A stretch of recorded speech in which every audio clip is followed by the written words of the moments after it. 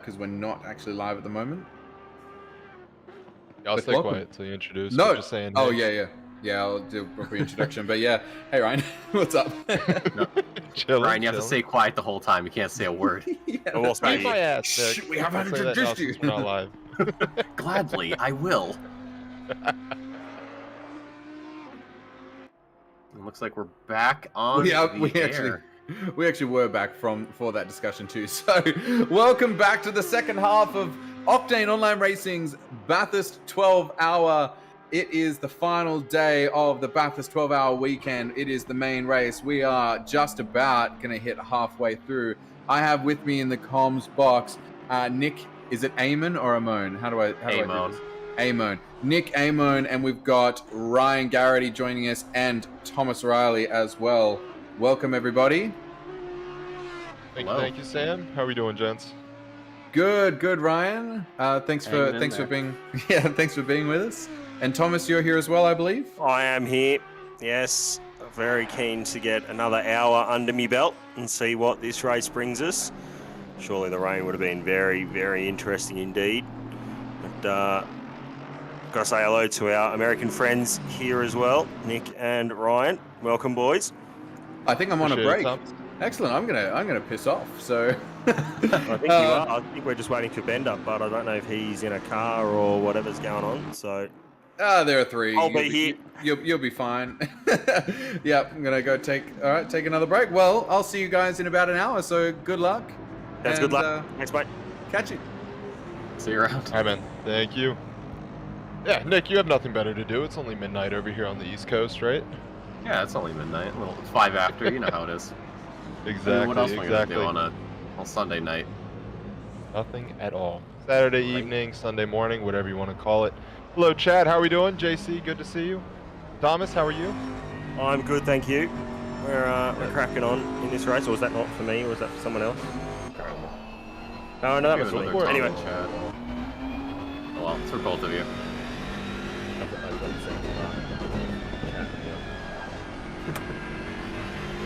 In terms of the race here, it looks like we have damp conditions, so that moist race that we had over the past hour is starting to dry up a tiny bit. No rain in the forecast for the next 30 minutes. So that means we got green conditions coming next, fast and then optimal. Yeah, clouds are clearing away, the sun's out, so that track going to be drying a lot faster now, especially with the drivers clearing off the last bit of what's left of the previous shower. So we'll see drivers diving into the pits for dries. We saw a lot of them actually going in not too long ago. Riding on board here with Tim Brook. Looks like he could potentially be lining up a chance to go into the pits, but we'll just skip on over to Taylor Johnson, Convicts and Colonials. They're car 676 in 20th position. I believe that this is the team our good friend Ducky is on. Yep, that's correct. So Taylor Johnson, otherwise known as Ducky, along with Austin Carpenter, David Bartlett, and I apologize, but I cannot remember the fourth driver. So to the fourth driver, I apologize. Yes, half Aussie, half American team there. It is Elliot Levine, I think, is the other one. Yes. Yep, so, bingo. Sorry, Elliot. The flags on the entry list have 3 Americans and Damien Bartlett as the single convict. See, now it's fair, because if it was just 3 Americans, then it'd just be Colonials. But Bartlett's there just to make sure. It's like, no, see, we've got both ends of this team name all covered. Don't you worry. Brutal. Well, I can say that I missed the little accent that Mullick pulled there on the switch over. I thought a boogity boogity booty was going to come out of that too. That's just his natural speaking voice. That's what he always sounds like. Man, that's what it sounds like down here in Australia, huh? Oh god, could you imagine Mullick being like Texan? Oh my god, I would pay to see that. He lives half the lifestyle, why not, right? But we are currently on board with Azrael Aziz in the Bentley. Hence, we've been blessed with the man of all facts, Mr. Bender. Welcome. Yes, hello again. ladies and gentlemen. Hope you can all hear me. Loud and clear. Have you been in the car again? Oh, there's Mullet. What's that? What is that, Mullet?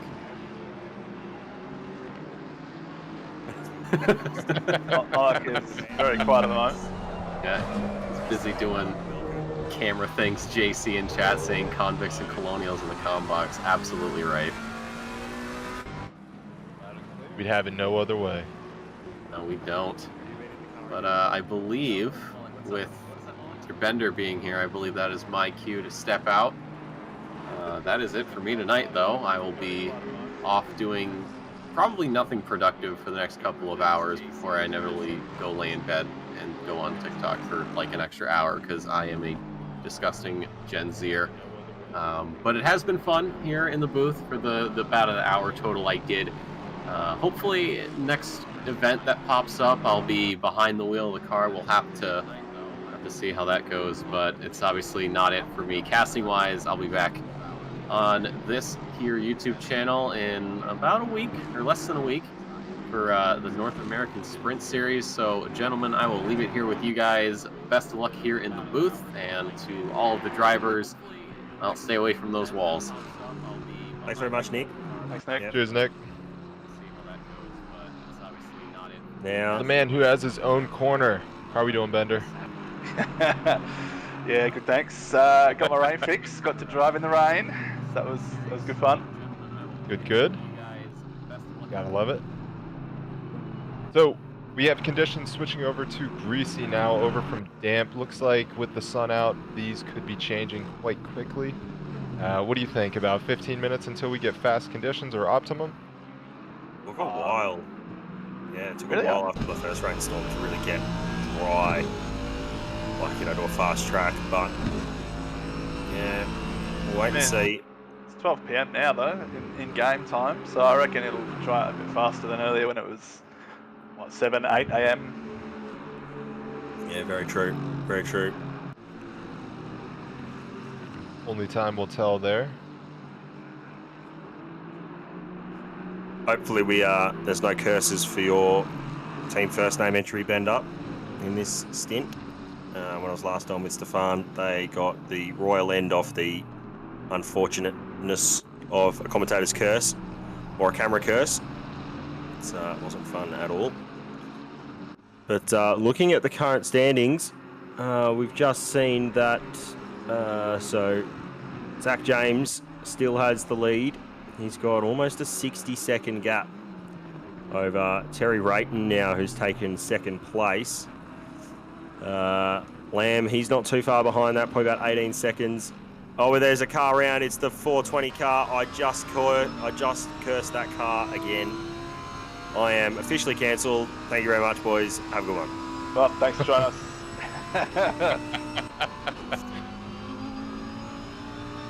Well, Thomas, you know how this business is. That's bound to happen, sometimes multiple times in one race. Yeah, I think it's happened multiple times in the last 10 minutes. So, well, just my last 10 minutes of commentary, I think I'm going to just quiet down a bit. But also, Stevie Ty has taken fourth place over Gafford in that 45 RRIB entry. And Ryan Greeny's in the car in the 818. So that's 3 AV cars in the top 6 at the moment. Stephen Ty is an absolute rapid driver. Last time I saw him racing, it was in the Audi. Or is he in today? He's in the Lamborghini with Ryan, with Andrew O'Hara and Robert Flukie. Robert Flukie, we call him. So he'll be nice That's and busy as well. Same, but different. Yep. Flukie and Stevie Ty, they were running in the last endurance series together. I took out Pro-Am Honours. So that was a great result for them as well. But on board here looking at Bab versus Kumar, Lexus versus AMG. Hard to say from rain at Bathurst today. I don't know about that. 6 hours Not over to yet. go. Not over yet. We get plenty of I time. think we might even see more. Have we seen any torrential downpours in league races though? Because I've never seen it above per se medium rain. That's tough. I mean, maybe at the first event we did, or maybe second event rather, at Monza, many years ago, I think we would have had, I guess, torrential rain and then heavy rain for some segment, but the weather, programming could have been different then than it is now. Mm-hmm. That would have been, 3 years ago at least. Yeah. Torrential downpours are rough. You just can't race in that. Go ahead, Thomas. Yeah, we had a little taste of some very heavy rain and a flooded track here at Bathurst. We got a taste of that last night in the GT4 Wet and Wild race, which was a lot of fun to watch. Very treacherous indeed. Did they have the race? I thought it got called off after qualifying. No. The GT4 Wet and Wild race went ahead last night. Take the hit, God. Oh, Kumar. Oh, he saved that off the wall. That's lucky. Hasn't lost any positions in all that, but he's dropped a fair bit of time back from Bab in the 119 Lexus for Kovacs. This is 868. Charles Clark behind him in the 191. Kovacs racing purple entry. Had a rough start 6 and a bit hours ago. But they're back up now, battling for within the top 10. I think they're 3 laps down on the leaders. Leading of this lap is Ryan Green in the 818 entry. So these guys have raced well, looking to take another spot back here in the toe of that 868 entry. Coming out Conrad now, so come up over the hill, over the rise. She's nice and quick, 264 under the sign. He's gonna have to go around the outside. Does get it stopped, does he? Yeah, nice move. Kept the car on the inside, made it clear that he was coming. And that's, who was that? Let's turn around, it's another MPR GP car. Is that other, no, it's the MPR GP car. Oh no, Very rough night. No, he's done well there. Certainly nearly Lamb missed in that car there. Yeah, Lamb was lucky as well. Ryan Green here. It's his first special event on wheel and running VR as well. So used to be one of our most consistent gamepad merchants. He was on pad, was he? Yeah, he was DualShock 4 user. Wow. But now he's on the wheel and showing some pretty decent pace actually. His last lap was an 8.3. It's the same pace as what Terry Rayton was doing. Terry Rayton last lap did an 8.4. So he's got some good pace in these conditions. Also, I was going to mention just a moment ago, the track went from damp or greasy to green, and then now it's already gone up to fast, so it's improving quickly. It's also up to 28 degrees track temp. Like that 15-minute prediction is a little bit accurate, huh? I tease. Was there any masochist sightings in the Maserati last night? In the midnight madness where it was just absolutely drenched here at Bathurst? There's a few people that were suffering. Cool. Sure, Diabols is in chat. He can tell you all about his lost bet, how he had to drive the Maserati. Oh, Diabols, you are a madman. My condolences.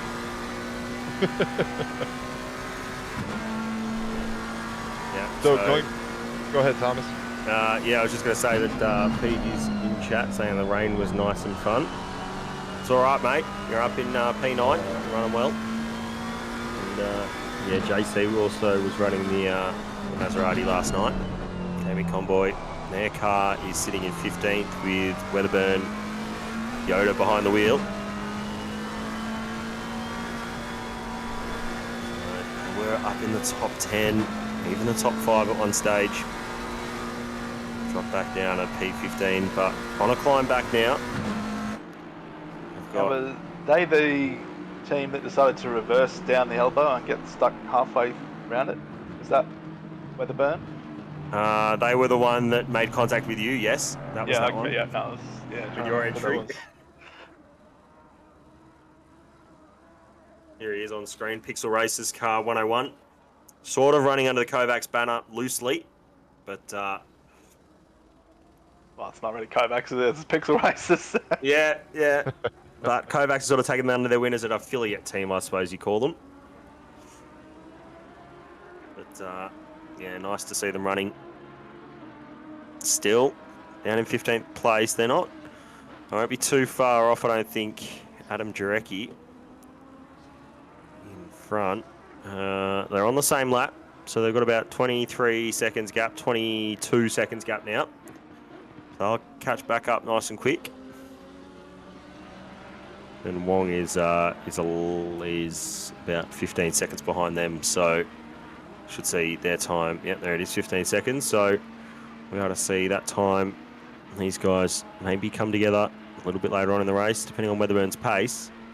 He did a 6.4 last lap. Wong did a 4.3. So I think Jonathan Wong is going to catch him more quickly than you think. He did a personal best second sector on that last lap with 57 flat. So must have hooked it up nicely. Not much traffic, even on a fast track. That's pretty quick. Sorry, did you say a 57 then? 57 in sector 2. Oh, okay, sector 2. All right.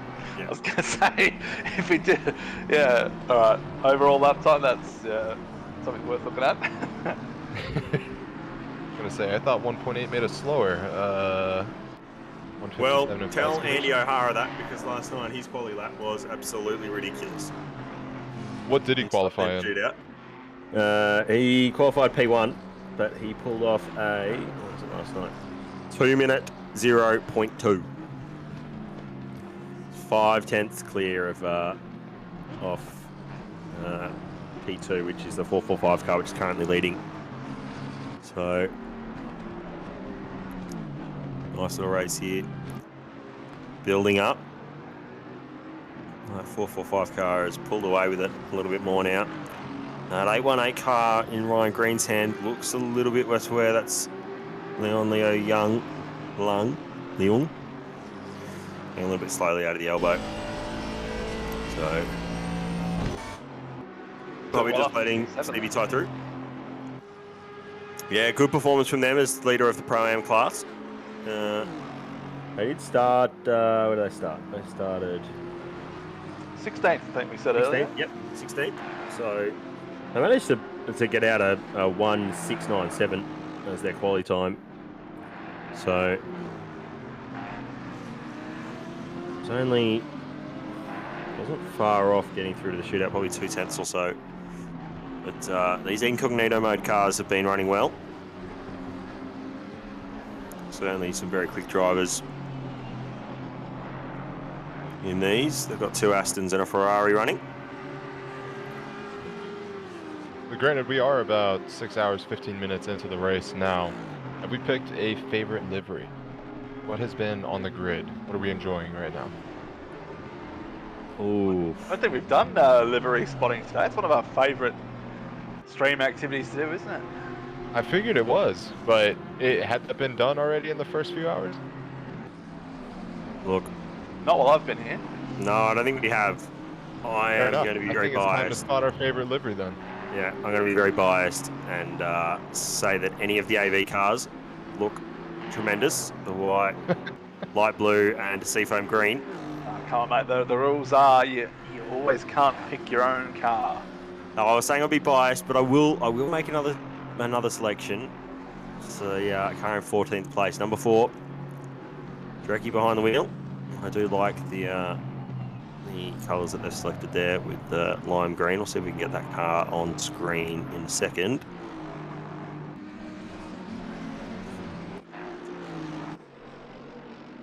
There it Not is. enjoying the straight carbon fiber, the incognito mode. Yeah, good planned. I still think this 4 car looks pretty good. Very nice to take a photo off. Pretty crispy. Gotta love the lime green here on a racing car. Love Yeah. it. Might have to cycle through the grid. Yeah. What What about we you, have on Bender? hand. You got a special? I can't really think of one off the top of my head so far. I can only see them all, really. I'm in the same boat as Bender, so I don't have a choice either. I just figured I'd spark the question.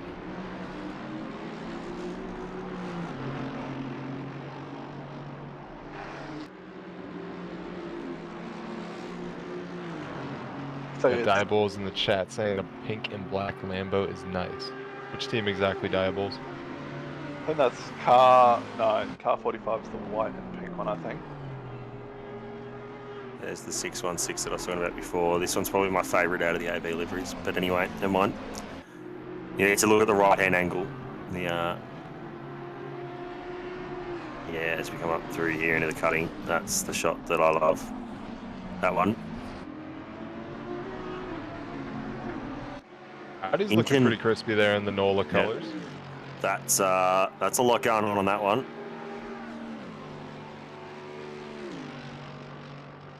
Someone said last night the Audi, you're just talking about the car 88, looks a lot like the Lakers, with the purple and yellow. Yeah, a little bit.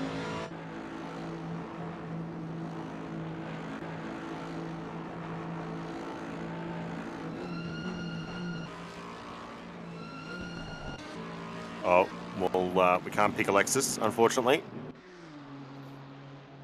Oh, we have two choices. It's red or blue.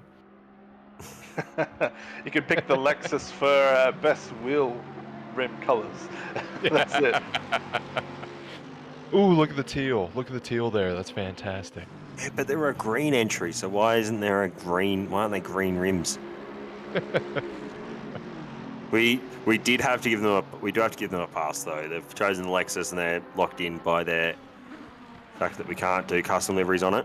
Here's the Pixel Racers car and the Stray Horse. Both of those very similar sort of design philosophies. The black base with gold and white accents. Always a safe color scheme. Black, gold, and white, or black, gold, and silver. Yeah. Slick on cars. Oh. There you go. Got a nice shot of the tyres there. Tyre barriers.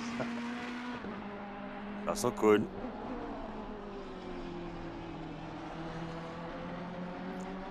Probably would like we to got see the that at the flappy start of the hood. race, but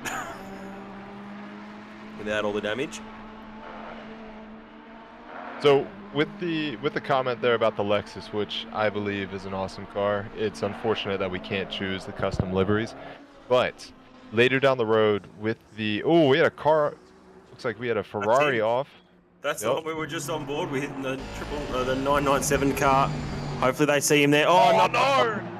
Oh no, that's a front crest. Has he's hit the wall in that 676 car over the blind crest. How much damage has he got? Have to see. He certainly is not speedy through. Yes, it's here. Here we go. We're going to replay already. So he's got blue flags for the car behind.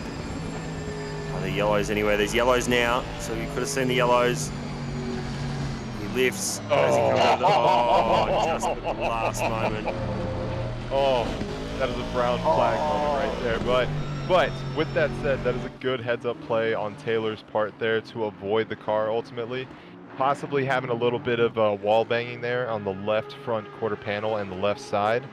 But all in all, damage. I think he avoided much more damage than he could have accrued in that instance. Oh, that could have been so bad. If he'd hit the Ferrari there, there would have been absolute fireworks. I think we would have had to get the tow truck out on that. Yeah. Just continuing on, I thought he had maybe a little bit of left hand down, maybe a couple of degrees left hand down. But he is continuing on to see what his pace is the next lap through. Fastest lap of a 3.9 for that car. That's pretty rapid. So these guys certainly nice AM pace. Very good. Puts them currently in 20th spot, leading AM class by 10 positions. So at the moment AM class looks like it's almost wrapped up. Here's the 888 car. battling with Bat again. We've seen 1 or 2 battles between these two cars today. So they can't get away from each other.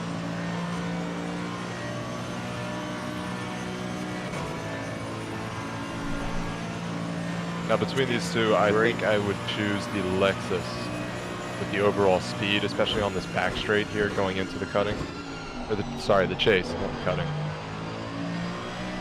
But unfortunately the Lexus is plagued with that corner speed. It's just very slow.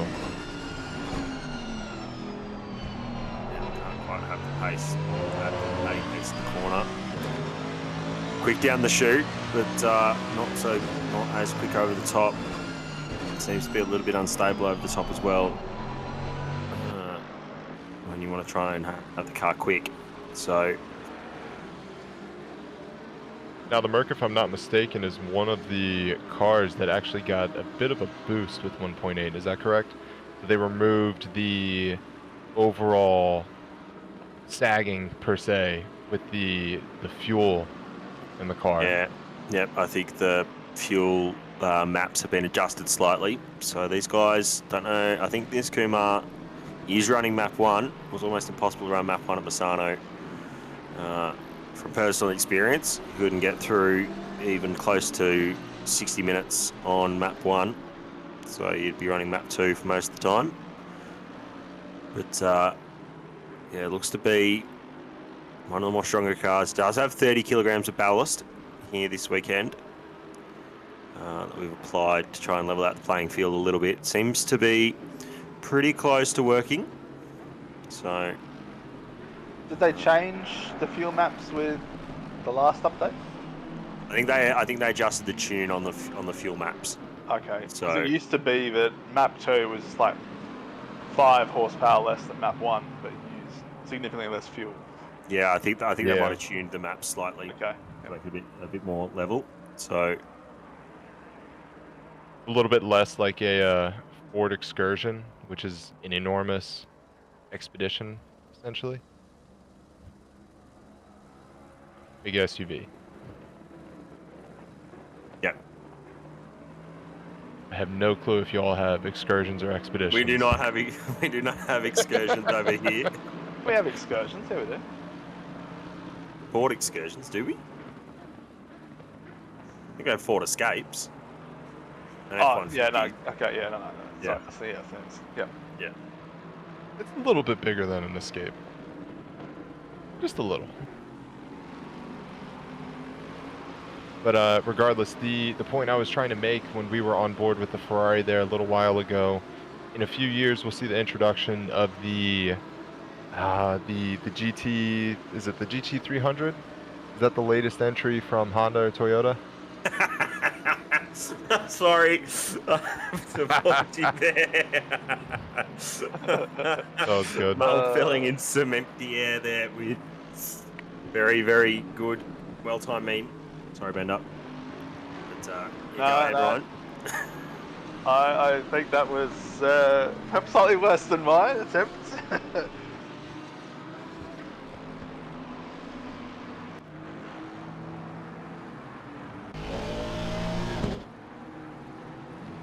Yes, it's the either Honda or Toyota entry that will be coming up. It was just released not too long ago. Toyota have said they're going to put a Supra GT3 car in or something like that. Looks somewhat like the Aston Martin from a side profile. The other one we heard some news about in the last couple of weeks is Ford. He's going to enter a GT3 Mustang very soon as well. Yep. So is Chevrolet. They're going to enter a C8 as well, Corvette. Very excited for that. Well, I think GT3 racing is going to get a lot more interesting in the next couple of years with the addition of some new cars. See, this year, GT World Challenge brings in the M4 GT3 and an updated an Evo 2 of the Audi R8. So we can see another one of those. I don't know if there's any other cars coming onto the grid. Won't be long until we see, I think, the new NSX as well. that's a couple of years away now, maybe next year as well. So lots of new cars, exciting things happening in the GT space. And yeah. Tasty T mentioning in chat that Lexus is also working on a bespoke GT3, which also, again, very excited to see. Should get quite a shakeup. And what is it, 2023? I know it's going to be a few years for the Mustang, and then the C8R, is it 2024 when it enters the grid?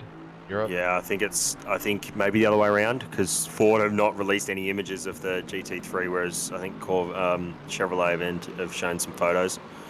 So lots to play out here, of course. In another racing series that takes part at Bathurst, I'm going to see this year the last year of the current gen supercars.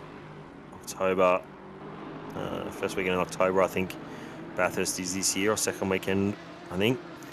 So last year of the current gen supercars, going to see Mustang still on the grid, new body style, along with the Camaro. Quite like the new Gen supercars.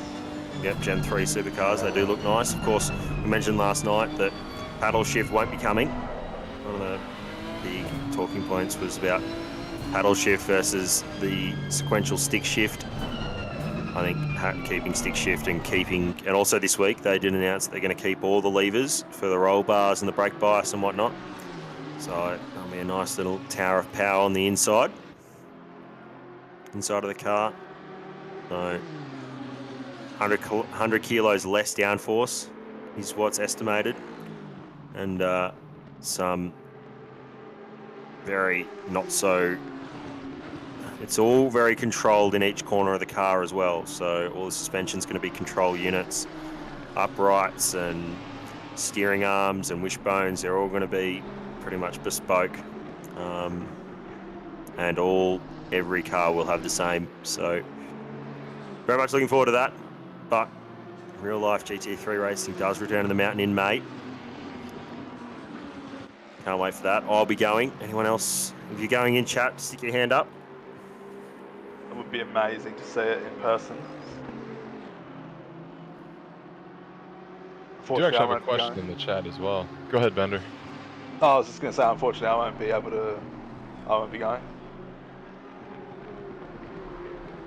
Be a long way for you to come, Ryan, won't it? Just a bit. Maybe a 20-hour plane ride, a week off, PTO. It maybe can happen. Why not? I'll be there in a day. How about that? Flies 40 hours for 12 hours of racing. You'll have to see it. Dedication. Of course. He's on his way. That's the commitment we want. I'm out of the house here in 24 minutes. Once this stint is done, I'll be on my way. But going back to chat, looks like we do have a question from Ultimate Local. Question for the commentators. What car do you think suffers the most in terms of setups when finding the threshold between outright pace and stability in the wet? Or what car can or can't get away with a dry setup and still be good and safe in the wets? Sorry, I'm going to interrupt you before we get an answer there. That is Go for it. The 420 car. Once again, I haven't said anything this time, but Oh no. No, see him, please. Oh, he has seen him. Oh, good. Thank goodness. Oh, probably could have reversed around in the gravel trap there, I would have thought. But he's going to sit now and wait for the moment. He's just going to come along the outside of the track before he rejoins. So, yeah, he's going to take it wide. More. He stopped again. So, Yeah, that could have been. Yeah. That could have been done a lot easier, a lot smoother. And he's teleported back to the pits. So that's unfortunate for them. They're already down the order. I think everything I've said has made it worse recently. So as we're back to liveries, we'll get back to that question in a sec. But there's the black and pink car. I think that's actually more navy blue and pink. I feel like I've seen a very similar livery to that in our last special event on a different car. Won't tell you who was running that car, but Bender, can you remember who might have been running that car? No, I can't. Sorry, I'm drawing a blank. Anyone in chat know who might have been running a car that looks with that color palette on a different car? No. JC's in chat. He'll know. Anyway, we'll go back to answering that question. Whilst we have the backdrop of Nick Rhoda challenging Phipps here. I don't know enough about wet setup, so I'm gonna say I don't know. I think maybe the Lexus is probably one of the cars that can get away with it. At least pre 1.8, you could run pretty close to a dry setup on the Lexus and get away with it. So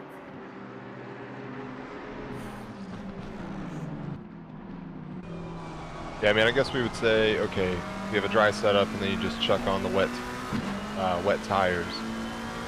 You attempt to run that way, but outright pace. The only car that I've really tested in the wet with the dry setup is the Audi, and that was at Paul Ricard.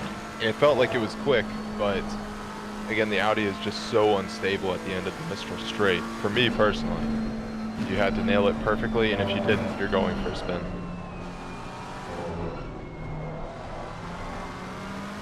Yeah, the Audi is commonly known as death.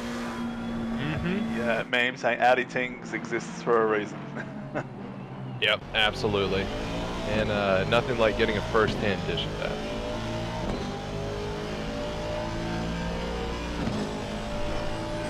But going back to the racing here, we have Lian Lo Lung in a very unique position here, fighting for P6 with Ryan Green. It's a bit unique because you don't want to push too hard, as you are almost 5.5 hours away from the race being over. So, as I have never done an endurance race, Bender, Thomas, either one of you could probably speak on this a bit more. But fighting for position within these special events, are you trying to hold position and to wait for the person in front of you to potentially make a mistake, to play it safe, or are you going to try and run the undercut or overcut here? It depends on who you're racing. I would generally try and wait for them to make a mistake. I don't think there's much to be gained unless you're significantly faster and can make a move happen safely. I don't think there's much to be gained for the risk of getting ahead of just one car. So, particularly when there's at least 4 pit stops left, you can easily just offset your pit strategy slightly and try to get them that way. Oh, this is not going to be good. This is 3 cars, 4 cars all trying to get past this 777 car. They do get through. I held my breath for a second there, the way that 777 car was holding the inside line up through Reed Park and Silman Park, but we do get through. It's all going on behind though. I'm going to shut up because I wasn't going to put a Mickey on that number 1 car. I've said it now. Damage is done. Keep rolling, Thomas. Keep going. Yeah, I think that's probably the best way to go about it. Look, one of my biggest shortfalls, I think, is following another car. So I would be more inclined to be a little bit more aggressive, maybe go for a move if I'm close enough. But following a car, I do lose a fair bit of time trying to follow. So, yeah, I think undercut and overcut this late on into the race is somewhat fraught with danger because you have to be really precise on your pit stop times. We're still probably, look, I think the earliest pit stops are going to be for it to be fairly regular on the stint times from now would be in and around 4:30, 4 hours 30 to go. So we might see some stops sometime. We might see some more stops anytime soon. We've had the rain, obviously. That sort of finished about 45 minutes ago. So probably going to see, it's probably still 4 stops to the end from here, I think, with the way that rain fell. So lots to play out yet. We'll start looking at stint timers and whatnot if we can. Start to get an idea of how long drivers have got left in the car. I might do that. I have a break in 15 minutes, start to try and work out who's where on track and where they are in their pit stop cycle. Come up with an idea, but I think the gap, the top three are sort of doing very similar times around that 3:2, 3:3 on that last lap. So if they get some clean air, obviously we know they can put in some, you know, some 2-minute 2 laps or so. Stevie Ty, he's the leader in 4th place on that first of the cars a lap down. He's got 30 odd seconds on Gafford. Greeny, he's leading on cars that are 2 laps down, but he's got Liang in that 8.52 right behind him. So that's nice and close. And then Charles Clark, he's leading on cars that are 3 laps down.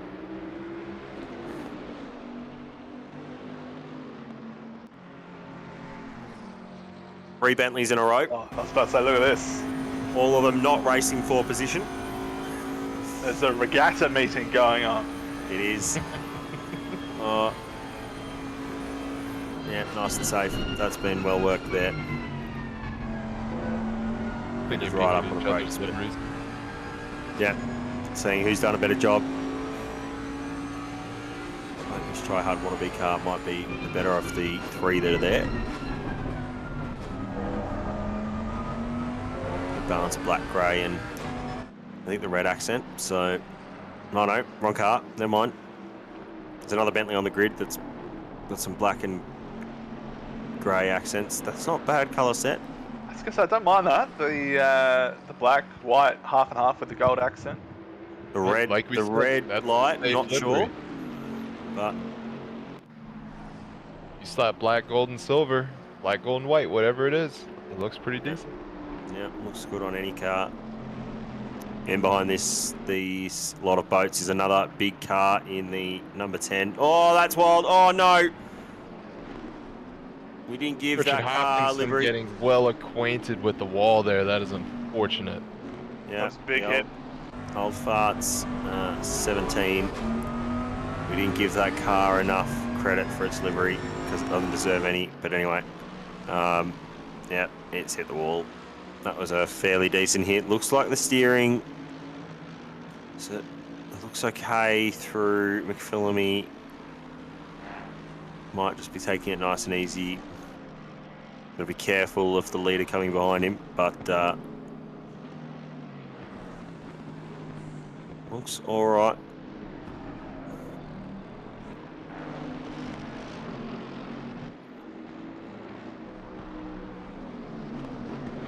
I'm going to go ahead and dip back into chat. We got another question here from Sam Snelltrain, which I cannot answer until I arrive on Tuesday. Question: if I ever get to visit the Bathurst 12 hours, where's the good food at on the mountain? It changes every year. There's really 2 spots that you be. You either be at the bottom of the mountain here where we are on the main straight, or outside of the last 2 corners, or the chase, or you're up the top, Reed, Silman, McPhillamy, up the top there. They're really the 2 main spots that have food options at the track. But Bathurst itself has quite a few very, very nice restaurants. There's a really nice southern barbecue place on the top floor, one of the best hotels in Bathurst, I think, one of the best pubs, apparently. But yeah, Mac Daddy's saying usually down the bottom, yeah, there's normally quite a good selection of food vans and food vendors down there. The way the circuit sort of works out, previous years for the Bathurst 1000 anyway, super cheap when they were sponsoring. They had a big mega store down at the bottom and you could buy everything that you need for your weekend. So, going into what you said as good southern food, what is southern food? And what do you categorize that as? Like a southern barbecue, like good cured, good marinated meats and whatnot, etc. As I hear southern barbecue, I think of smoked brisket, pulled pork, yeah, those sort of things. all that good stuff. Okay, all right, now we're talking then. We're on the same page. Yeah, that sounds delicious. Important details. What is the meat and how is it cut? Yeah, smoked brisket. Yeah, pulled pork. Deep fried cheeseburger bites. I think they're like just a mix up, but I think it's a brisket cheeseburger. Anyway. I'll be there Very, in 10 very nice. hours. Cut the 20. Fly private jet.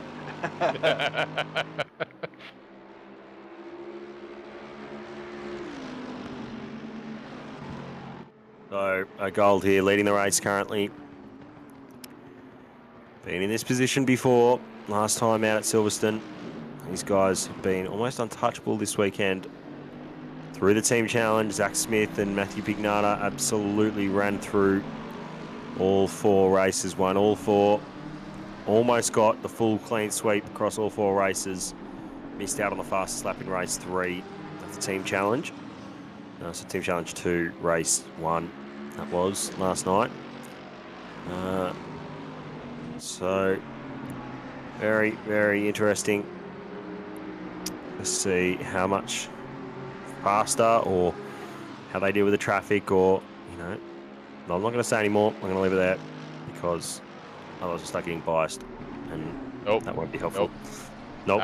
Keep it rolling. We'll see how it goes. We don't pull curses here, Thomas. Come on now. Oh, my luck will run out. I'm going to... Look, you do another curse, and then you get Mullock involved, and then it's the whole thing. Oh, no. And Mull's currently typing away in race control bot to put a message up on the screen. It's going to happen. That's without a difference. That's guaranteed. Yeah. I've just seen on live timing, Benjamin Carruda's just done a personal best sector 3 of a 27.2. So that's a little bit faster than what Zach James was doing last lap. So that's nice and quick from that 767 car running in P11. Seen them have some issues over the weekend throughout. Some little clashes, especially over the top of the mountain.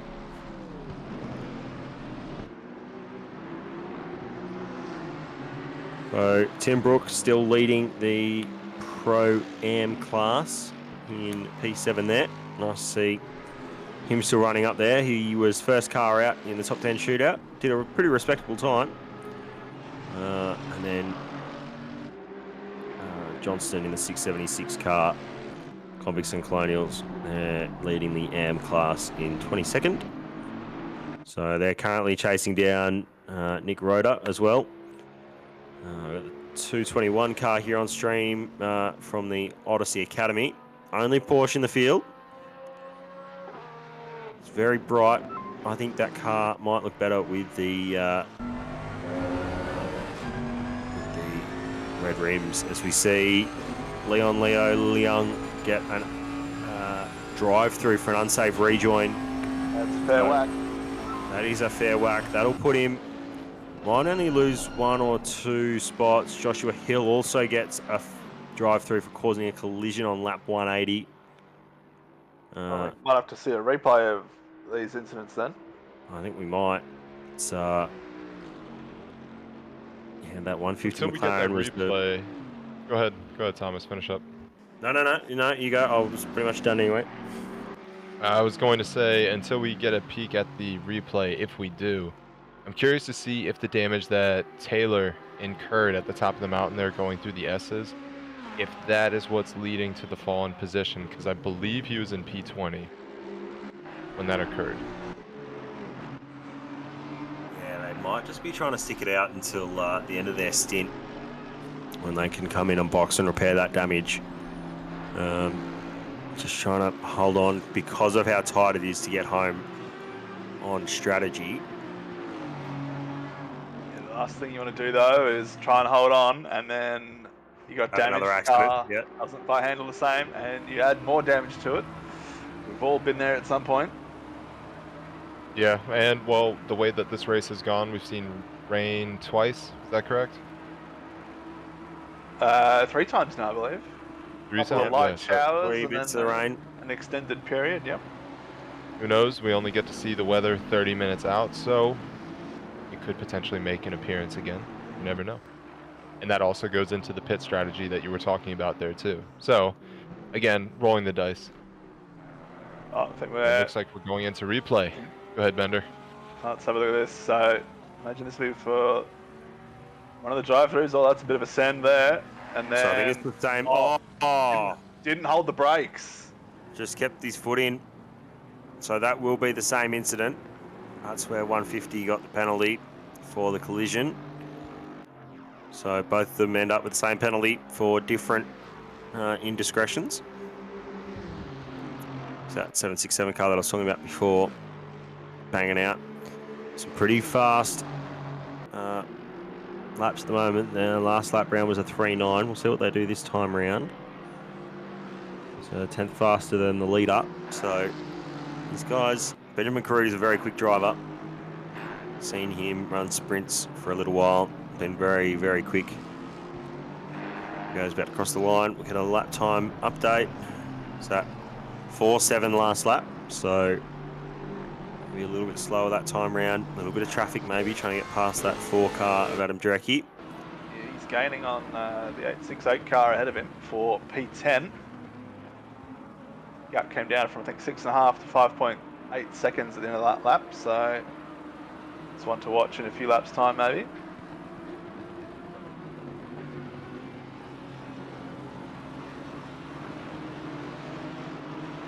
Look at this here, we can see Kaneko, car 50 in what's that, the Aston.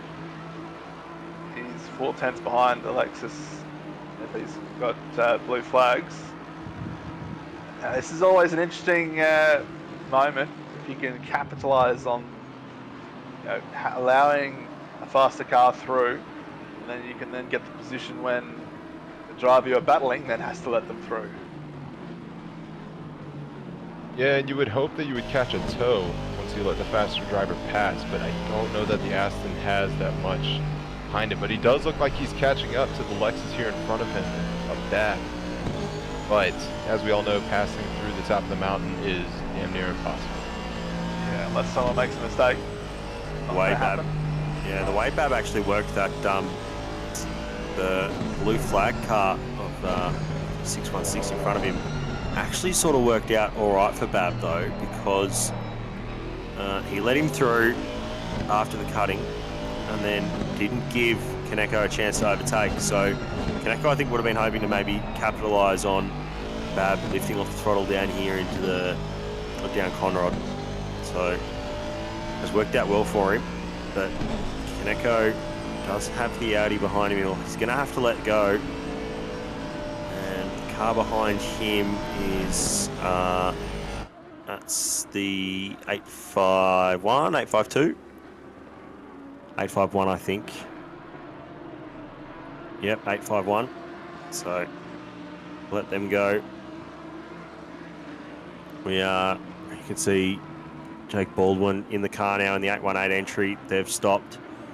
Was trying to work out why they dropped a couple of positions, but that's because they had stopped. Got Ryan Green out of the car. They were in running in 6th place, so they're back down to 9th. But the earlier stoppers difficult. I think 4 stops is what they're looking at to the end now. I think if you get to after 4 hours and 40 minutes, you get home in 3. So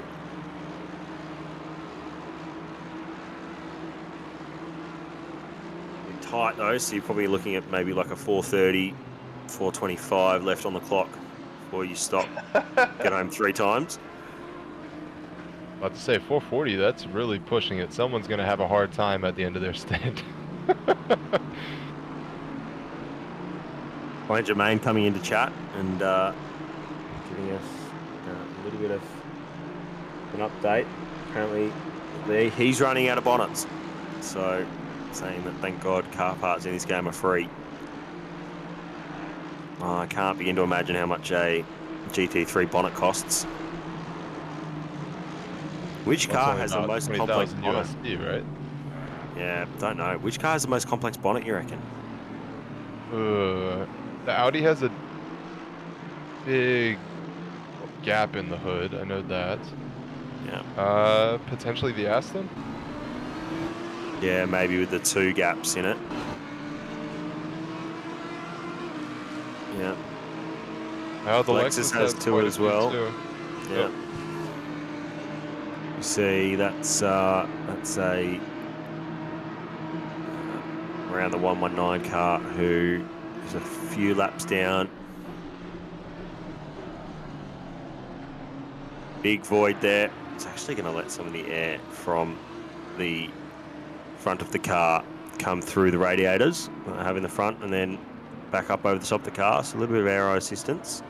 And with the same on most cars that are mid-engined, so the Aston being front-engined, that'll have some benefit to getting some air in and around the engine. Of course, the vents are a little bit further back on the Aston.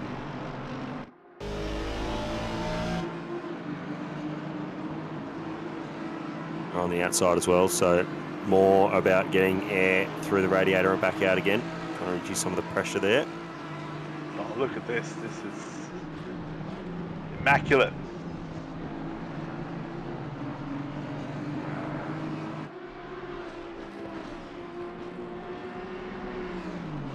Not too shabby at all.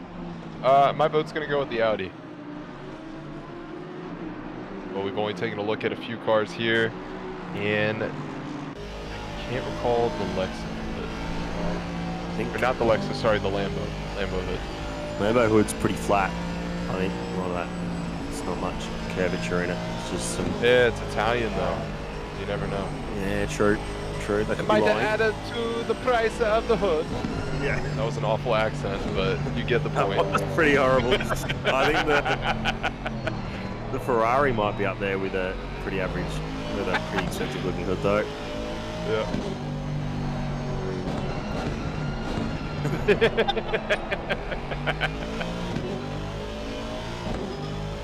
See, Now chat's seems like running a out of good board. time as any to say hi. Yes, welcome back, Samwise.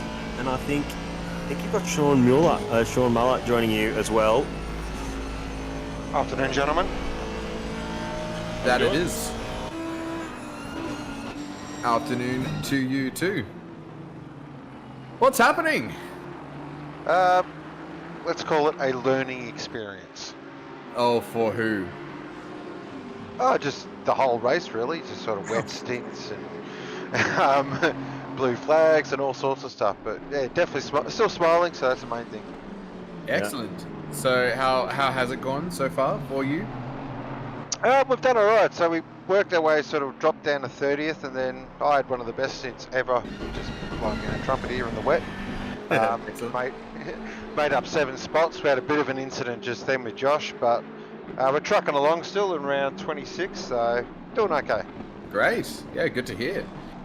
So I've been gone for an hour. There's my my break all done again. So I need to catch up. Who's got a highlights package for me? We'll get to catch up in a sec.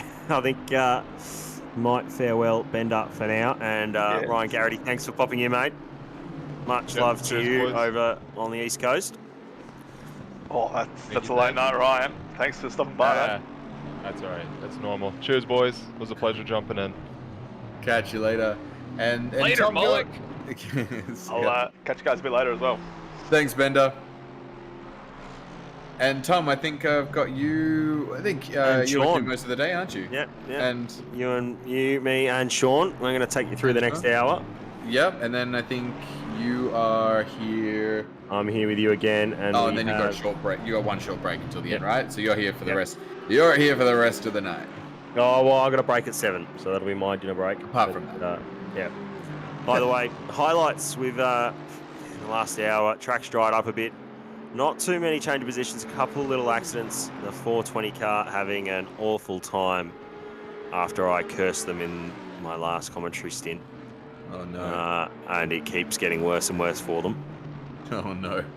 I had to teleport back to pits once already in the last hour. So, but really, there's only a couple little battles. This is one here for 18th between Bab and Kaneko. We've seen a lot of Bab battling in just by pairs at the moment. We've got Weatherburn and Yong having a good little battle. They're in 15th and 16th. We call this a babble. Oh, maybe. I'm sorry. Other than that, I don't know if there's any real battles. What car are you in, Sean? I can't remember now. I'm in the 150 McLaren. Oh, yep. So you've had a bit of an up and down day as well. Has been up, yeah, but as I said, learning experience. Absolutely. Is it your first special event? All three of our first special events. We're all Oh, good. wow. Nice. And look, you guys in pro class as well. Well done, mate. That's great to see some pace out of you guys. Hopefully, you guys can keep climbing up through the field. It's good to have you in the box as well. I know you're debuted this season in the sprint series, so good to get you in for an hour or so of very, very nice 12-hour racing. Got some bonnet cam looking here. Here's the 852 of Leo Leung. I Say believe that 10 times fast. that's a difficult one. Leon. And that's your 150 car, Sean. It is, and Yeah. interesting story about Leo Leung. I believe he races in a GT Sport League I used to be in as well, so... I believe all three of the incognito mode entries are from GT Sport mainly. So they've been nice and busy. And I think a lot of them are starting out their ACC time here. So good to see it. So now thinking about battles, what I'd like to highlight is perhaps some of the battles that we can't see actively on track right now, but exist and are going to become a thing. Something for us to look forward to. So, and one of them is actually the battle for P2. So if I have a look at the last 50 laps via pit wall, let's say starting, so we're on about, let's say 192, lap 192, something like that now. Back on lap 140, they were about 1 minute and 12 seconds behind. That's when they started this 2 stints ago. So across that first stint, they gained about 30 seconds on them, down to 45 seconds behind. This last stint, starting about lap 172, the last 20 laps, they've gone from 44 seconds behind to 35 seconds behind. So they've gained 10 seconds. So slightly less gain, which will just have something to do with the drivers that are in the car right now. So Terry Rayton must have had a very strong rain stint. And right now it's Ralahi in the number 10 car chasing down Matthew Lamb. So slowly making gains every lap. But they are only 35 seconds behind. They've come from 1 minute 15 behind only sort of 1.5 stints ago. So that is one to keep an eye out for, because that is a podium battle. On a similar vein, Stephen Tai, so in that 616 car, they are getting themselves within the running to be, for a podium position as well. They're running at a relatively similar pace to Ralahi, but they are gaining just as much on that car number 15 that Matthew Lamb is currently driving. So Matthew Lamb, by the end of this race, is potentially going to come into contact with both the number 10 and the number 616 car. So there's a couple of battles to potentially look forward to. 100%. I just looked at the time and thinking, oh, time's going well. There's still 5 hours to go.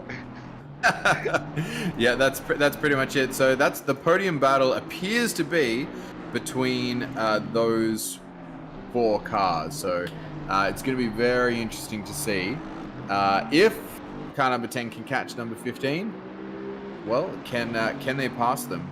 And obviously when other drivers get in the car, we'll see how that shakes things up, because different drivers have different pace levels. But look at this, car number 5. What an excellent job they're doing. They are Pro-Am class, currently in 6th position for the 12-hour. Oh, and that is Graham around at, that's coming down towards Forest Elbow. That's the dipper, I think. Just past the dipper. Yeah, unfortunately, that is more carnage for the Lexus manufacturer in this race. Hasn't been a good day for him. Well, that's what happens when they let us put liveries on. It's the lack of livery's fault.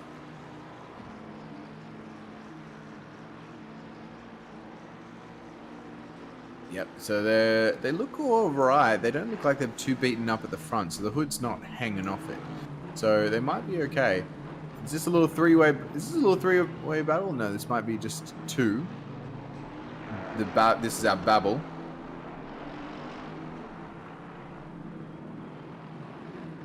But yeah, it appears to be one of the only battles on track at the moment. Sorry, babbles on track at the moment. Kaneko and Bab.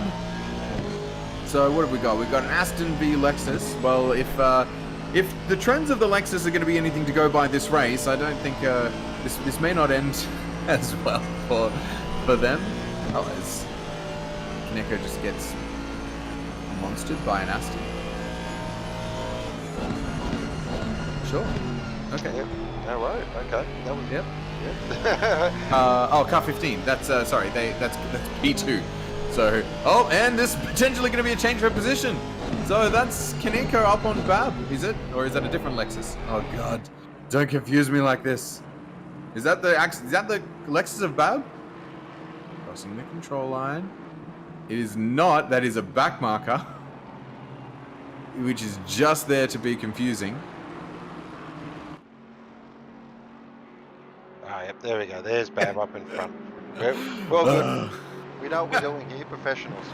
Yeah, that's right. I'm like, hang on, that was way too easy. Don't tell me our only battle on track is over that soon. But Bab is going to have to give way to car 15 because car 15 is very, very fast.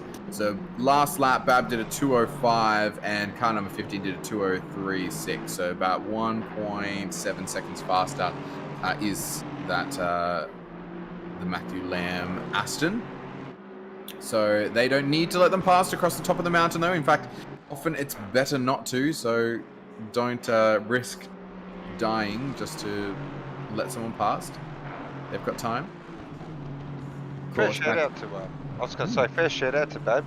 Him and Pickles, I believe, 2 drivers, so massive effort. 2-driver team, is that right? That is correct. So, no, there's 3. To Bab, is it? Yeah. Bab's team, so Bab and Pickford. Yeah, good lineup too. And there goes the Aston. Done a good job just to feather off the throttle and not give too much time away, the Lexus has. So he's actually got a bit of time now to Kaneko. That's 1.6 seconds in between them now. So done a good job to to not lose out too much to the front markers as they were. As it gets a little squirrely coming out of the chase.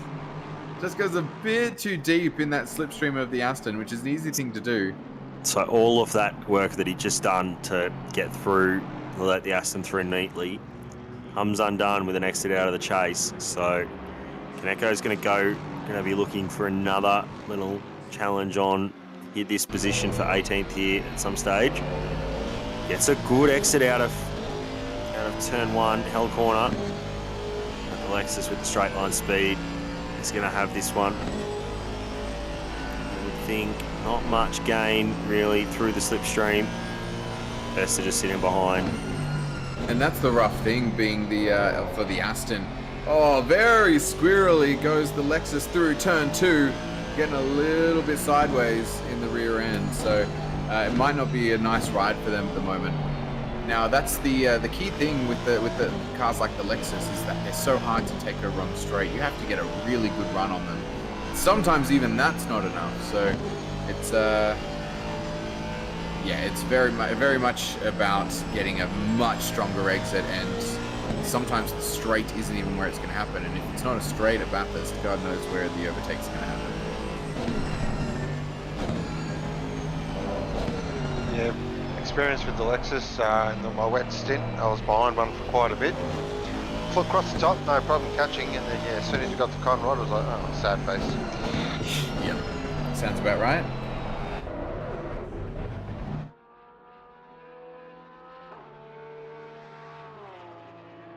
Yeah, certainly this has been one hell of a race so far. Just lost the timing beam on the left-hand side. Oh, no, that was on purpose. That's why we lost timing beam, because there's a replay. That Porsche has just missed the... Mull, he's gone like a robot. Can't hear him. That is, yeah, so the Porsches appeared to completely miss a braking marker and just go screaming into the Bentley. So that was something to see. I'm sure we'll get a bit of a replay of that at some point. See what actually happened there at turn 1. But for now, we are currently hanging out with Benny McKenzie. So let's talk about car number 38, the Bentley. So just cruising along at the moment in P32. Hope they're having a good afternoon. Nice gold brown livery. Yeah, hope you're having a good day, guys. Still circulating. That's the main thing. And I'm oh, there you go. Oof. Okay, careful. That's a wall. Stay off those, ideally. Does he get a good run through Forest Elbow? It's all right. Doing okay. Now we just now all we get to do is be critical of this Bentley's lap.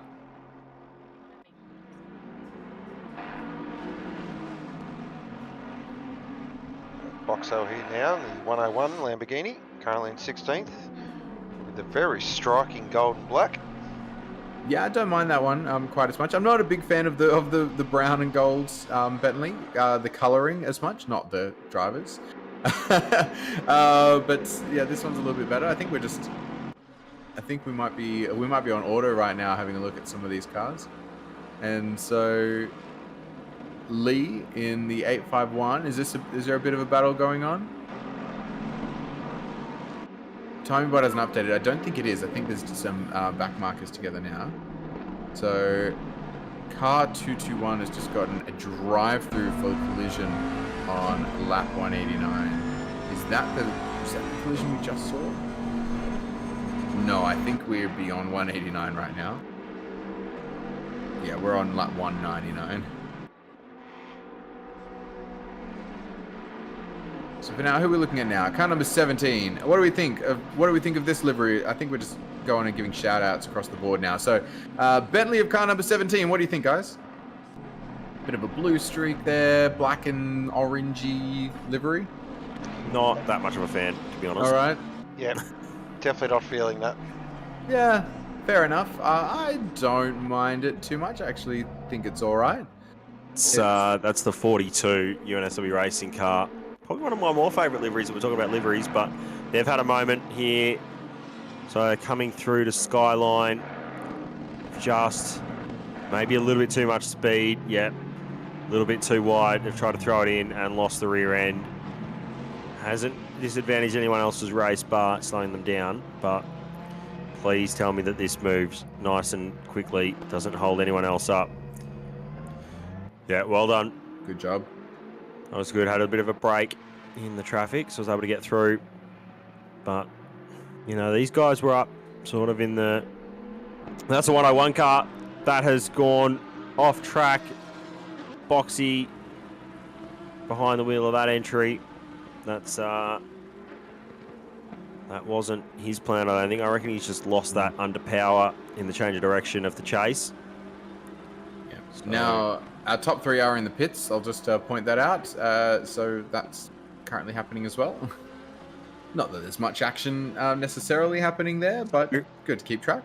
It is worth saying that this is going to really be tight on getting home in 3 stops. They're going to have to go with 4 because 70 minutes would take you to 4 hours and 40 minutes to get home in 3 stops.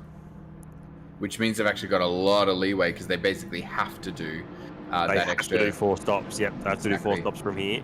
Except, having a look at car number 10, Ralahi, they're only 58 minutes into their stint.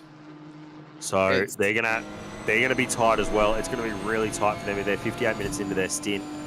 59 now. 59. So, it's too close, I think.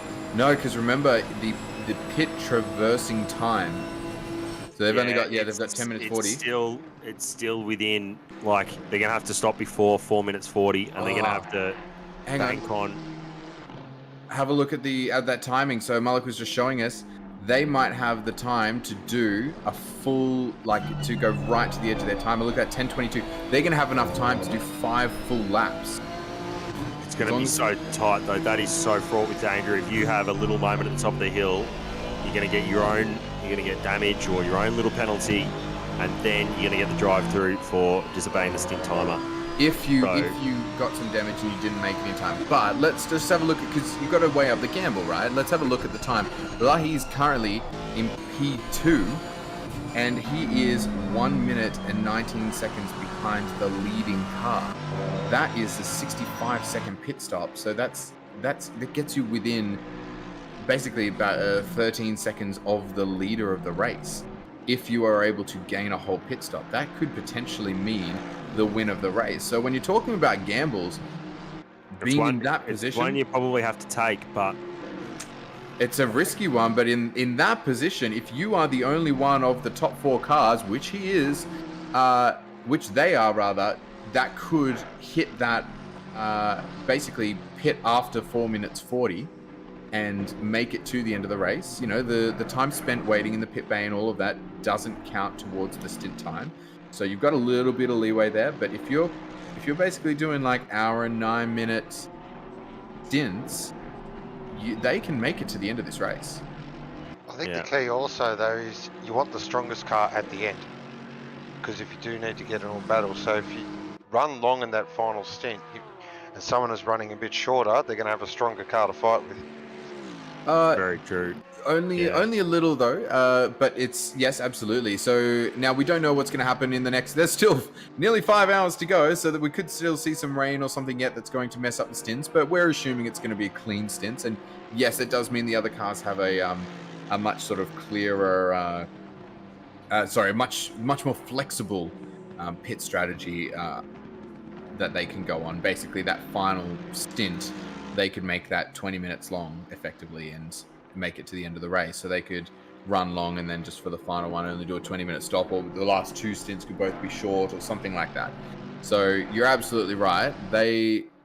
By going along on that strategy, you are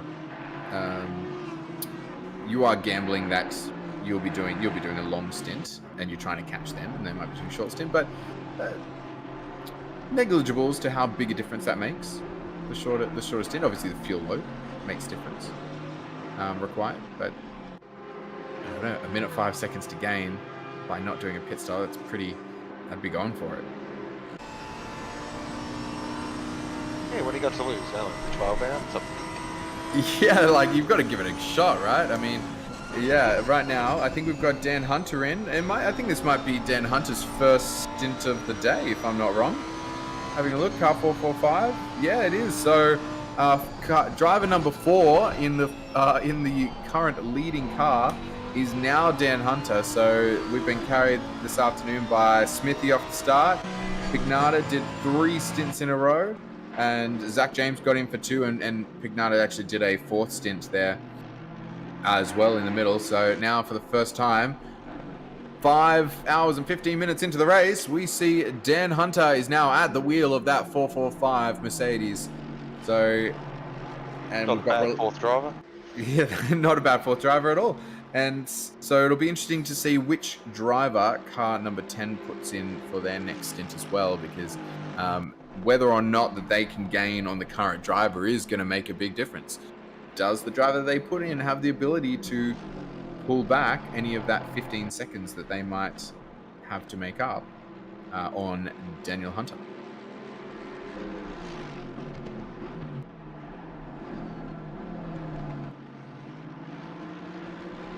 We're at that point of the race, I feel like this is the lull. Well, yeah, of course. It's a 12-hour race. It's not always going to be all exciting, but there'll be some excitement to come. So now's the time for us to chat. So what's going on in the world of racing? Every season is currently on break, so I'm actually just catching up with the guys in chat here. So Babs is coming to chat. This 2 driver thing is hard work. We're nursing yellow engine. Ooh. Oh dear. Okay. Well, Apparently Dan had a massive moment at Skyline. yeah, okay. Jarvis there, VOR red. Oh, big oh dear. Oh, yes. Mac Daddy says, who's going to the actual 12-hour? Because I'd love to go to the actual 12-hour. I've never gone before in person. There's just something about being home and comfortable and watching it on TV that I just way prefer. Agree. And May at Bathurst, that weather doesn't fill me with great excitement. That's fair. It's just I've never been to the Bathurst 1000 event as well. I've watched it religiously, and kept up with the supercars season each year, never actually gone in person to see it because I just enjoy watching it at home so much. And I always thought I wouldn't get the same experience with their, because obviously they got their big jumbo screens and whatnot now, but I always had that impression that I was going to be going there and just watching one corner and that was it. So yeah, it was never a big thing that I wanted to go and watch for that purpose. One thing I am looking forward to watching is the F1 season to start. That is going to be exciting, and I'm keen to see what they do with the Drive to Survive season 4. Yeah, very keen on that. I'll be at Albert Park for the 4 days, so looking forward to that. Been 2 years, so keen as mustard. And mustard is keen, obviously. So I'm really wondering with Drive to Survive, how much do they focus on that battle? Because obviously the narrative of the year was so heavily on Lewis and Max, and it was such an exciting battle. But the Drive to Survive format has been about all of the sort of little battles happening everywhere. But that's probably also because the championship battle has not been really exciting the last 3 years they've been doing it, or 4 years, however long it's been. So I wonder whether this year, or rather for last year's one, if they'll put more focus on the battle as it's, if they'll start, talk about like the early races, and if they'll sort of follow a more linear trajectory in this season 4 and focus maybe less on the littler stories. Well, I think we'll definitely get one dedicated episode for the final race. I would say so, absolutely, without a question. And you might even hear some of the things from some of those other. I think there's a couple of stories that are worth telling from that final race beyond the Lewis Max thing, even though that's obviously far outshadowed it. But you definitely got other drivers who were hard done by, potentially more. Well, maybe not more so, but by the decisions in that final race. You've got some drivers like Sainz, for example, who were the ones really hard done by those final decisions. Come on, let's be fair. The real thing we want to see is that whole episode dedicated to Kimi. Do we though? 100%. Yeah, just sit him in a booth and let him I just want to hear him talk for an hour. That's the episode I want to see. Just them asking Kimi questions. Yeah, long complicated questions with Kimi answers. That's what I want. Exactly. Yeah. It's like, what was the question he gets asked? How does it feel being in one of the fastest cars in the world? How does it feel going 300 kilometers an hour or whatever it is, down the straight? And he just answers, normal. What an absolute legend. Oh, that's Ferrari facing the wrong way. Oh, that is not normal. To be backwards at that spot. At least he's off the track, which is good. He'll be able to rejoin, hopefully without too much drama there. So, sorry if I interrupted a very good conversation. You should be sorry. I am very disappointed in you, Thomas. All right, so here's Relahi. He's boxed. I think it's going to be really tight now with them and their stint timer. Minute 7 and 53 seconds. So he actually didn't run the extra lap. So he opted not to take the gamble. Probably smart. Yeah, there'd only be 5 seconds left. So whether or not they can make it to the end, they're still. I think they will. I think they will with being in pit lane and transiting and that not counting to your stint time. So they would have to run right to the end because remember, they still need to get enough buffer to have the final lap in case the final lap runs long. Yeah. So that's because right now they've already exited the pits. It's it's the gamble they had to take, but it's a gamble that I hope for them pays off. So right now they would have to get full 70 minutes out of the stints, including transit time. Full 70 minutes out of the stints, plus the time for the final lap. So that's the key element. They've got to find an extra 2 minutes there, which means they've really got to pit right at the end of their stints. They probably should have done the gamble. If they want to win the race, they probably should have run an extra 2 minutes.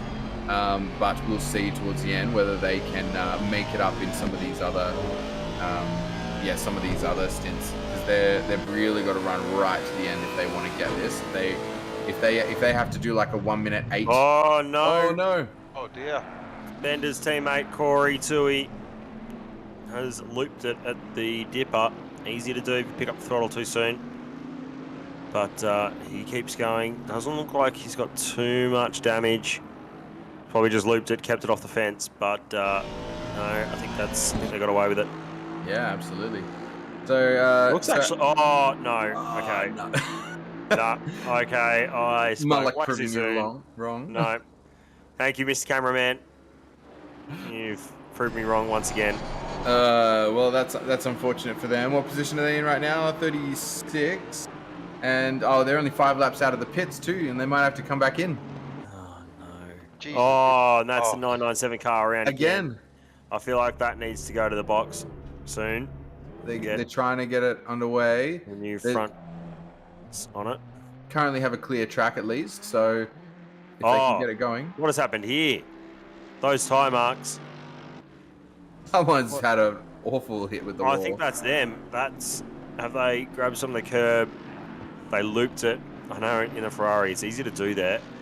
Easy to loop the car over Doesn't the look rise. like it's moving very quickly either. No, it looks like it's got a little bit of crabbing maybe. Lots of damage, I think. It is down the straight. A little bit of wobble. Yeah, a little bit of drift on the car. So certainly not slowing down though. He's hit 245, so some 15 k's slower up under the sign, Pirelli signage overhead. 260 through the King. Looks okay. See what happened here. So here he comes. A little bit too far inside, heading into the great McPhillamy now. Does the rear step. No, he runs a bit wide and then it snaps. And not the biggest hit we've seen, but not quite lateral enough to really get away with no damage. But they're in the pits now. They're going to repair that damage. They had to get home in 3 stops here, you'd think, pretty safely. Still need a little bit of time management, driver stint time management, but I think they'll be all right. We got Mitchell on Levine. So this is Black Lab SKS chasing down Convicts and Colonials. Good exit from the Lambo there. It's going to have to be shown the inside of the corner.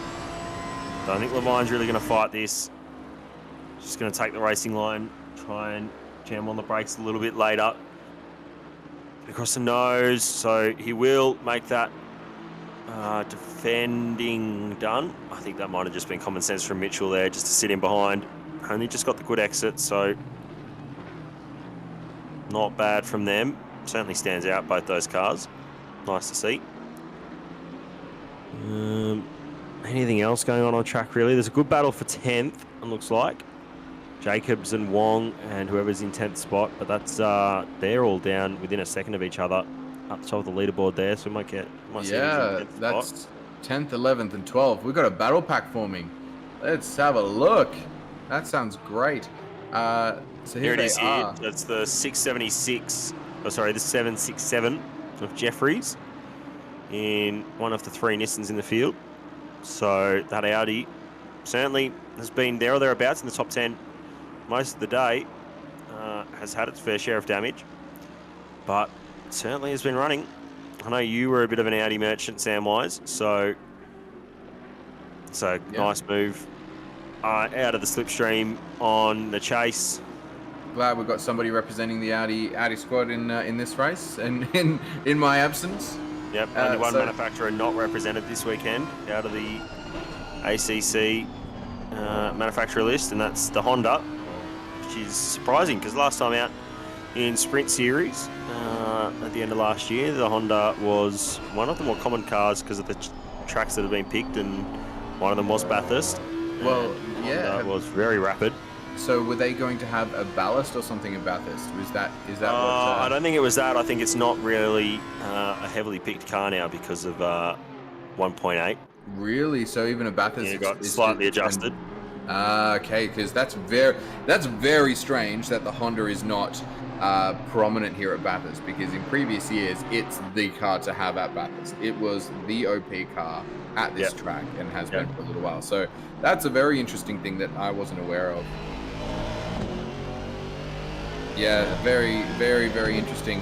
This battle, I'm loving that we got this battle for P10. So great that there's this close battle, and even P9 is not that far away. They're only 1.8 seconds ahead. So there's actually 4 cars within a couple of seconds of each other right now, which is just great to see at this point in the race.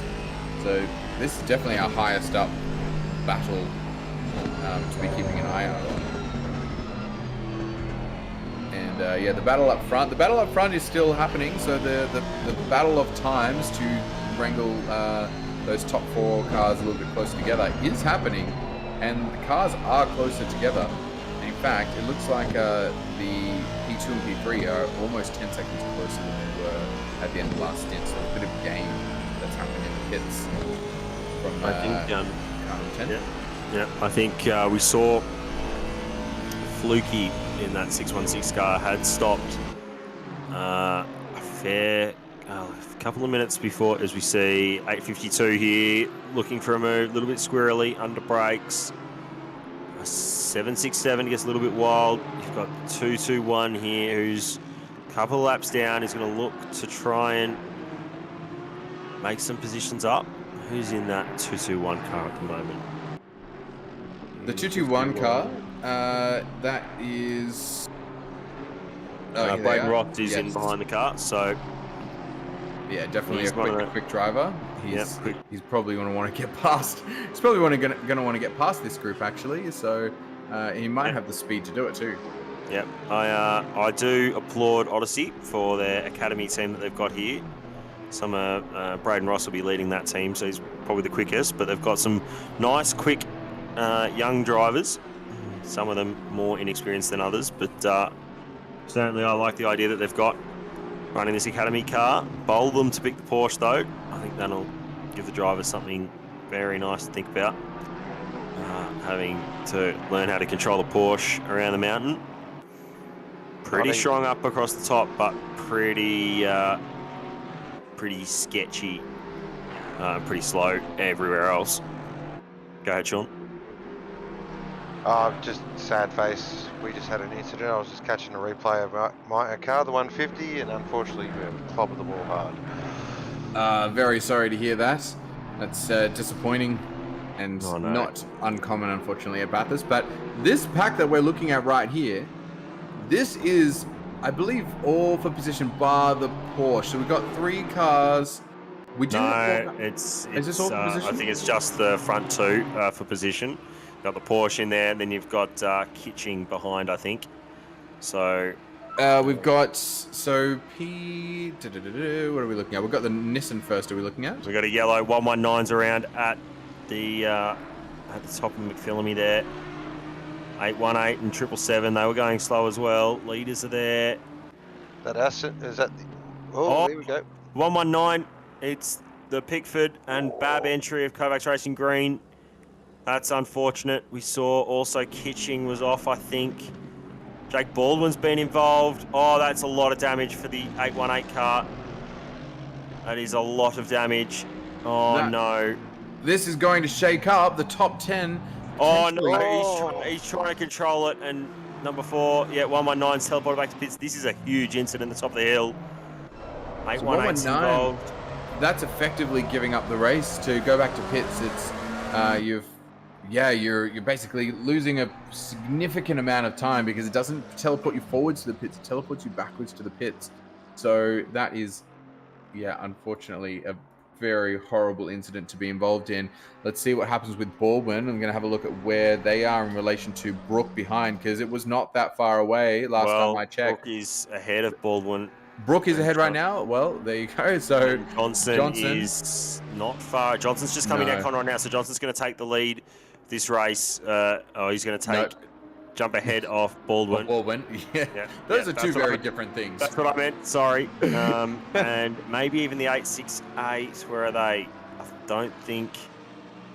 They're a little bit further behind. 868. They're just going through the elbow now, maybe. Yeah, they were a minute 25 behind Baldwin. No, it just keeps getting worse and worse for this Alpha Venturi 8188 entry. Here's a replay here. So there's a bit going on up ahead with some blue flag cars and whatnot. And he just comes up on it nice and quick. It's contact with the 777. Oh no. Oh no. It was going to happen. That is devastating damage. Nothing at all that either of those two could have done. So this is on board now, I think, is this with 119. Baldwin? No, 119. Oh, so to see what happens with them. Love to see a replay You've seen of... it so late, and he's just tried to hit the brakes and steer out of it, but there's If we no could way see... to go anywhere. Can we see Baldwin, Mr. Race Director? Can we see on board with Baldwin? If you're eating now, put down your food. Yeah, that's right. So here it is. Love to see what's going on here. Here we go. Yeah, so he's come up on this pack and gone, yeah, I think 777's going to give him the space. It doesn't.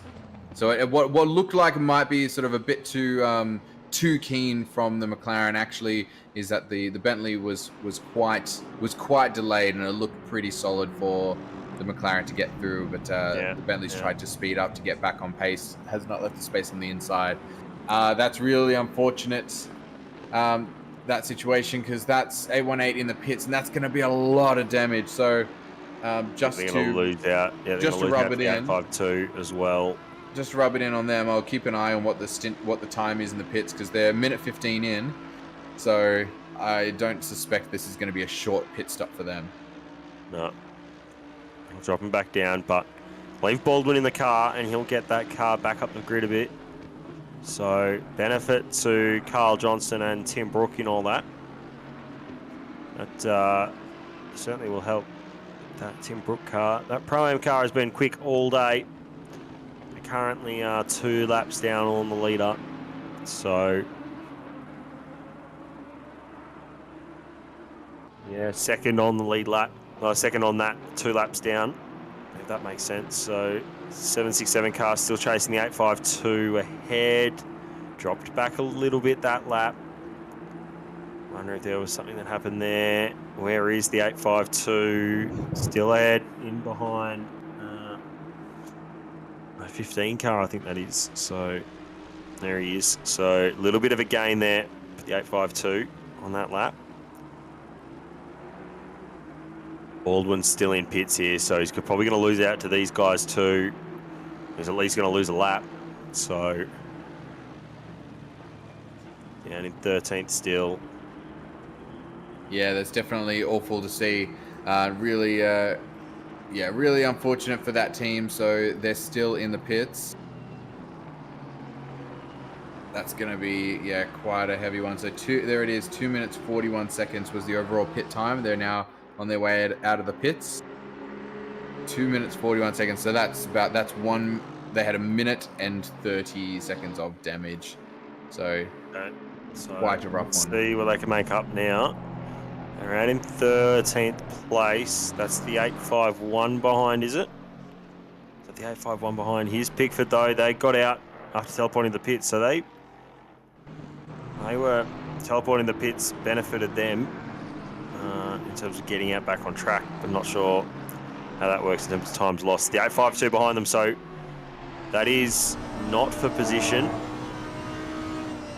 I think Sandeezy's been dropped in the car now, so in the 818, so he'll just try and bring it home. But that's certainly some of the biggest carnage we've seen. We've seen 2 or 3 incidents that part of the circuit into McPhillamy. That is not. It's pretty common though, Bathurst. It's not what we want to see, but it's pretty common. But Baldwin did the right thing, held his brakes, and I think that Pickford was just an unfortunate bystander and all of that. By the time he sees it, there's no way you're slowing down a car doing 210 or whatever it is, 180 through there. I can't remember what the speed is, but yeah, and it's blind through there. Yeah. We'll know there's yellows, but there's not much you can do. Mr. Babb sees the bright side. At least the crash gave him a new, fresh engine. Yep, absolutely. Well, they have engine damage, did they? Yeah, they were carrying a yellow engine as well. Oh, wow. That was... That's not ideal, but...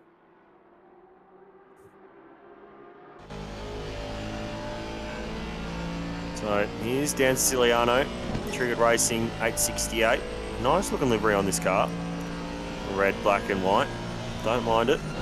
They've had a good day out so far. They have. They're up quite a few positions.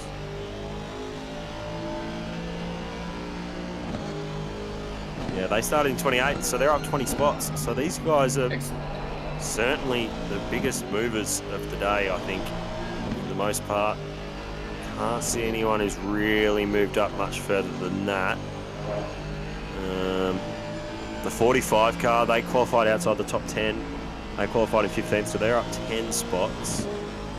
But everyone else really is there or thereabouts. Not massive movers. Tom Malone, he's up. That 717 car, that's up 19 spots as well, I think. So that's, they qualified in 35th, so not quite. But Zafar picks up a 15-second penalty for causing a collision on lap 200. So that wasn't the incident that we just saw, because we've got 213 laps, I don't believe. So Preempt things, but not as bright as I thought it would be at this time of the day. well, the clouds have set in. 30 minutes of partly cloudy or mostly cloudy overcast conditions. So here we go, 868 on the has to get off the outside. spot to Jacobs there. So That is a battlefield position. So that is the Audi up into P8.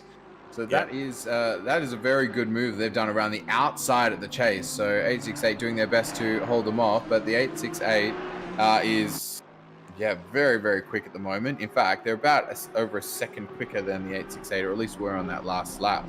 So very, very good stuff from these drivers. yeah, the Audi has been running well. They've had a lot of unfortunate events throughout the day, so that Absolutely. that does them some world of good. For sure. Now, having a look at... So we'll see. Hopefully this battle continues. Hopefully we get to see some good action here.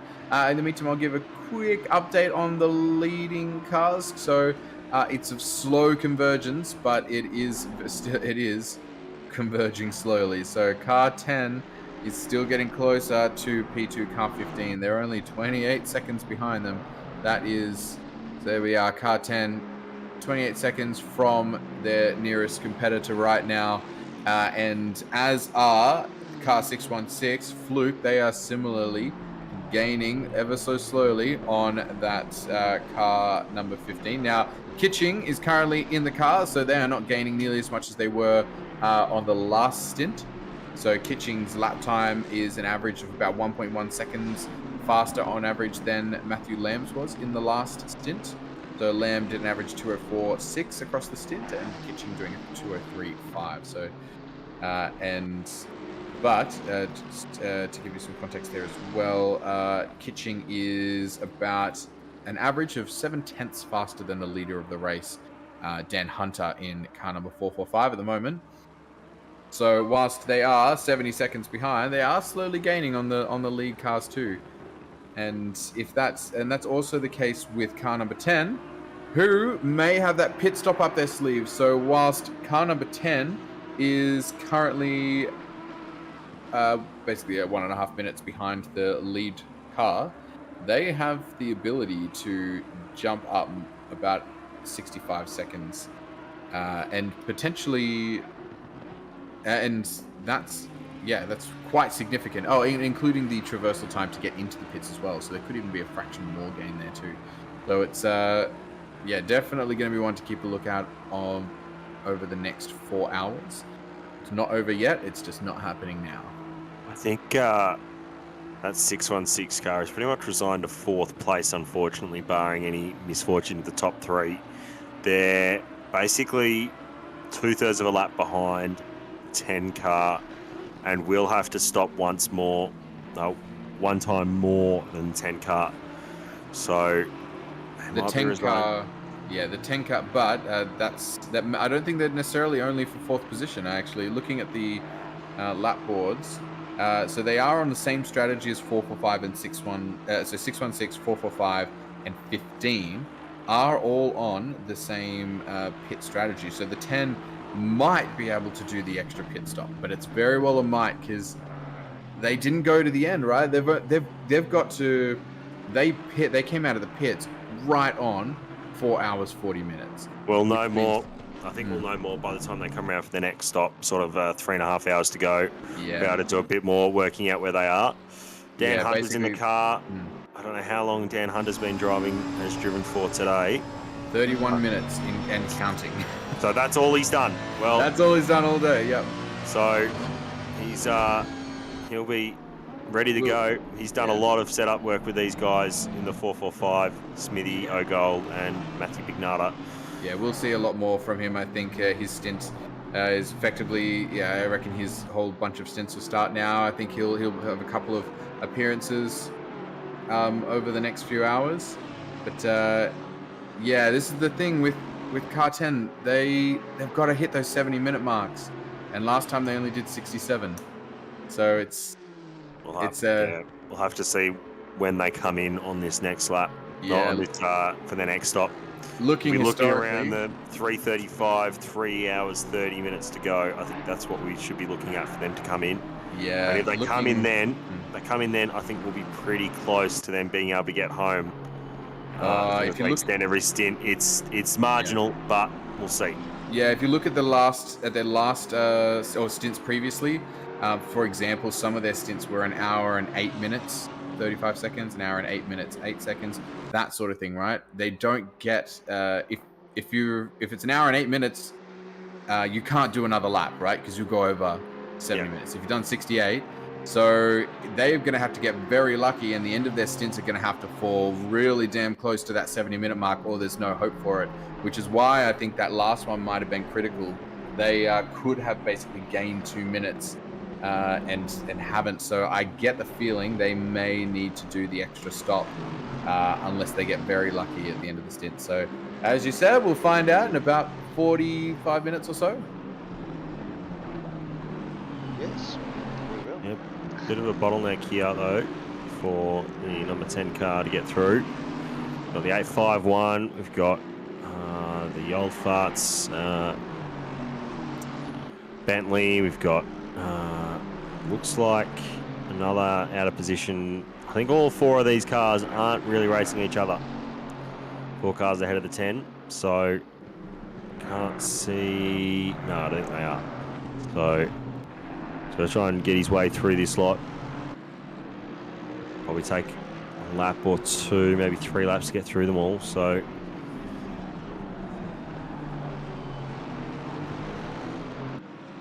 Good to see Jake in chat. He's okay, so that's the main thing. Terrible luck, mate. Big F from me.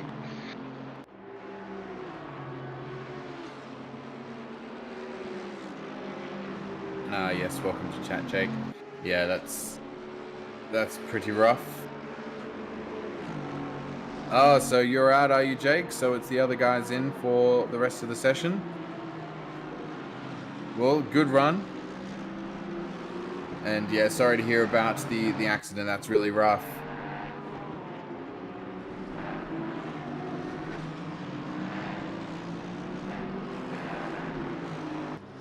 yeah, I think for Deezy's been driving the car on and off with Baldwin for the morning, and Greenie had to come back from work. So Greenie will do a fair stack of stints towards the end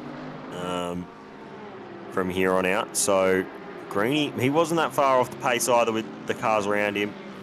So hopefully those guys can make up some spots pending some more unfortunate events for the guys in front. We don't wish unfortunate events on anyone, but you never know. This is the mountain.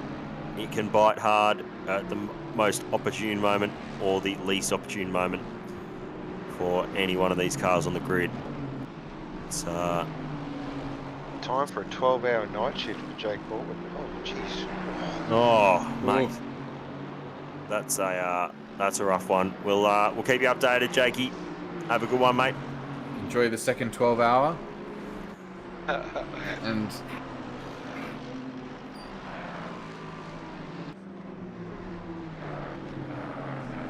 oh wow, so we are, how long are we into this race? We're coming on 8 hours, so it's been a day. It's been a good day. It's been a day. Some of these cars, it has not been a good day. No, some of them it has not been a good day at all. The Some cars of them, like yeah.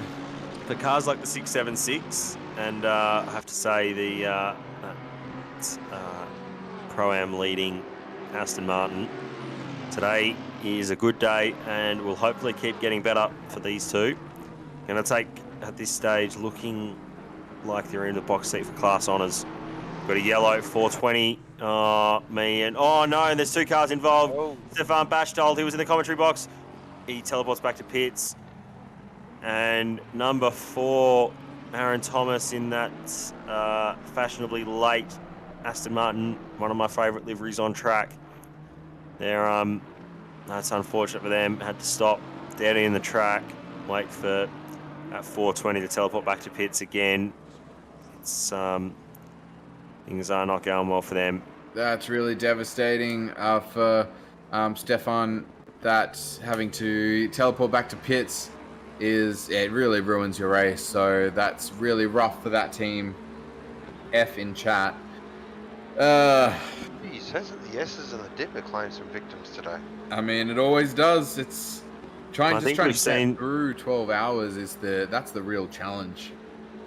I think we've seen a lot of things happen over the top, and pretty much all the way through from sending some cars around at the cutting throughout this race. Not too many cars having contact up from the cutting up to in this area here. A lot of the action has been after Reed Park, Sulman Park here. So from about here onwards, we've seen a fair bit of action through the grade, especially fastest part on the circuit really for when you're turning the chase. On board here with the 660 Turtle Motorsport, Aaron Salterod behind the wheel at the moment. He's got the 221 car. I think he's probably only a lap down on these guys coming through into the chase now. So Max Lee 851, they've climbed back up the order a nice amount. Charlie Mitchell here with the number 10 car going past them. Oh, sorry to interrupt. Rain on the way, 30 minutes away. Here we go. Here we go. All right. Here's the mix-up we needed. 30 minutes. For my stint, again. Excellent. Great. That's all right. Well, this is what we want to hear. All right. So you wanted a bit of spice in the last 4 hours of the Octane Online Racing Bathurst 12 hour. Well, here it comes. 30 minutes time. It's going to be rain on track. So I'm going to have a quick look at the stints and see who that benefits and who it doesn't. Because there's definitely a couple of people that this benefits. I think the car it doesn't benefit is going to be that 10 car. 100%. So it won't. 100% the 10 car is going to get absolutely shafted with this rain if it comes when it does. Well, let me give you a bit more context to that. So they're the top 3 cars at the moment. The top of the top 4, 445, 15, and 616. Those 3, they're about exactly 40 minutes into their stint. So in 30 minutes time, that's perfectly on the end of their 70-minute stint. So they're going to be golden. Now, actually, the number 10 car has a little bit more flexibility. They actually have the ability to run a little bit longer, which is what you want, because they've only done, they're about 30 minutes, about to hit 30 minutes on their stint. So in 30 minutes, that'll only be 60 minutes into their stint, and you can absolutely run should run the first few laps of the wet with those dry tires. So the other cars don't have the option to do that. So when they put on their wets, they will be slower than the dries. Whereas number 10 will be able to put on, stay on dries for the first up to 10 minutes of the wet. Oh, wow! Very close, coming around Forest Elbow. Oh my word! So this is 3 cars. No one is battling for position. Kanaiwan has got himself in there. He's trying to overtake Aaron Salterod to try and get a position back on his lap. 221 is behind that other car. Can't remember its number now, the 144. It's just been left here with the 88. So Very rough. very, very rough. Back to what you were saying, Samwise, I think. Number 10 is going to be able to stay on dry tyres for a couple of laps, and they'll get about 4 laps on the dry tyres after it starts raining, and that is a good thing. If the rain does extend for a whole stint, then that could still play into number 10's hands. If it doesn't, it'll basically even them out with the rest of the field, so they will not be on any better pit strategy than anybody else. That looked a bit spicy there at Hull Corner. So everyone's got through cleanly. Yeah. So there's a lot to play out. Yeah, we'll see pretty between these guys. We'll see pretty soon whether or not the rain is going to be extending more than 10 minutes. In a few minutes, we'll see whether whether the 10. Well, actually, when the 10 becomes raining, we'll see whether the 30 is still raining at that time. So, yeah, we'll get an indication of what's going to be the case. The engineer for that number 10 car is in chat saying, "Are we reading their strategy over their shoulders or something?" Look, we can still see your stint timers, still see your driver times. We've got pit wall open, we've got the stream. We'll keep looking. Actually, I've Come got up a with some question. strategy.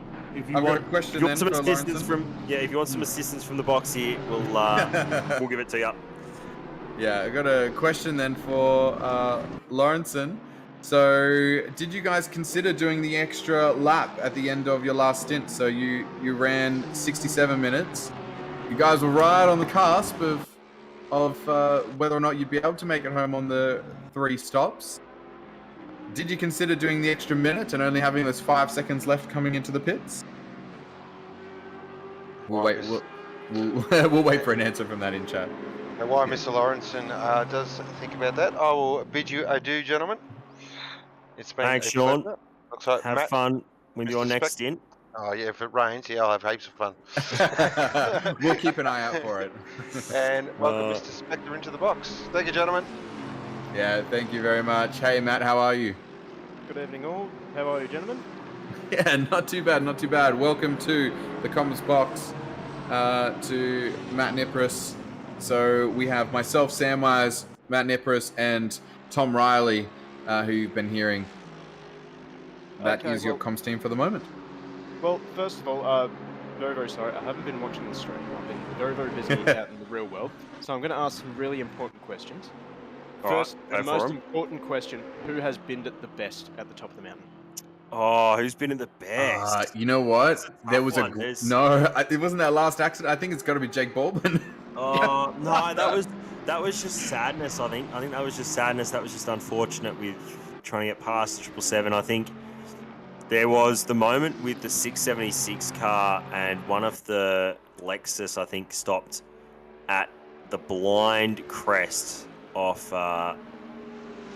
McPhillamy Park, and that was the 676 managed to avoid the parked Lexus, just clip the wall themselves and carry on. But it was brown flag, and he managed to save himself and the other car from certain death. Although we did have a car go flying through the middle of the paddock as well. They hit Forest Elbow Wall so hard, it teleported them to the middle of the paddock, and they just floated there right up in the middle. It didn't even look that hard. It was like the car was on its side, it was drifting on its mirror, and went straight into orbit. Okay, so we know that now we know there is a portal to Narnia at the elbow. That's good to know. Yep. That's exactly correct. So, yeah. I'll just take note of that quite quickly, just in case. Is there anything else you want updates on? No, that's it. That's just it? asking the real hard-hitting questions, the most important questions, honestly. Excellent. That's what we want to hear. How are you with strategy, Matt? Or how are you with working out strategies? Considering how many times I've run out of fuel, don't ask me. Okay, all right. We're trying to get to the bottom of with the rain coming. Who's in the box seat here with the pit stops? Who can can we spice this up with a 4-car battle for the lead at some stage, or are we resigned to the fact that the 445 car has enough of a gap in hand to be able to make an extra pit stop and still get home the lead? Well, I don't know much about strategy, but what I do know is that there is more than 4 hours left in this race, and anything can happen. And perfectly timed, that meme's just appeared. Oh, look, rain in 30. Yep. I don't know if that's actually appearing on stream, to be honest, but what I do know is there is more than 4 hours left of racing. Anything can happen. We can't say for sure that one driver or one team has absolutely got this race sewn up. It is Bathurst after all. It is the top of the mountain, and well, anything can just turn on its head just at the snap of a finger. That is true, although the top cars do have quite a big lot of big gaps between them. So 58 seconds between P1 and P2, which is incidentally going down. And then you've got another 48 seconds back to P3, and then about another 40 seconds or so back to P4. So it's or maybe a minute back to P4. So it's they've got some pretty big gaps there. But yeah, have you guys? Do you guys have the pit wall information? Wasn't sure if you can see that too, Tom. You might even be able to share it here so you guys can see the. I'll give you guys the give you guys the secret info in the background if you need to see it. So we are currently not experiencing any big battles right now, so it's quite clean on track at the moment. Nothing crazy going on. So we're just having a look at what may happen when the rain comes in 25 or so minutes time. Yep, I'm looking forward to this. Benji Tran up the inside here of, is that Dixon in the 20 car? I think it is. This is a battle for position. Yep, absolutely is. Benji Tran gets up the inside. Nicely done. We'll probably hold that position up until turn 2 at Griffin's Bend. It's well done from them. That was yeah, we just got a radar image for some reason. Rain incoming. I think that was a bit of smart driving from Dixon. I think he just may have let that one go the moment he realised that Tran was up beside him. Smart driving from Dixon. Like I said, 4 hours left in this race. Not the time to get carried away with battles.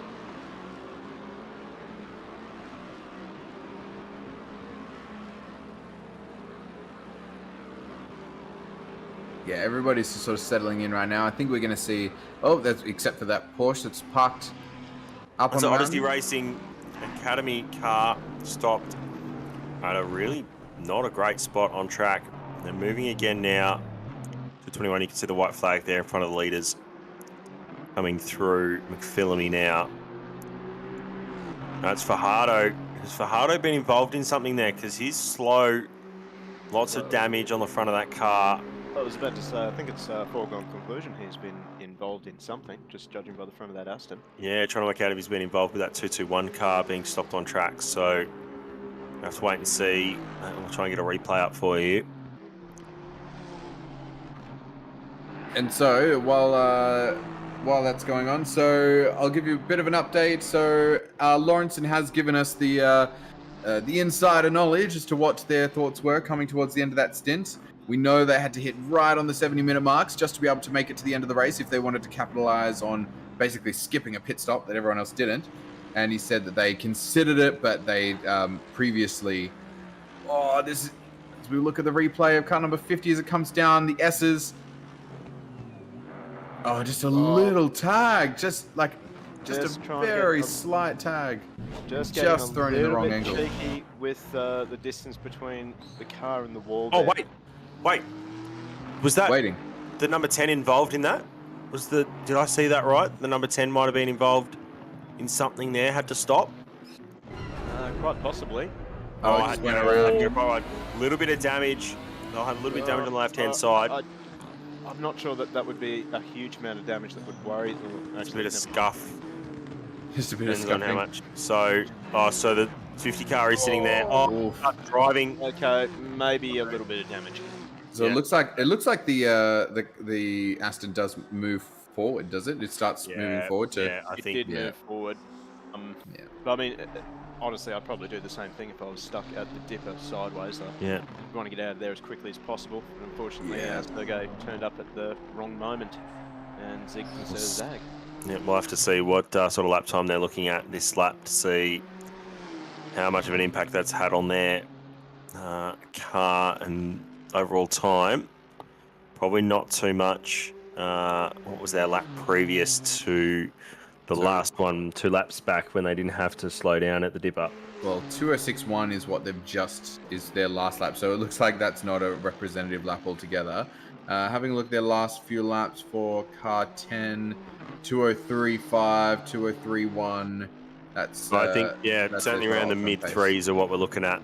So that's the drive through for Hardo there as well. So we'll repair his damage and head back out. So we're looking for a mid 3. It's 2.9, so not much damage at all. So they're going to get on with it now for Hardo. He's going to fly through most of this couple of laps now, whilst he's got some clear track in front of him. Probably So the clearest part of the track for everyone. Looks like we're getting at least 15 minutes of rain because we haven't seen any adjustment on the rain radar just yet to say that it's going to get any lesser of the rain. So looks like we're going to get at least that much. Now, just back to what we were saying before about this car number 10 with the Lawrenson car that we've been talking about. They did try and do a really tight stint, 70-minute stint at Silverstone, and they did hit traffic and they ended up getting a stop go 30. So they've erred on the side of caution, says Lawrenson, but they may not be able to do that again if they want to be able to get to the end. But this rain might shake that up entirely. And apologies in advance for giving away any team strategies as we try and come up with our own in commentary. So I've just seen 445 leading, so just going through the top 4 at the moment. This car is still on. He's a lap down on the leader, but that's with the 3 cars in front. Is that right, or is he on the lead lap now? The car 616. Yeah. He's not on the lead lap, but car 616, having a look, is currently a minute 30 behind car 10. So they are not on the lead lap, so the leading car is 3 minutes ahead of them. Second place is 2 minutes 13 seconds ahead, and third place 1 minute 32 seconds ahead. So they're technically not on the lead lap, but they're absolutely still 1 minute 30 seconds is not an impossible margin to claw back. In fact, they've done better than that on some cars already today. So there is still plenty of opportunity, especially if you've got a guy like Andy in the car, who we know is mega quick. Yeah, who hasn't had a stint in a couple hours. Yeah, to be fair, Fluky's only a second off what the leaders are doing, Dan Hunter, so that's not too bad for them. 676 just diving into the pits there, so they're also resigned to at least the 3 or 4 stop after this one, but it's unfortunate they couldn't hold on a little bit longer. Anyone really, if we think about it, who would have stopped maybe around that 4 hours 55 minutes to go might be all right to get home with depending on how long this rain is. But I think if anyone's going to stay out, the rain has to be pretty short, pretty sweet. So so I suspect that car number 10 for sure is the one that's going to still try and go right to the end of their stint limit, I suspect. So they've still got 25 minutes basically before the end of their stint timer. So I suspect that they'll go right to the end, even though the rain's going to come. So they'll end up spending about 8 to 10 minutes in the rain on dry tires. But that's going to be about right before you want to come into the pits to get wet tires anyway. The dry tires will stay optimum for the first little while there. So it might even end up benefiting them a bit to be in that position and be the only car who actually can stay on the dries for that period. But it's also going to be determined by what the rain does, because if it's too short, then no one's going on wets. So we're just going to have to wait and see. But I will actually point out, so car 15 still gaining. So they've been steadily gaining. Looking over the last, even just the last 50 laps, they've gone from a minute 18 behind the leader to they're currently 52 seconds behind the leader, and that's not a small gain. That's 36 seconds of gain in the last 50 laps, and now they're 52 seconds behind. So and there's plenty more than 50 laps to go. So there is every chance that we see a convergence of car 15 and car 445 at the end, if that was the pace, if that pace was the same moving forward. So yeah, lots of potential spicy things coming. So this lap here, traffic. yeah, this has a lot of cars between I suspect that there's even more cars in front of the 445 just going up Mountain Straight at the moment, and that's really one of the hardest things about these sorts of endurance races. Like, yes, you're a leader, but the guys in front of you, they're all in their own battles as well. Yeah, fortunately, not too many people are in too tight battles, so at the moment you should be pretty safe to that any car should be able to just let you by fairly efficiently. I think the closest we've got on track is like 2 seconds, and that's I think that's Carpenter and Monroe. Might be the closest battle that we've got on track at this point. As we see some people coming into the pits, I wonder if those people who will jump onto some wets early. It's too early to be able to make the call on what's going to be the best. Way too early if that timer is accurate. You're going to cook those wet weather tyres, and they're going to be useless anyway. You might as well stay on slicks. Good point. Yeah. Very good point. worth pointing out, Kitching's last lap was a 5.7, 2-minute 5.7 with that traffic. So lost a solid 1.6 seconds to Hunter on that last lap. But he's got a little bit of clear track. He's going to catch that 851 car, who's no slouch, should be said. That car has been quick most of the day. So we've got in chat, Diabolines says, not sure who's in the comms box with you, but their mic is really soft. That might be you, Matt, potentially. It might be worth turning up the gain on your mic there. I'll for that as soon as I can. Thank you to the chat audio engineers. Oh, Okay, rain increasing in that? 30 minutes. There we go. Rain increasing in 30 minutes. There it is. So we're going to see certainly some wet weather, possibly for a good half hour or so, at least 20, 25 minutes, I think, based on that. But the rain is 10 minutes away, chat. Go and get yourself a nice stiff drink and something to eat, because this race is nowhere near over. There's a lot to play out in the next 10 minutes when the rain comes. Who's going to be the first to pit? Who's going to decide that they need to get onto those wet tyres? And who's going to come out on top? So take the 10 minutes, get yourself a drink. Unless you're racing. No, don't do that if you're racing. But if you're racing while you're listening to us degenerates in the broadcast booth.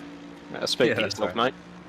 That's right. 10 minutes to go until rain. That's going to spice up the 12 hour. So we've been waiting for something, and here it comes. In 30 minutes, it's increasing. So that means we've got at least 20 minutes of rain. But of course, with the increasing, you can suspect that's at least another 10 minutes on top. So I'd say roughly 30 minutes is what we know. Could very well be more beyond that.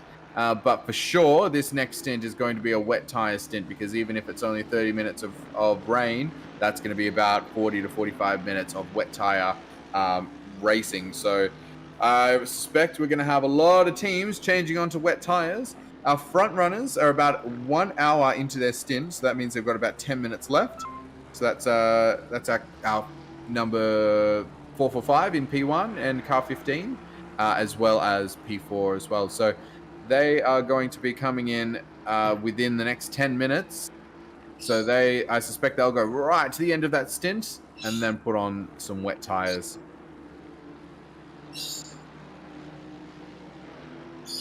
Well, we've got this little bit of a lot. How's that? Is that a bit better, Diabols? It actually sounds a lot better to me up here. Oh, good. So, I think it might be, yeah. Yeah. I think Okay, you might be good. we'll wait for the 20-second delay, but yeah, wet weather. Gotta love it. Absolutely, and we've had a lot of it. This will be the fourth stint of wet weather today. So we had two short bursts. One was about 5 minutes in length. Another one was about 15 minutes in length. And then we had our long one, which was exactly one full stint, which was kind of nice for the teams. So it's actually worked out pretty well so far. So this one is our new anomaly. So we'll see which one. We'll see what happens with this rain. It's always interesting when it's slightly longer than a stint, and just to find out what people do with that. And if they stay on wets, go on to dries, having that strategy call is always really exciting. So hopefully the rain throws a bit of a spanner in the works this time. Well, we call it exciting, but I'm sure over in the bunkers, everyone's pulling their hair out. Probably.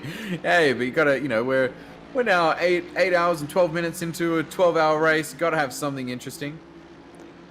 You mean it hasn't been interesting for the last 8 hours?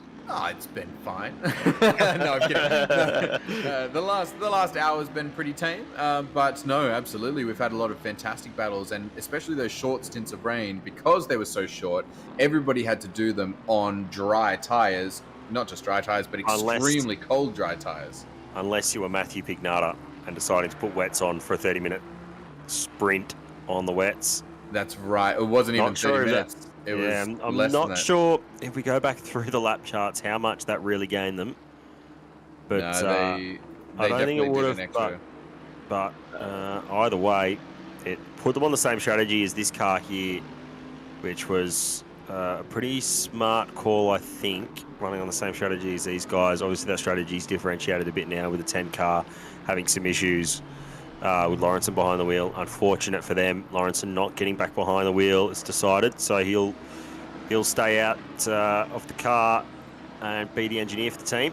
He'll be back in chat, I'm sure, to tell us that we're all wrong and that he's the chief strategist and we should stop speculating. But that's not going to stop me.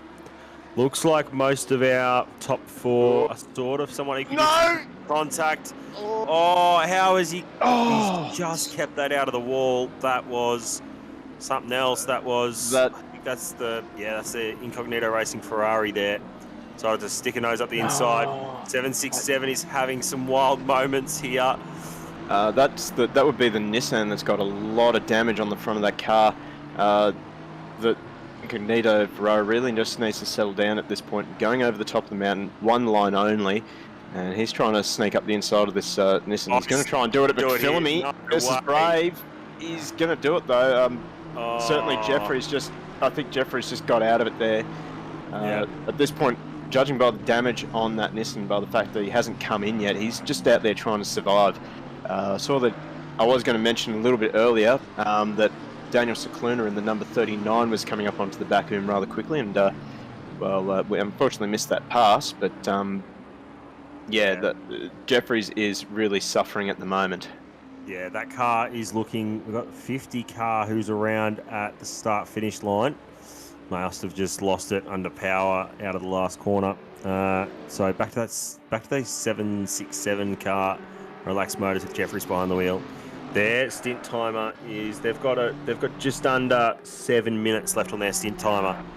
So they're, I think, hoping for the rain as well to repair that damage. So they don't want to head in too early and then have to box again, lose a lot more time. So I think they're going to try and hold on for it there. They could possibly get away with a pit stop now, just depending on how much damage is on that car. Because they could dive in, select the wet weather tyres, and hope that while they're in the pit lane getting that damage repair, it starts to rain. Yeah, it's going to start in about 5 minutes time, so it's going to be exactly 10 minutes from when it popped up on the 10-minute chart. So they're probably even more clued in as to exactly when it's going to happen. So they might just be wanting to get one more lap in before they get onto the wets, because even when they get on the wets, even if it's raining, it may not be optimum. You might still be overheating those wets until it actually tracks. Yeah, and the rain isn't an increasing amount of light rain anymore. So Looks like it's the same. So this 767 car does have a fair amount of damage because the 868 is right up behind him now. So I feel like the 767 car is just going to be a sitting duck for a couple of laps. I'll have to have a look at this because this is one of the closest battles on track for the top 10 and about where all of this will put them with the rain and the pit stops and whatnot. Yeah, he might do some work in the background, and he might be able to use the width of the GTR here and then just hope that he's still got a bit of straight line pace, as that GTR is normally quite rapid in a straight line. Yeah, especially in comparison to the Aston. Just to give some context to the weather, as you say, Tom, it is now only light in 30 minutes. Just to give some context, because it did say increasing before, that increasing has not gone away. It's just hidden between the 10 and the 30. So it's going to be in 10 minutes, light rain. It's then going to be increasing in about 20 minutes. And then at the 30-minute mark, it's going to be effectively decreasing again, so down to a light rain. So that is that's telling us that it's then going to stop probably within that stint. So it is going to increase, but then it's going to come back down within 30 minutes. So we may only get about 30 minutes in total of rain, something like that. But we'll see when that updates again, probably in about 3-4 minutes. The damage for the 767 car is pretty substantial. It's not helping them.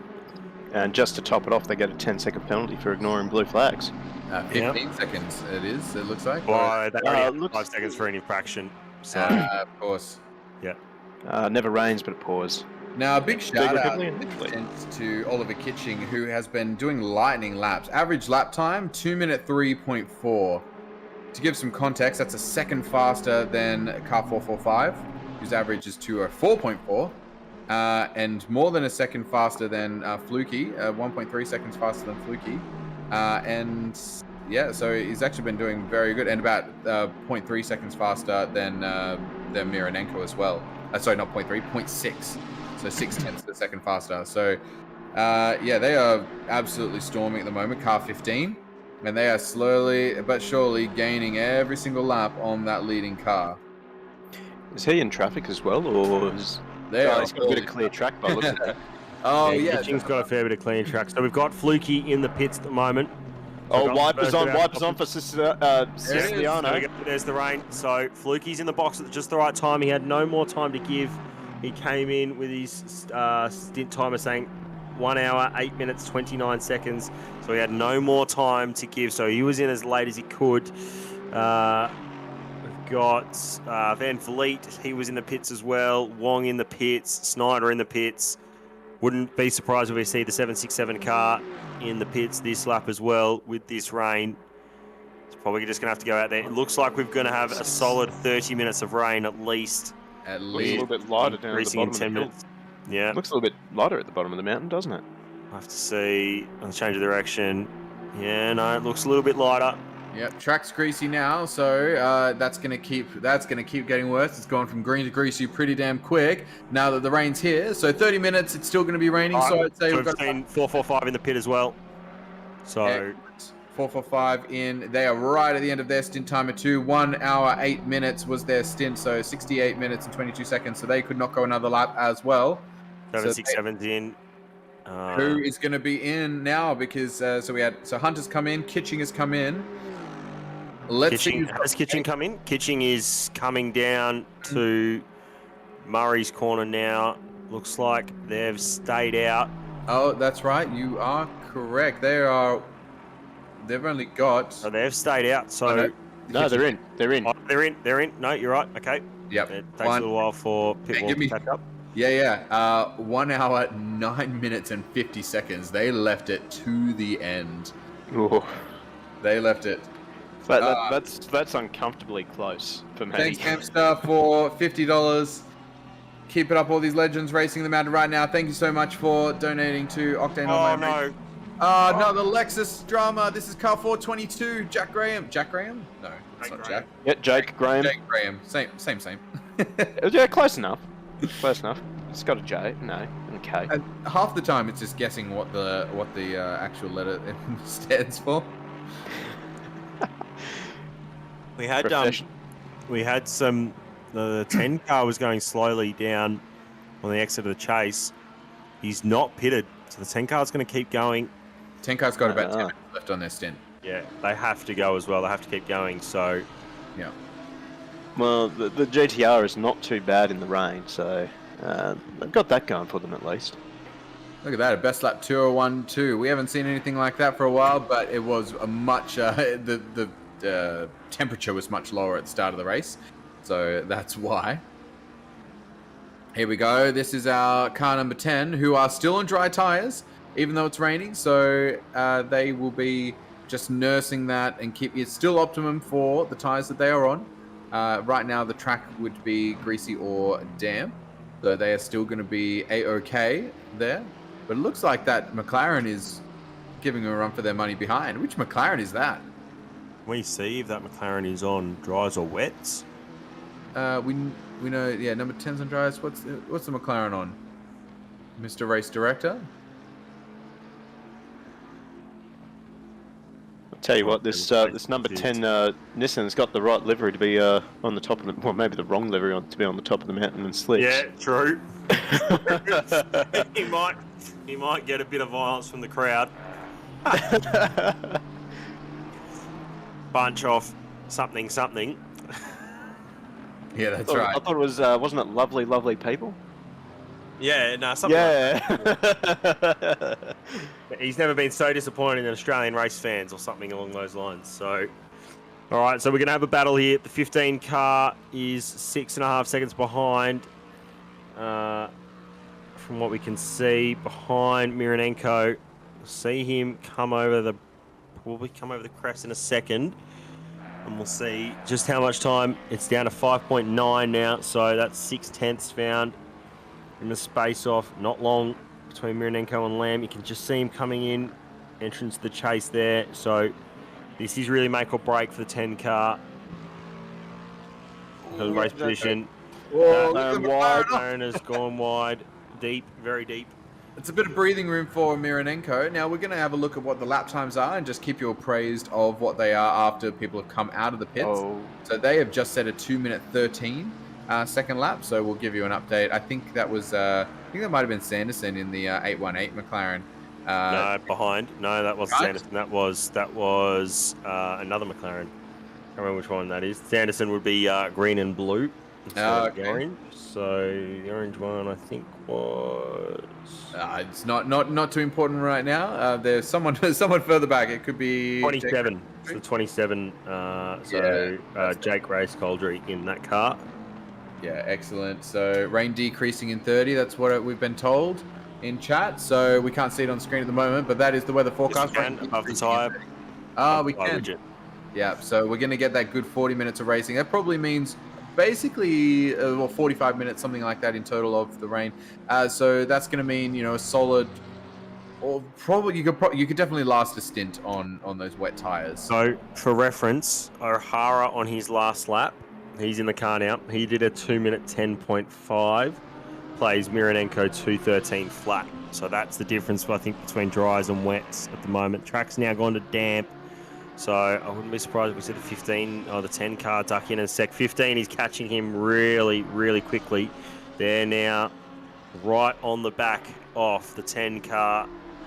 So this now is down to 5 seconds. I wonder if we can get a look at that battle, Mr. Director, please. 10 and 15.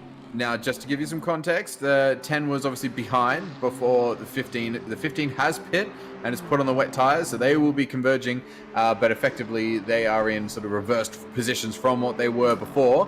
So this is a car we have not seen a lot of today because he hasn't been in a lot of battles. They've just been setting consistent laps, got themselves into P2 despite the very sort of heavy-hitter competition. So Matthew Lamb doing a great job and the whole team there. So they're only 3 seconds now behind. It seems like they're gaining pretty fast, but Mironenko is going to want to go right to the end of this stint timer. So even though they might be losing 3 seconds a lap right now, which seems pretty, so 2:12 for Lamb, 2:15 for Mironenko. They're not losing too much time, and I reckon we'll see them go right to the end of that stint to try and get to the end. And, there's so much to gain for them if they can manage to get to the end of those 70-minute stints and basically gain back that pit stop. That's the whole minute 5. You don't just throw that away just to get out of the rain a few laps early when you're only losing 3 seconds a lap. Yep, the race leader. Oh, yellow flags. We've got a car around it. Oh, that is awkward. Now Oh dear. That's It's the Josh 150 entry. It's Sean Mueller. He was just in the commentary box. That's his entry. Brown pants So- moment probably for car number 10 and car number 15 as they come through there, but it looks like they both managed to avoid it just fine. We saw the Aston shooting through there, so they did actually what they were fine in the end, so that's good to know. But there is going to be more carnage to come, so it is now wet racing time on the back. Hey, look, there's a battle here too between the 27 and the 94. Yeah. Excellent. Right. We'd love to see it. So 2.2 seconds. See them converge pretty shortly as well. And we're going to have a look. There's also a battle developing between the 676 and the number 50. That's for 19th and 20th. Here we are. Yeah. Perfect timing. Thank you, race director. Excellent. And it is Andy O'Hara in the car, so that is an important development as well for that team, who might be looking to see if they can scramble together a podium. Here we go. So No, he hasn't done it out of pit lane, has he? Is this Sean jumping in the car? He was just in the box with us. Oh no, this is. Oh, this might. He's just run a bit deep. Straight he's up. got the rip. And he's done everything he can. Oh, That's the 10.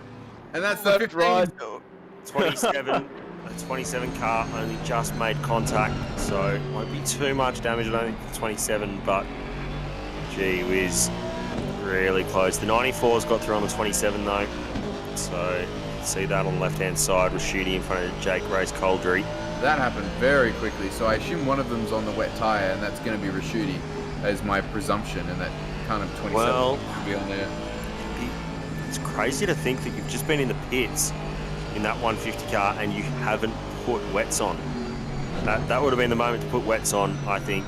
Damp track, you want to try and stay safe. There's still, spots around this track where you can get some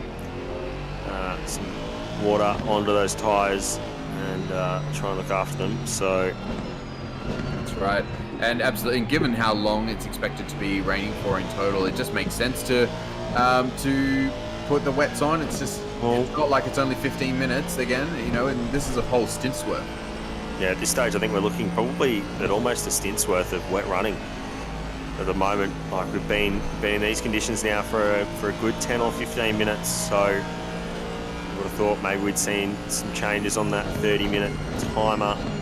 Car 442 gets a 10-second penalty for speeding in the pit lane on lap 221. So not someone I don't think who's really in contention for this race. No, Last position. Is that wrong? Is that 442? There is Wait, no. Oh, it's Is this- 422. a 422? 422 or 445. Here we go. Move here. Hung on, Carpenter. Is that car 445 that's got a penalty? That's a very important thing for us to establish. We'll find that out in due course. So we can't see any penalties live on the board at the moment, but we'll check back in on that later, and we'll see which car that actually was meant for. But at the moment, this is car 10 who's going to have to come into the pits, or they're going to run their stint timer too long. So they'll be in the pits now. That'll be now. Yep. So that'll be 69 minutes. It will be. Is- Oh, and they're he's- off track as they're going in. Oh, that's all right. That was nearly something awful. Going into the tire barrier on the way into the pits is just the worst. We've seen So- that quite a few times. I think the last time I do remember seeing that in a fully fledged Bathurst Enduro was Craig Lowndes. I think his teammate Stephen Richards drove it straight deep into that barrier on pushing in during a safety car, I think it was, in 2018 when they ended up winning the race. Stephen Richards drove it straight down into the tyre barrier at the end. Craig Lowndes, after the race, was saying, I was standing there and waiting and we thought he was coming and then he didn't come. He didn't come. It wasn't until later that he found out that he'd almost binned it, and that would have been game over for the Bathurst champions in 2018. I mean, that was almost the same thing. The final corner, I think it was 2017. They got spun on the restart at the final corner as well, into the sand. And they basically were going to go a whole lap down, but they got pulled out of the sand within, the 2 or 3 minutes for the safety car to take the cars around the track and, rejoin the back of the pack and won the bloody race, even though it looked like they were going to be out of the race. So, yeah, they haven't got much luck. Well, actually, I mean, you could say they don't have much luck at the end of the track, but apparently they have an exceptional amount of luck having bad luck and then winning the race. So maybe that's the key. Have an incident on the final corner. Stop-go penalty for the number 10. I Number just saw 10. that. That'll be for speeding in pit lane, I reckon. No, a stop-go, should that not be is that a stint timer thing? 10, but they didn't go over the stint timer. What's the stop-go? Stop-go 30. in the car. It's a stop-go 30 for Mironenko. So that's car number 10. Speeding in the pit lane would get... Yeah, well, it has to be speeding in the pits, yeah. It has to be. It'll get removed. Yeah, there we go. It's been removed now, so they'll get... Yeah, there goes the 10-second penalty for speeding in pits. You can see it on the top left. So that really is unfortunate for them. They've been crawling around on those dry tyres. It's going to be dry in 30 minutes. It's cloudy on the sheet on the top right of your screen in 30 minutes. So we're not going to see that much rain past this. So Terry Rayton, if he's on wet tyres, he's going to have to hold on to those wet tyres for as long as he can. Some of these cars that are in front will be able to keep those wet tyres on for not as much time. Yeah, they'll basically be able to change as soon as it becomes optimum for them. Whereas if car number 10 wants to basically maintain that strategy and do the 70 minutes, unfortunately, they're only going to have 30 more minutes of rain. So that's not gonna work out well for them. I suspect they might have to forego the 70-minute stint plan unless they think they can hold on to wet tires on a dry track. But they very well might lose all of what they could gain. And there it is, Terry Rayton, 10-second penalty for speeding in the pit lane. Unfortunately, now it comes up as Rayton, but I believe it's Mironenko who was in the car. No, it's Rayton in the car now. Rayton in the car. Just the wrong information on pit wall, apparently. Oh, no, now it's changed over. It'll update when they cross the start-finish line, because that's how a lot of the times are worked out. Yeah, This car is still a lap down. They've got the leaders 2 cars ahead of them on track, so it's a bit of a slam dunk for them. They're going to need some things to go right for them to challenge for the lead again. Well, just under 3.5 hours. It's Bathurst. It's raining at the moment. True. Diaboly says, no way you can do 40 minutes in the dry on wets, wouldn't they cook? And the answer is absolutely yes. If you tried to do 40 minutes in the dry on wets, I think you would lose all of the gain that you might get from that extra pit stop that you could, but you're also going to put yourself at risk. So unfortunately, I think the weather's not playing to car number 10's hands.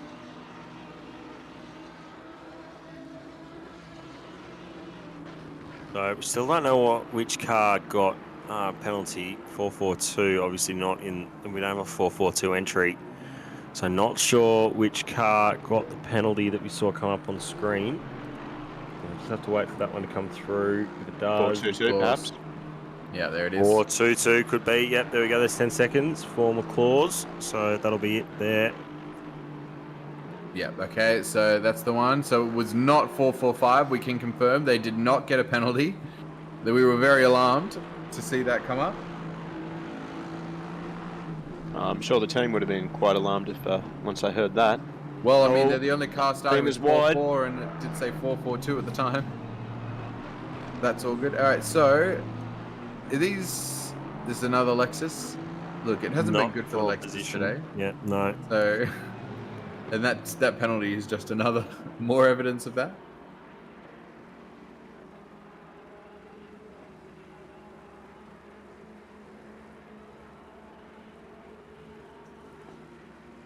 It does look as though the weather has started to ease up a little bit, at least on my screen. So Yeah, how quickly does this track tend to dry out? Have we noticed? It takes a couple of laps. More than that, I think it's been taking at least sort of 10 minutes, if not like a fraction more, for the wet tires to not be optimum. So it definitely takes a It'll while stay to damp. dry out. Yeah, it'll stay damp for a little while, then go to greasy and stay greasy for a little while, and then it'll almost go from green to fast to optimum in no time at all. So a little bit of kunos tings there, I think, but it's you can still sort of see there's a little bit of a rub it in, either dry line or rub it in line around the track, most of the track here. So the wet tyres will be doing enough, but they will still be getting up to a nice warm temperature. Across the grass goes that Bentley, so they took a nice little detour and managed to smoothly come back on and cause no issues even in the wet. So that was, props to them for keeping it on track, but that looked pretty sketchy coming across McPhillamy.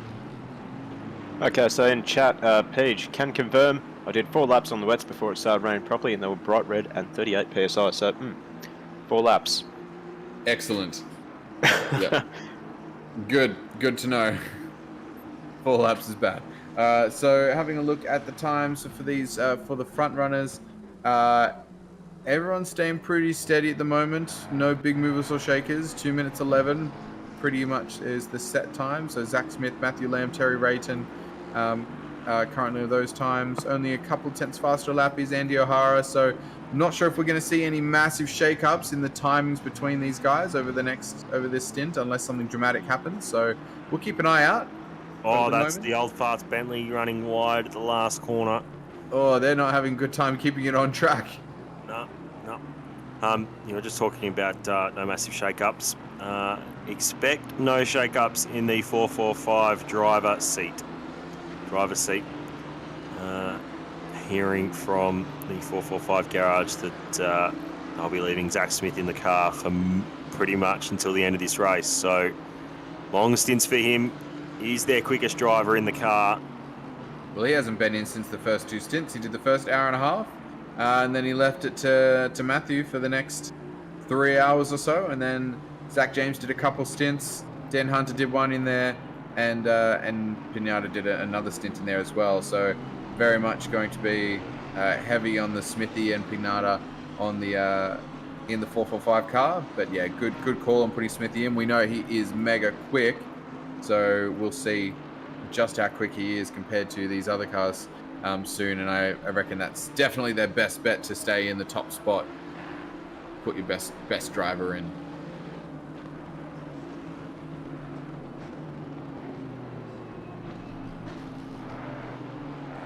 Because it's going to stay dry, I think in 15 minutes or so, we're going to see the return of one of our favourite commentators. Bender will be back in 15 minutes or so.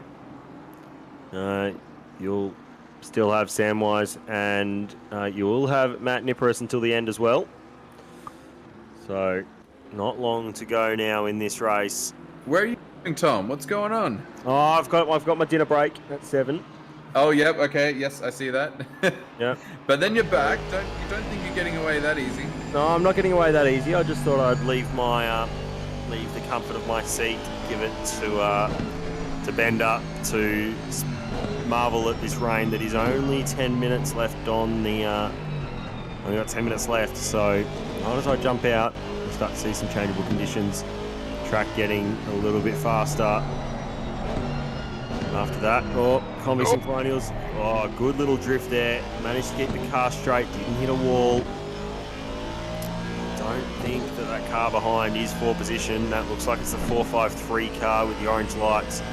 So that car is a lap down on these guys. 676 car is chasing that 50 car ahead. So I think 676 car has had a bit of a moment across the top, lost a fair bit of time, but that's all right. They'll keep pushing on. In chat, we've got the question, what is the overall fastest lap so far? I can absolutely answer that. So the overall fastest lap so far, purple lap, I believe it was a 201.2, if I'm not mistaken. From I think that was Smithy in the car at the time, quite early on in the morning. Yeah, that's right. Cool. Yep. and the 10 car with Lawrence behind the wheel, I think they did a 2-minute 1.8 or something, and I don't think that Andy O'Hara was too far from that. So, yeah. No, there we go. Yeah, 2:01.2, I believe, is the fastest lap of the race. So, what other questions we got here in chat? Let's have a bit of a chat to chat. So, is there a total laps completed bet yet? I don't think we have. Have we got what do we reckon? I think we're about 242 laps into the race. Do we have a bet on how many laps it will go for in total? No calculators allowed. Oh, so little input here. 676 is on the slicks. So that's why they're dropping back a little bit. Might not have had the moment to come in and pit with their stint timer. So they're carrying on. Yeah, they've been in there. A fair bit off hung, but 35 they're minutes. holding on. Yeah, 35 minutes they've been in. I don't know whether there's much use not. I guess they want to ride it out. I mean, at this point, it's not dry in 10 minutes. It's dry in 30 minutes. So you still could have 20 minutes of rain. It's just, yeah. So, good on them for making that call. Commit to whatever decision you make. Commit to it. That's what's important.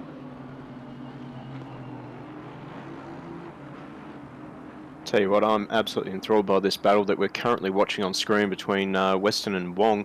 Wong over Skyline. God, I thought for the world he was going to go straight into the back of the number 4 there, but somehow managed to pull it up. This is shaping up to be quite a decent battle between the Pro-Am team and the Pro team. Absolutely, and we've got a question. What's the highlight of the day?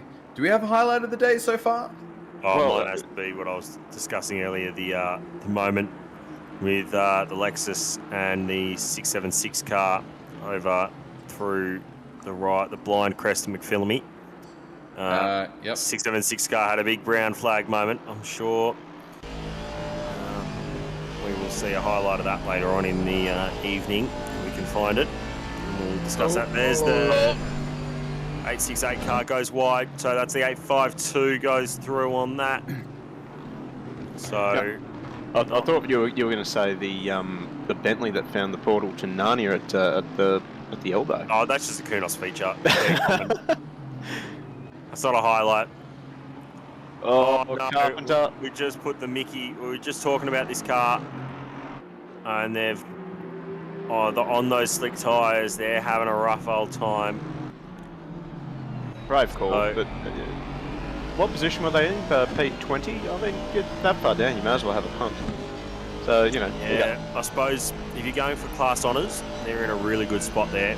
And Rashidi is 12 seconds behind them, so 10 minutes rain is decreasing. Look, bold call, brave call. We won't know until the end of this rain whether or not it's paid off, but let's see. Shout out to Skukluna in chat. Scooney says he's just hopped out of the car after doing 5 hours of driving. I can confirm he has done a heck of a lot of driving today. And he says car number 39 up 27 places up to P12. They are in P12 and they did start 27 places down. No, 676 into the wall.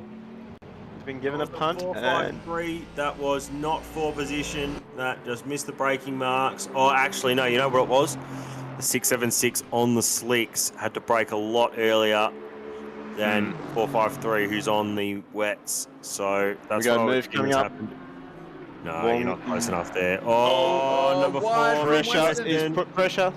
That's all that you need to do. Oh, watch the rejoin. I just had flashbacks of Whincup and McLaughlin. And Tanda. Yeah. Yeah. Good times. Good pressure driving from Wong there to get the error there. Just moved around to the mirror just at the right time. That probably just put Mitchell off a little bit. But easy mistake to make in these conditions, especially at the chase. Well, it's a couple of swaps over in the last 2 laps. Let's see if we can do one more. Western is on the charge again. I think this is definitely the closest battle we've got on track right now, I think. Interesting there, I just noticed Wong and Weston, they were both hunting for moisture offline. Looked like coming up Mountain Straight. That just sounds like a euphemism for Right. trying Here's to the question. hit on women in a pub, hunting for moisture. You could say that. Let's, Is this a family-friendly stream or Look, no? I don't know. I think Race Control tried to get us back on topic there. What board do you break out at turn 2? What board do you break out at turn 2? In the dry, I don't use a board because they get damaged. Yeah. In the dry, which board do you break out? So in the dry, it's halfway between the 50 and the 100. Well, I don't use a board. I don't even know what board's there. I use the service right on the left-hand side. All right, fine. That's a permanent fixture, so it's not going to be torn up or removed by a car running into it. That's fair. All right. Well, fair call. All right, you're better than us. I get it. We understand. In the wet. Hang on. I can do better than this. I can do better than that. I actually, What do I you actually use? listen. I listen to the sound of the second tree engine. I listen to the sound of the engine. There you go. That's interesting. Keeps consistency. Keeps consistency. Only if you had a consistent exit out of the previous corner. That's the only thing. Yeah, that's true. So that's something that I do at a couple of tracks, but usually only when there's a short distance. So at Barcelona, one of my brake markers is the engine, but only because out of turn 4, it's usually pretty consistent, and turn 5 is that's after the big sort of right hander, and then you go into that sharp left hairpin. So I use a engine sound there for that one, but it's. If you get a bad run, then where do you brake? That's the thing. You've got to have something. Drive off fuel. You usually just use the car in front of you, don't you? What, as you're braking? Free drop. That got them at 15-second pen, so not sure that's how you do it. Here we are again. 676 is on the brakes at the 100 on slicks. We're looking at in the wet too. That's not the plate, boys. I'm sorry, but that's not the plate. But even then, he's not actually on the brakes there. So the replay button's in the way for... I can still see a little green bar, so I don't think he's on the... Yeah. So what happens here? So has applied the brakes at the 100. That did not look like it was too early on the brakes for... No, not at all. Looked like too late on the brakes for the other, unfortunately. No, you're right. So now I get the point of the message. It was to ridicule me and my driving style. Yeah. We did that whole replay just because you dissed on 676 unnecessarily. Yeah. I was half ready. I'm out of the box in 5 minutes when Bender rocks up. yeah, that's right. Yeah.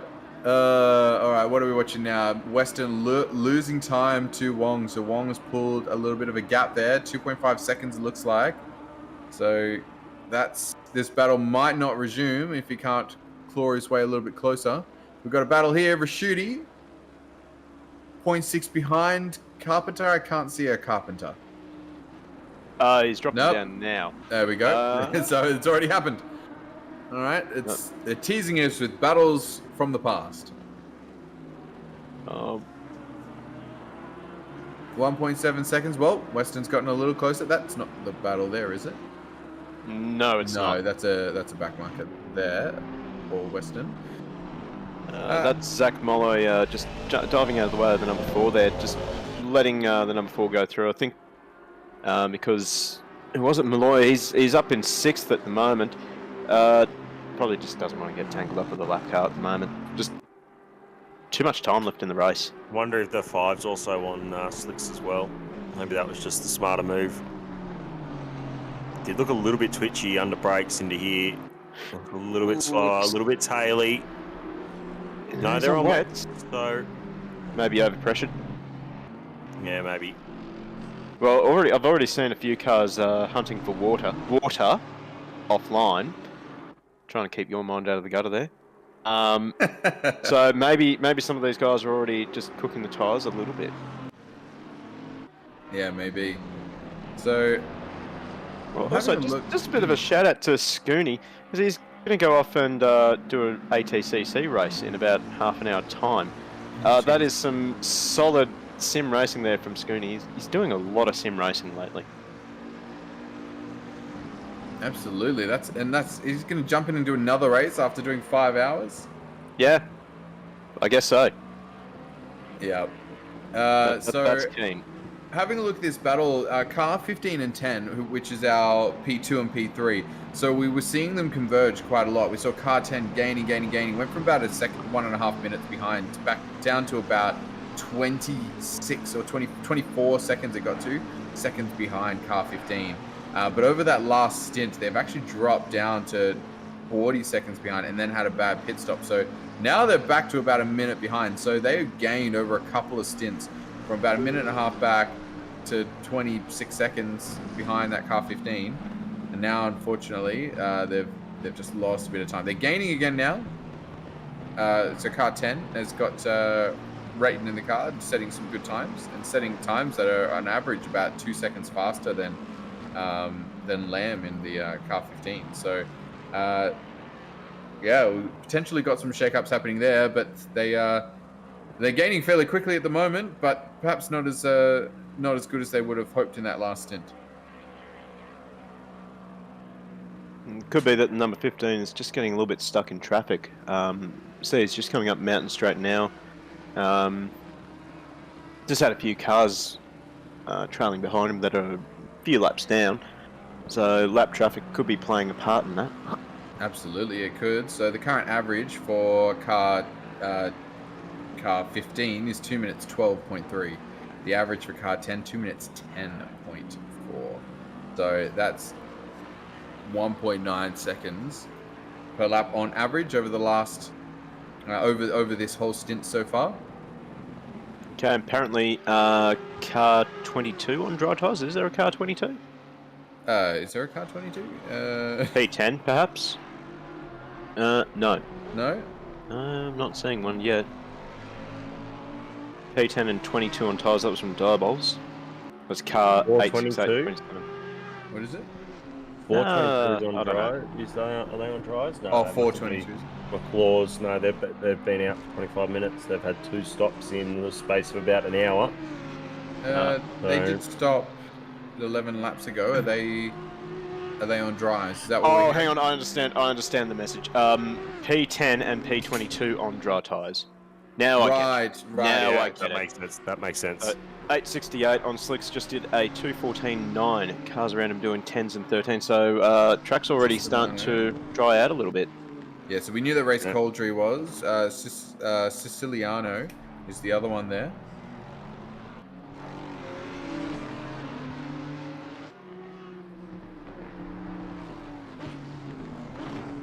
So they're around.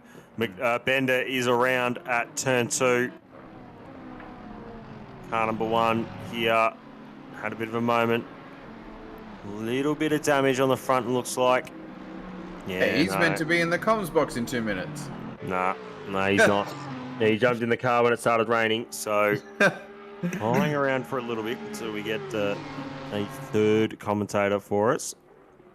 Oh, yeah. That's very kind of you. Yep. We've got a decent battle shaping up here. Jacobs and Senekis, that's 7th and 8th, and they've got the car 10 just behind them. No, that's the 767 entry behind them. The other. So it is. The other distance. It looks. Yeah, okay. I've got no excuse for that one. Half expecting Bender to join us in the comms box whilst in the car. Because just sounds like exactly the kind of thing he might do. I'd be all for that. Yes. That'd be great. Eyes on the ground. That'd be top entertainment, and that's what we're supposed to do, bring entertainment. That's exactly right. What's that motor race on? No, we're here for entertainment, guys. Yeah, that's right. So car number 1. So he's been in there for the last 33 minutes. So I expect he'll be in until it stops raining, and then he'll be jumping out. We suspect. But if you need to skip away and go have dinner, you feel free to do so. It is a 12-hour race. We've got to have those breaks as well. And after you do, I'll be high-fiving you on the way back in to go on my own. So commentator's got a break too, guys. Well, not me. I've only just been in the commentary box for less than an hour, so I can keep going. I mean, you're stuck here until the end, so you can suck it up, Matt. I'm fine with that, amazingly. Excellent. I think you've got it. Yeah, you'll be there 4 hours in a row. That's you. Yep. Until the end, stuck with Matt Nipris. You say that like that's a bad thing. I'm a little bit offended. I might just leave. Oh god, man. What are we? 9 hours into a 12-hour race. It's like delirious time. How long did it take for you guys just to start, ribbing each other? Oh, Out of curiosity. 30, 40 seconds. Yeah. That's standard. Yeah. I'd be disappointed if it was longer than that. Yeah. I mean, if it was one of my streams, I'd be straight into the co-commentators right away. Like not even greeting the audience, just straight in. Yeah. Welcome to Octane Online Racing. Have you heard our shit that guy is commentating? Here we go. Jacob's up the inside. This is just going to be just a picture perfect pass, textbook stuff. It's not over yet though. They're still side by side. This is Sonicus. He ain't going to be giving it up. No. Jacob's thought about sticking the nose in again, but just decided to back out of it. I'm a bit surprised at how much acceleration the Lexus has over the Audis. Yeah, and well, I mean, coming out of the turn one, you don't want to be, the Audi was compromised, whereas the Lexus got a great run from the outside. If you're going to try and stick it up the inside of turn one, you better be really far up there, otherwise it's not going to work. You've got to be you've got to be fully alongside or better, in my opinion, to make that really work, because sticking it around the outside and getting a better run up the straight is quite an easy thing to do for the experienced drivers here, especially when you're up against somebody like Sonicus. But which Sonicus? Let's play the game. Which Sonicus is it? Is it JP Sonicus or is it J Sonicus? And yes, there are both. And it is... it is John Sonicus, not Jean-Pierre Sonicus. I mean, that's down the bottom right corner there. Alright, well... we needed to block it with a little logo and play the Who's That Pokemon game. Well, we probably could do that, but it's a bit late for that. It is. We don't have the two. We don't have the two Kyrudins here, Al and Ali, as well. So I think we got. Have we got? Oh, wait, are we missing the Kyrudins? Oh, here we go in chat. Wheel of Sonicus. I like that.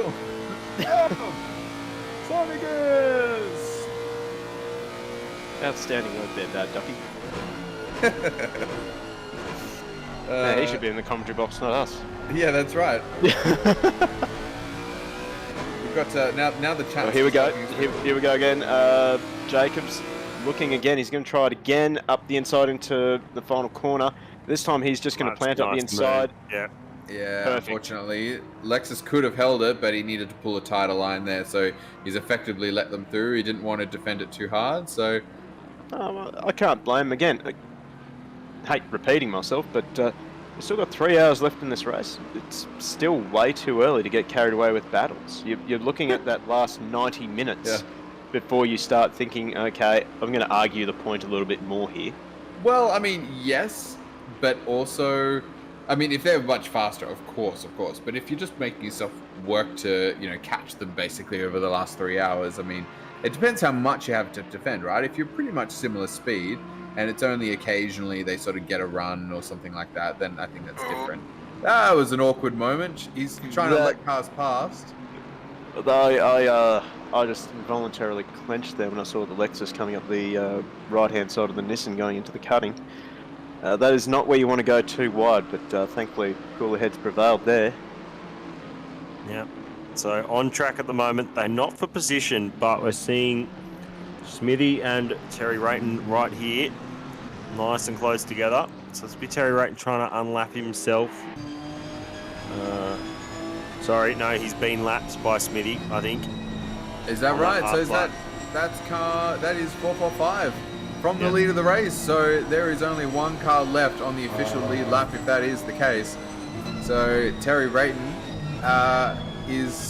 that's the car he wants to catch, but you're not going to do it from behind him. unfortunately, not from a lap behind. No. So that's unfortunate for them in the Gibson Motorsport Nissan. And the other one is Matthew Lamb. Andrew O'Hara is right behind him. So Andrew O'Hara is going to try and unlap himself from Lamb, and then he's got half a track to try and unlap himself from Smithy. Get himself back on the lead lap. If there's someone who can do it, it's Andrew O'Hara. Probably. Plain and simple. More than likely. He's still 1 minute 13 seconds behind. Yeah, but That's okay. He's as Matt uploaded. been saying, as Yeah, Matt 3 hours. Yeah. It's okay. He's got plenty of time to upload the robot.exe programming. So. So he's hitting about the same times. In fact, Rayton, on average, has been doing faster lap times at the moment than O'Hara. So at the moment, that's staying pretty steady, and there's not, there's not a heck of a lot of moving or shaking going on. But Lamb is not gaining on Smithy. Quite the opposite. He is losing time to car 10. So car 10 is gaining on Lamb. So regardless of the car 445 overtaking them, they are still powering on. So, doing a great job today, these guys are. Gotta say. Nice work, Terry Rayden, who's been in the car for a good... this is the third stint, I think, for Terry today. I think Mironenko's down a whole bunch, but they are carrying a big load because Lawrenson had that trouble early on after they came out of the pits. Lawrenson could not shift up, unfortunately, and they had to come straight back in the pits again. They were at one point leading this race. So they've had a little bit of unluckiness, and just so that they don't get unlucky further, they have decided not to put Lawrenson back into that car. So he will be just running from the sidelines now.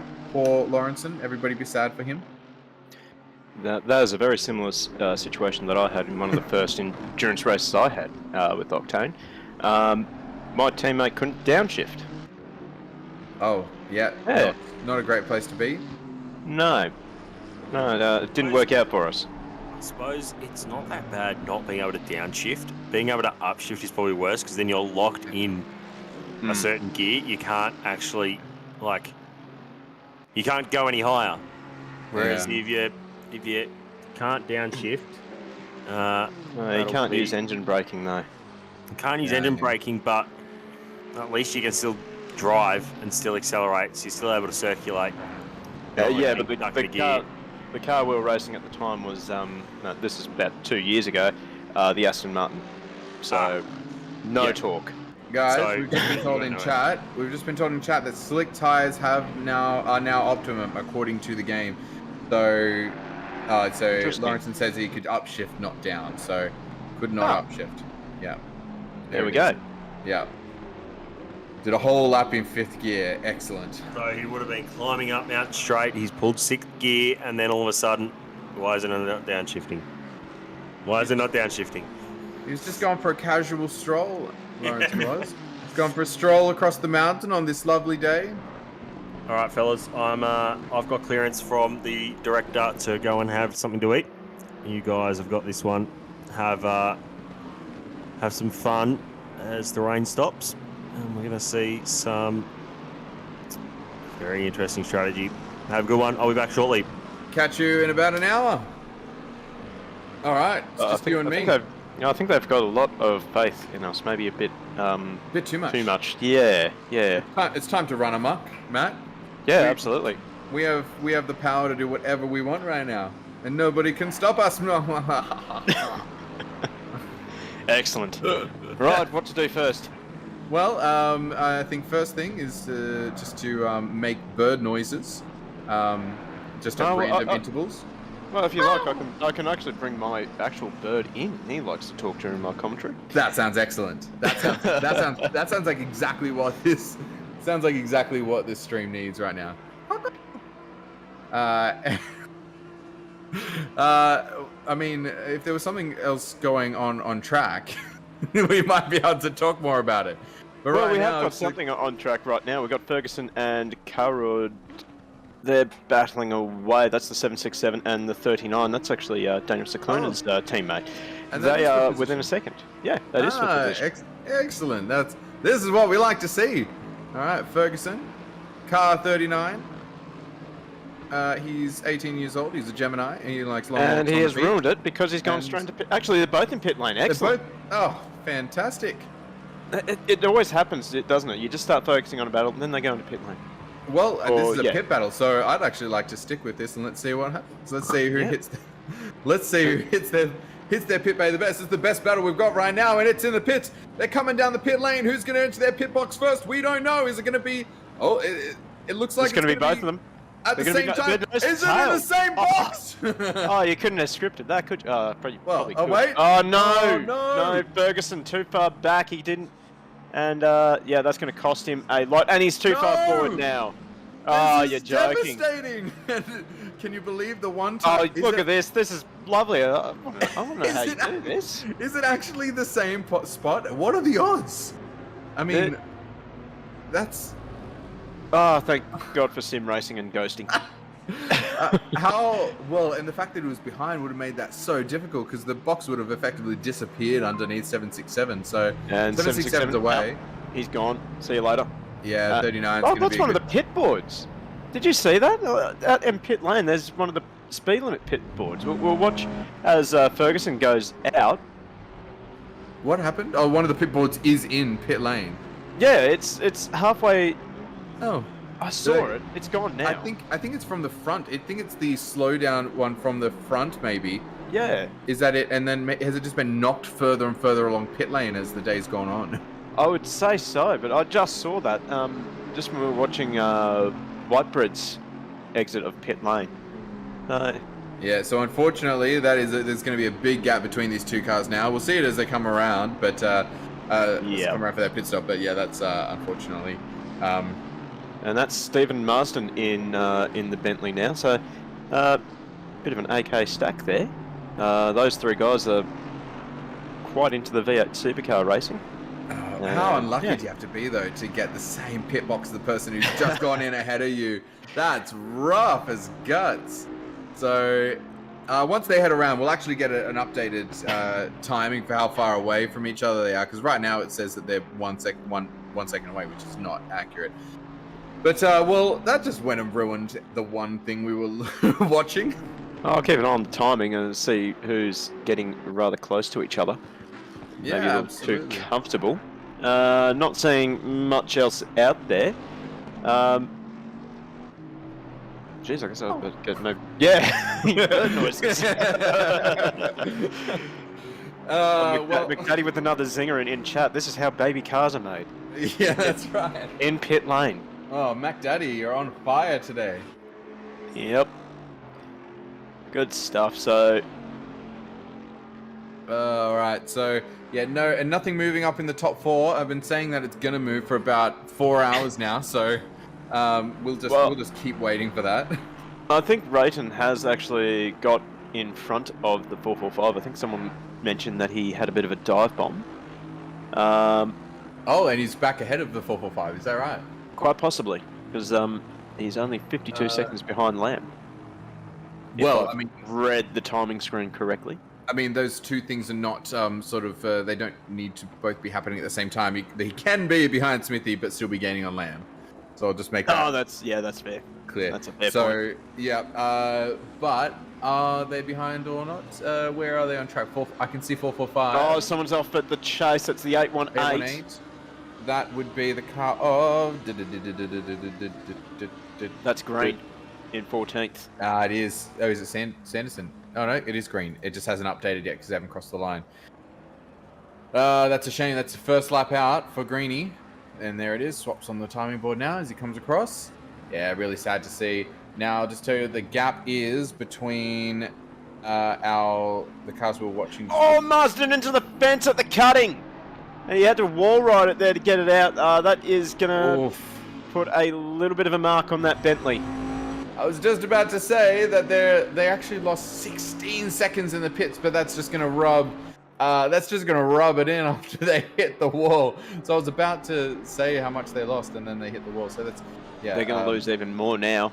Whoops. Yeah, absolutely. So I don't think we're going to be seeing much of that battle again, but they are in P12, so great on them. 2 hours 50 minutes.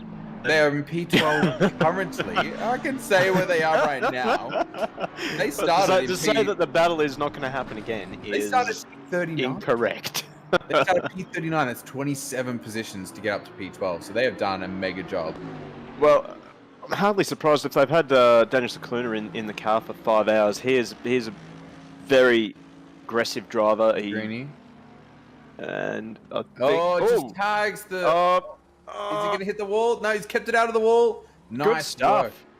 And he's going to be crapping his pants there a little bit as everyone else comes around the chase. And yeah, not the ideal place to park your car.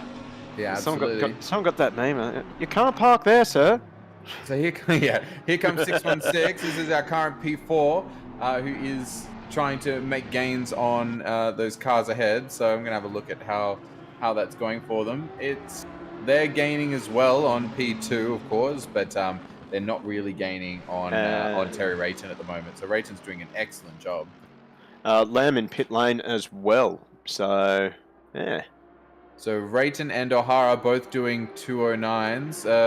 O'Hara was 0.3 quicker, but not quite a big enough gap to difference to make to really be clawing their way back when there's a minute 14 between them, unfortunately.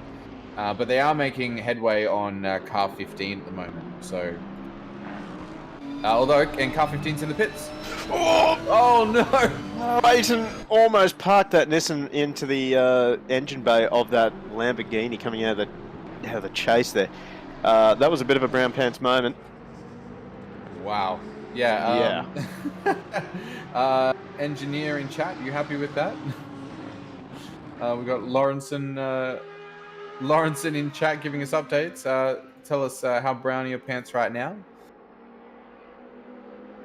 And having a look, 209.3 was even between Rayton and O'Hara, so there's nothing between them. But Matthew Lamb, 2 minutes 12. So whatever's going on with the tires or what have you there, they're not having a great time. They're losing about 3 seconds a lap to O'Hara and Rayton at the moment. So, or they were at least, and now they are in the pits. So. I wonder if Rayton and O'Hara stayed on slick tyres for that wet stint. Oh, sorry, dry tyres for the wet stint. No, I don't think so. I'm pretty sure they all went onto wet tyres. So I suspect that we'll probably see them in the pits at some point too. So Rayton would have to last another nearly 28 minutes just to stay on the pit strategy where they would gain back 65 seconds. But that's even negligible that they'd be able to pull off that anyway. So, because... yeah, they would be very tight. So, yeah, I suspect they're going to have to come into the pits. I think over the next 30 minutes, they would just lose more time than can be gained just by being on wet tires on the dry track. So here he is, Mr. Bender McNulty. I assume that you guys just pit thanks to the rain disappearing. Yes, hello again, everyone. And that is correct. You assume correctly. Sad it didn't end.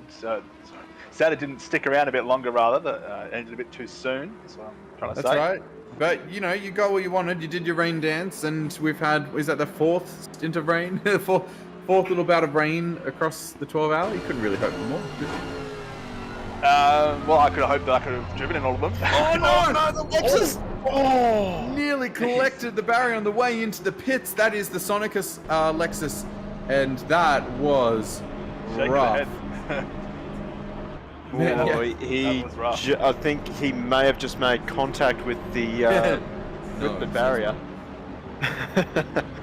Yeah, bit of scuff marks down scuff marks down both sides actually. I don't think there was any just about it. I think we can confirm that there was definite car to barrier contact. Yeah, there was. He has just made it, I think is what we're saying. There wasn't front of the car to barrier contact, which is key. Oh, we're going for a little explore. Oh, behind the scenes in the pit bay. How exciting. Are you trying to tell us there's nothing more interesting going on than... Yes. Excellent. So we've reached that stage of the race, haven't we? Yeah, that's right. Let's check out. Oh, look at us. Very interested spectators. Excellent. Oh, there's Right, she's not even watching the race. Yeah, look at that. She folded arms, like, I'm not happy to be. Wow, she spins with the camera. These are very oddly placed humans, just like a couple of. You know, what are those guys doing in the back there? Like, they're not even close to the track. Excellent. Got our pit wall guys. Yep. Good tour of the Nice Mount tour of the Panorama paddock. facilities. Yeah. Yeah, absolutely. Yeah. Very nice facilities at Mount Panorama. We're I haven't actually taken the free cam up to the top of the mountain. I wonder if they've got like the usual bogans with the barbecues at the top. Oh yeah, actually yeah. Are there any spectators, or are we a spectatorless? Is this a COVID event? Oh no, the spectators. They're socially distanced. They're socially distanced. They are actually. It's like everybody's weirdly distanced.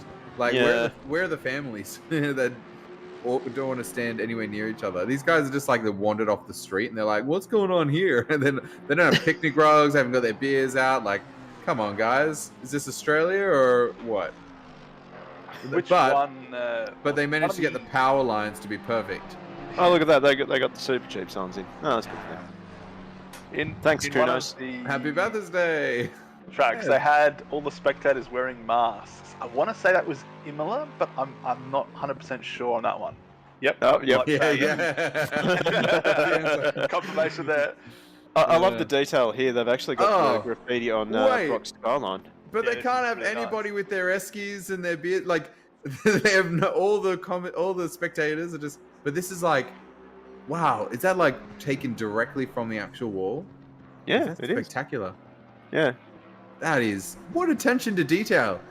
Yeah. Weird that they have like these minuscule, like this kind of detail, but they don't have some of the others. But I mean, this is particularly lovely. Wow. Yeah. Thank you, Kunos. That's very cool. That's actually a very cool little thing for Peter Brock, who passed away 12 years 2006. No, sorry, 17 years ago now. Yeah, that's right. So a long time ago now. Jeez, that's making me feel old now. Yeah, I remember watching the Lands and Win Cup win that year. The year that happened, only a month or so after it happened as well. Something crazy, and that was the same year that like Steve Owen passed, like a month before that.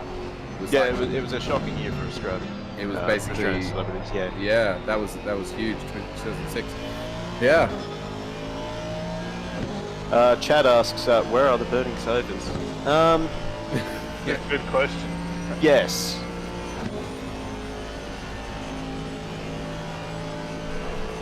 We have no answer. We're talking about things Yes that are was missing. the answer. Yes was the answer. The LJ Hooker advertisement signage down Conrod Straight. That's missing. Real estate agents. Anyway, directly on the back of Leong here, going into. There's a little tag, Griffins? wasn't it? No, not Griffins. No. Looked like a little tag on the rear end as they're coming. This is the final corner. That is Griffin's final corner, I believe. Yep.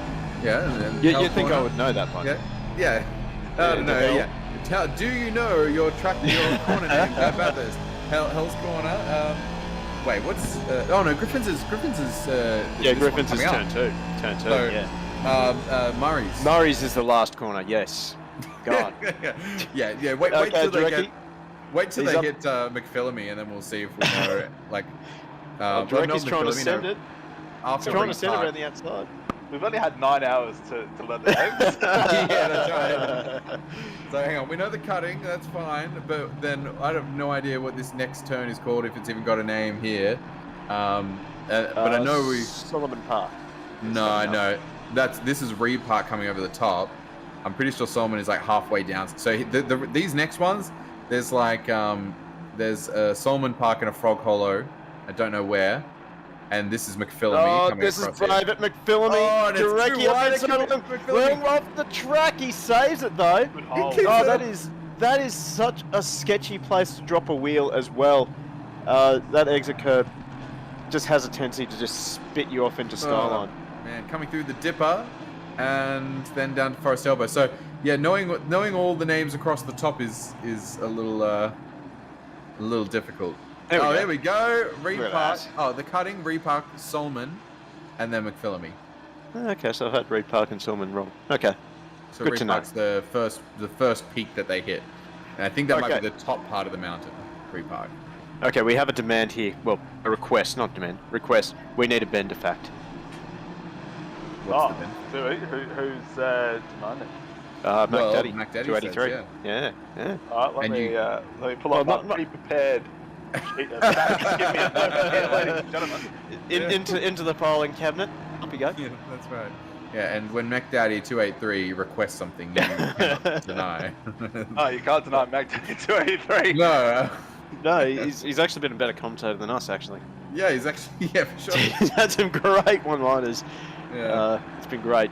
He says, I remember at the 1,000 a few years ago, there was a campsite near the main road. They stuck their empty cans around a power pole. Was gold. As in the cans were gold? The beer. Borex. Borex. It's got to be Borex, lad. Yeah, look at Borex. All right, so... Or it was Ogol. Ogol did the whole thing. Yeah. So here we go. I'm sure Mac Daddy will appreciate this one. This is a motorsport themed one. Oh. So we often finally. rate engines in their horsepower output, and everyone assumes, oh, well, it's got 1,000 horsepower is the equivalent of 1,000 horses. Well, that's actually not true. One singular horse's maximum output is the equivalent of 15 horsepower. So how do they come up with that unit of measurement? It's like... Well, naturally it can't sustain its maximum output for very long, so they go on what the average, walking, so it's like walking jog output speed of a... is of a horse. Yeah. Oh, so it'd be the output of a horse pulling a cart or something, right? Yeah. Like, okay, so that's... So that's not going to pull like a cart at maximum speed. Bender's For very horses are OP. Yeah. Like, it's 400 horsepower. Yes, but how good are these horses? Like, what kind of horses are we talking about? Oh, presumably stallions. That's one of the faster horses, you'd think. But could I prop up the stats of my engine by saying, well, mine's 400 horsepower, or mine's 800 horsepower because I have really shitty horses? Yeah, ballast update Bender's horses plus 30 kilos. Oh, good timing. So hopefully that fulfills your request, Mac Daddy. Well, he actually said Bathurst related, please. Huh? No, well. You only get one. And Chad requested commentary Might change from it the afterwards, car. mate. Yeah. All right, so... It can be done. It can be done. What can be done? Commentary while driving. I mean, I've done it before. It's it works sometimes. It's especially good for a Wreckfest night, I think. Yes, absolutely it is. It's just incoherent screaming. It's great. It wouldn't be bad right now to have like get one of the drivers, someone who's just he's just lapping around. Might distract them too much, or maybe it wouldn't. Some people are really good at talking while driving, It could just result in incoherent screaming. I see that as an ultimate win. Sorry. Could be. But if any drivers can hear us and wants to make a 5-minute 5-minute detour into the comms box, you're welcome. We'll do a in car interview. But just to be warned, it may ruin your race. And we will hyperanalyze every line you take. Ooh, watching this battle here, we got Kaneko and Meddings, just to commentate on some actual racing for a change. These guys are getting pretty close. Sort of expect the Lambo to just sort of breeze past the Aston at some point down Conrod. But I'm just not getting the perfect run off the elbow this time by, although I'm sensing a send. Here we go. No, decides not to, so he obviously So that gives used... us more to watch. Yeah, well, he obviously used Australia Post for that send, so... Somebody went off track before they came around though, so we just saw them drive through a dust cloud, so whoever's sitting ahead of them, that Mercedes, had a bit of a detour through the paddock at the end of the chase. Now we're looking back at Jean-Pierre Sonicus. Oh, and it is Jean-Pierre this time. Okay, alright. Well, who's that Sonicus? Yep. Well, it's Jean-Pierre. Yeah. Well, right, fine. Who is in P8, but I think what happened to them recently? Didn't something devastating happen with the 191? They hit the wall coming into pits. Yeah, That's right. yeah. Can we get a replay of that, please? Someone? Wow, Mac Daddy, thank you so much on behalf of OOR, and I'm sure Mark will thank you himself. He says, shout out to Mal for creating this event and having this community. Keep up the great work, guys. Much love. Thank you so much. You are an absolute legend, Mac Daddy. I mean, now any Mac Daddy requests obviously have to be actioned because... Yeah, he just donated. Yep. Am I the only one whose OCT is just a little bit triggered that it wasn't like a rounded number? I don't think you can diss on. I mean, I wouldn't complain. It's just could have got 95. Tack another 4 on there to round it up to 3 digits. Now we've seen. Is this side by side battle? This is not battle.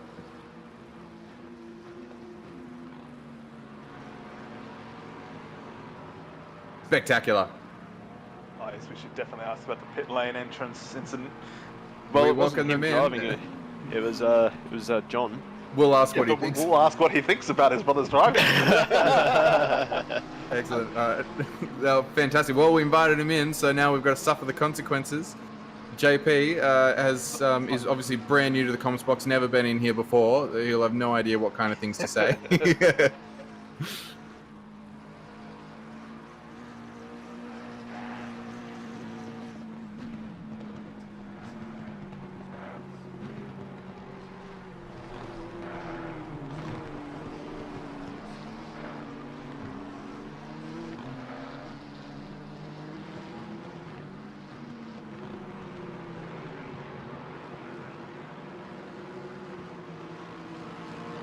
Me going down into the S's, which, and I must say that 20 seconds ago his car was fine. I can't say how fine. We got our screen share back. It's all good. So we had Lexus on Lexus action down Conrod. Don't know who that was. Just behind Jean-Pierre. May have just accidentally nudged him. Oh, he's almost off. Oh, he saved it.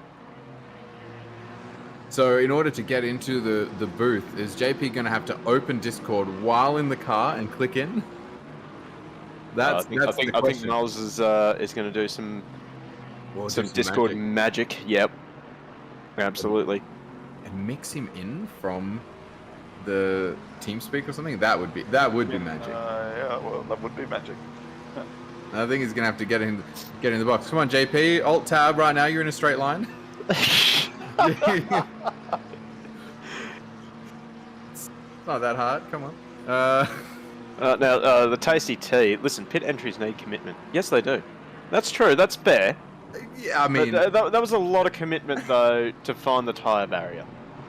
It also requires at least some element of skill. Skill and commitment, ideally.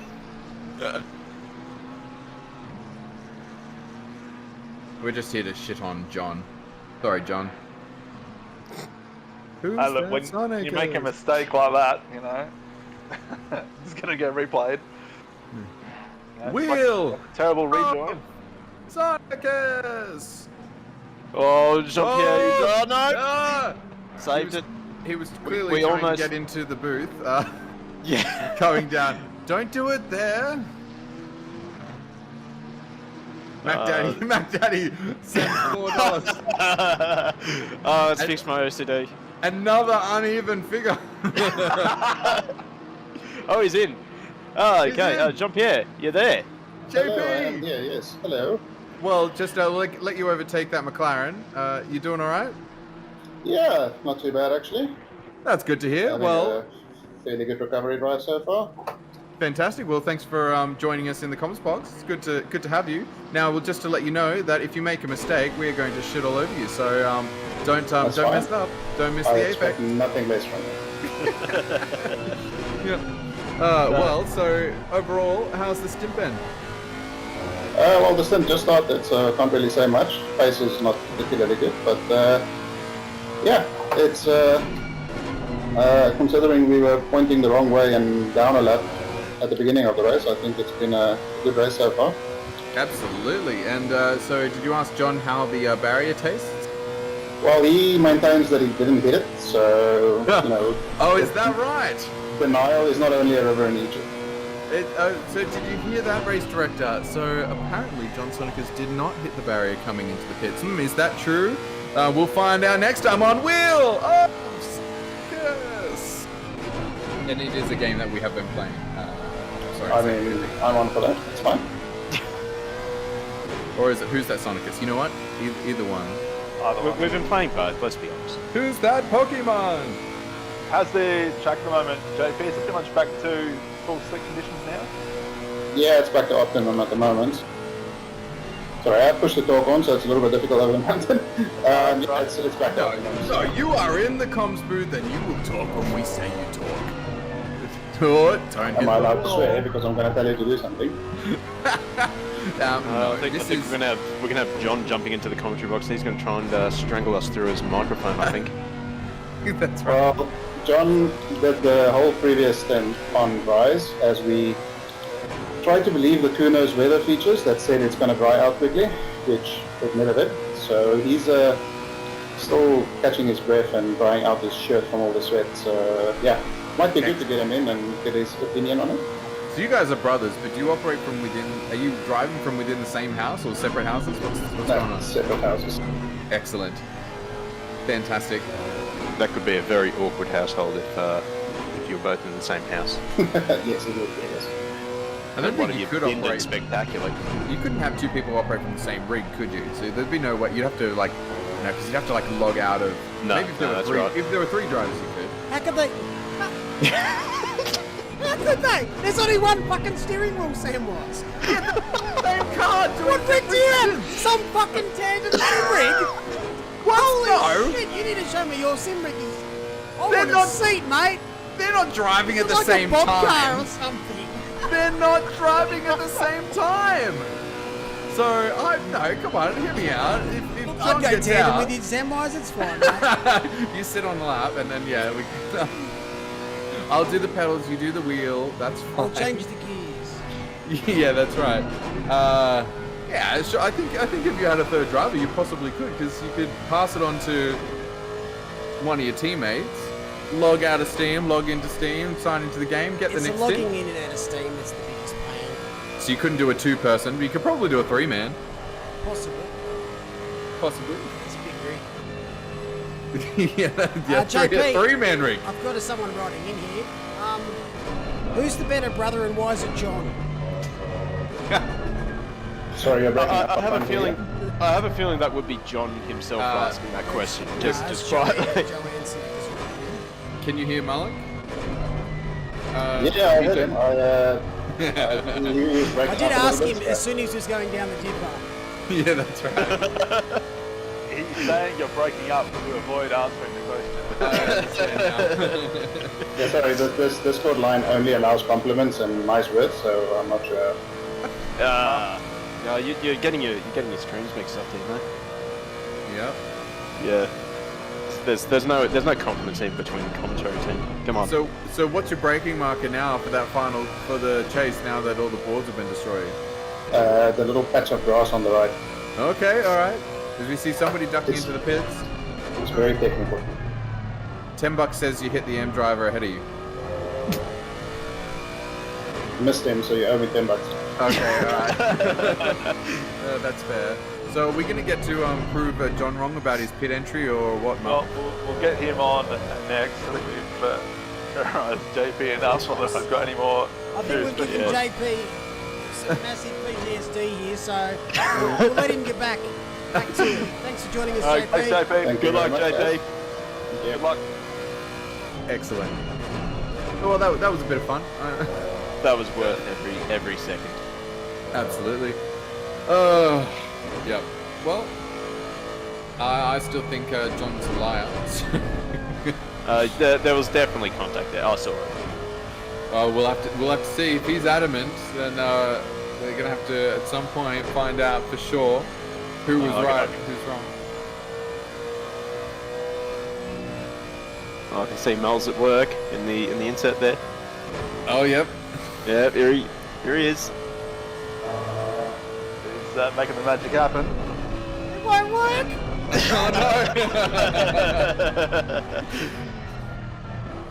no. So it's a one-way transaction, but it's all right. He's now server deaf and muted, so he can't hear us. That's all right. Well, he's not in the car now. You could probably just go and tell him. That'll work too. Wait, so did JP not know we were dragging him in? No, that would have been arranged. I was gonna say, did he just get dragged across and he's just like, wow, I'm in the commentary booth. You know, could you imagine that going over the skyline and just having someone all of a sudden? 3 people yelling. Yeah. Nah, talking no. about it. Talking about it. I organised it with his brother. Oh, okay. He was well aware that he was about to be heavy fellowship. I'll try and find another thing. That's fair. That's a fair. All right, that's a he's fair gone. assessment of us.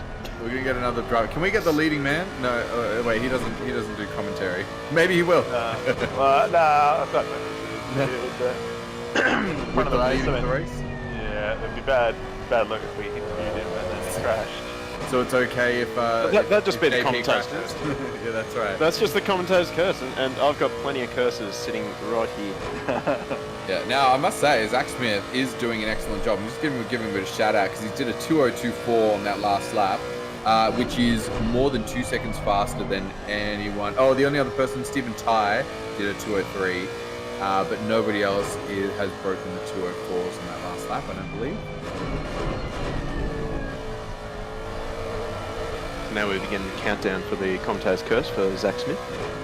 Yeah, that's right. Actually, De Silva did. De Silva's come across the line and we're doing a 2:03.45. That's one of the fastest laps on track. That Audi currently sitting in P6 right now. That is just a mega job from them. What position did they start in? Because they were not up high at the beginning. Car AA started in P17, got their way up to P6. So great work from them today. Yeah, it's a great drive. Bathurst 12-hour fact from Mac Daddy. Despite the tough nature of the race, it has an excellent finishing rate. On average, 69% of all starters have finished the race each time it has been run since 2007. Okay. Can we just get Mac Daddy into the commentary box? I think he's replaced Bender. Oh, here we go. We got a replay. We got a replay of Here John. it is. Here you go. Oh yeah, absolutely. Oh yeah, I'm going for. Yep. Oh well, I'll go with John just to be on the other side of the coin. He's got to have some supporting here. Oh. There's contact. There was contact there. Saw it. There's contact and pass through. Honestly, I'm not even sure how the front didn't just snap around. It's like it passed through the middle. Wow. There was definite contact there. Sorry, John. Yep. Oh, wow. Oh, Lexus wide. That is going to be a run up the hill on the outside for the other Lexus, who, well, I mean, they're not battling, but, it's good to see it pass anyway. Yeah, we can be excited anyway. It's all good. That's the most action we've seen in months. Well, that's just another euphemism. Searching for moisture. Yep. I'm not going to live that down, am I?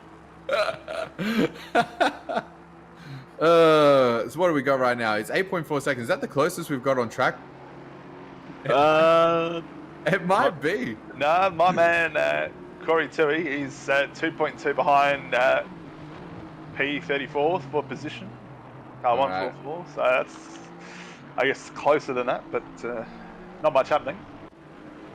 Yeah, I'm seeing where we are with the these cars up ahead. So are we gaining on P2 at the moment, as has been the case recently? Slightly, but not as much in this stint. So car 15, Matthew Lamb's back in the car doing an excellent job. So far, Relahi not gaining heavily. Stephen Ty also not gaining too heavily. So yeah, pretty line astern at the moment. Just keeping pace at the moment at the front of the field. So we're going to have to look a bit further back to see our battles. Well, any battle on a stream is a good battle. Doesn't matter where you are.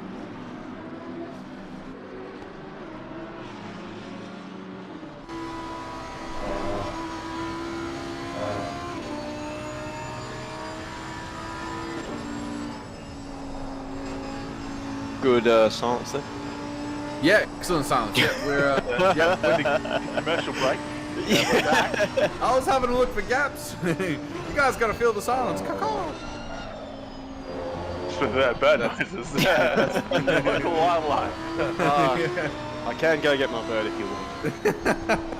Do you actually have a pet bird? I do, and he actually likes to jump into my commentary streams, and he's become a bit of a meme for me. Hey, go. Yeah. Go Yeah. get it. All right, I'll go get it. Go get it. All right, I'll go get it. See if he's like. What have we become? All right, well, I guess it's just you and me, Bender. Like old times. Yeah, do you like stuff? Yeah. What do you think of the color red? Yeah. Oh, I love the. You know what? I like all the colors, Bender. I like all the colors. Yeah. JC says to Samwise, who's been here all day, who has been chat MVP top 3? Oh. Ooh, okay.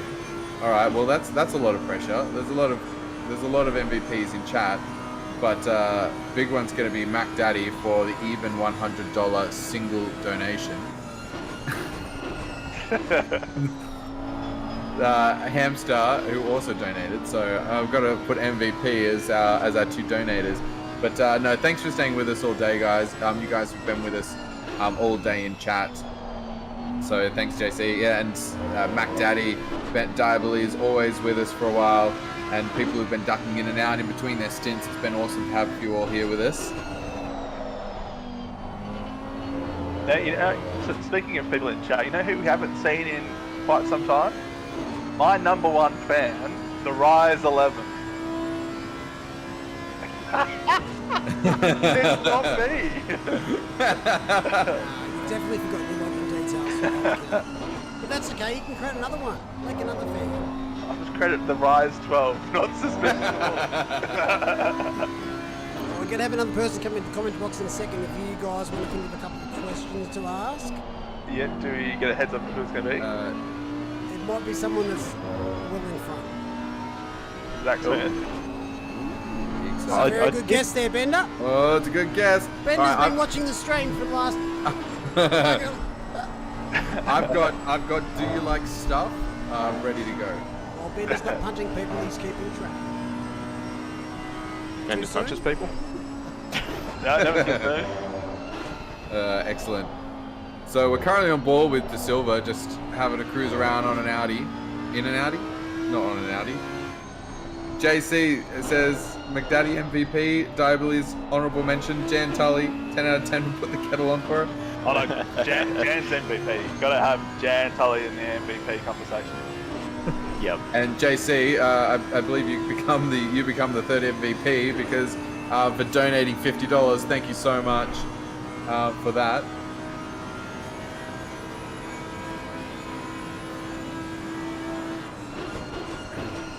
Oh. Mithy wants to be in the comments box, says Pigger. So, all right, we're gonna make it happen soon. We're gonna get a race leader. God, could you imagine if we distract them so much that they crash? I got some good questions for Smithy. All right, excellent.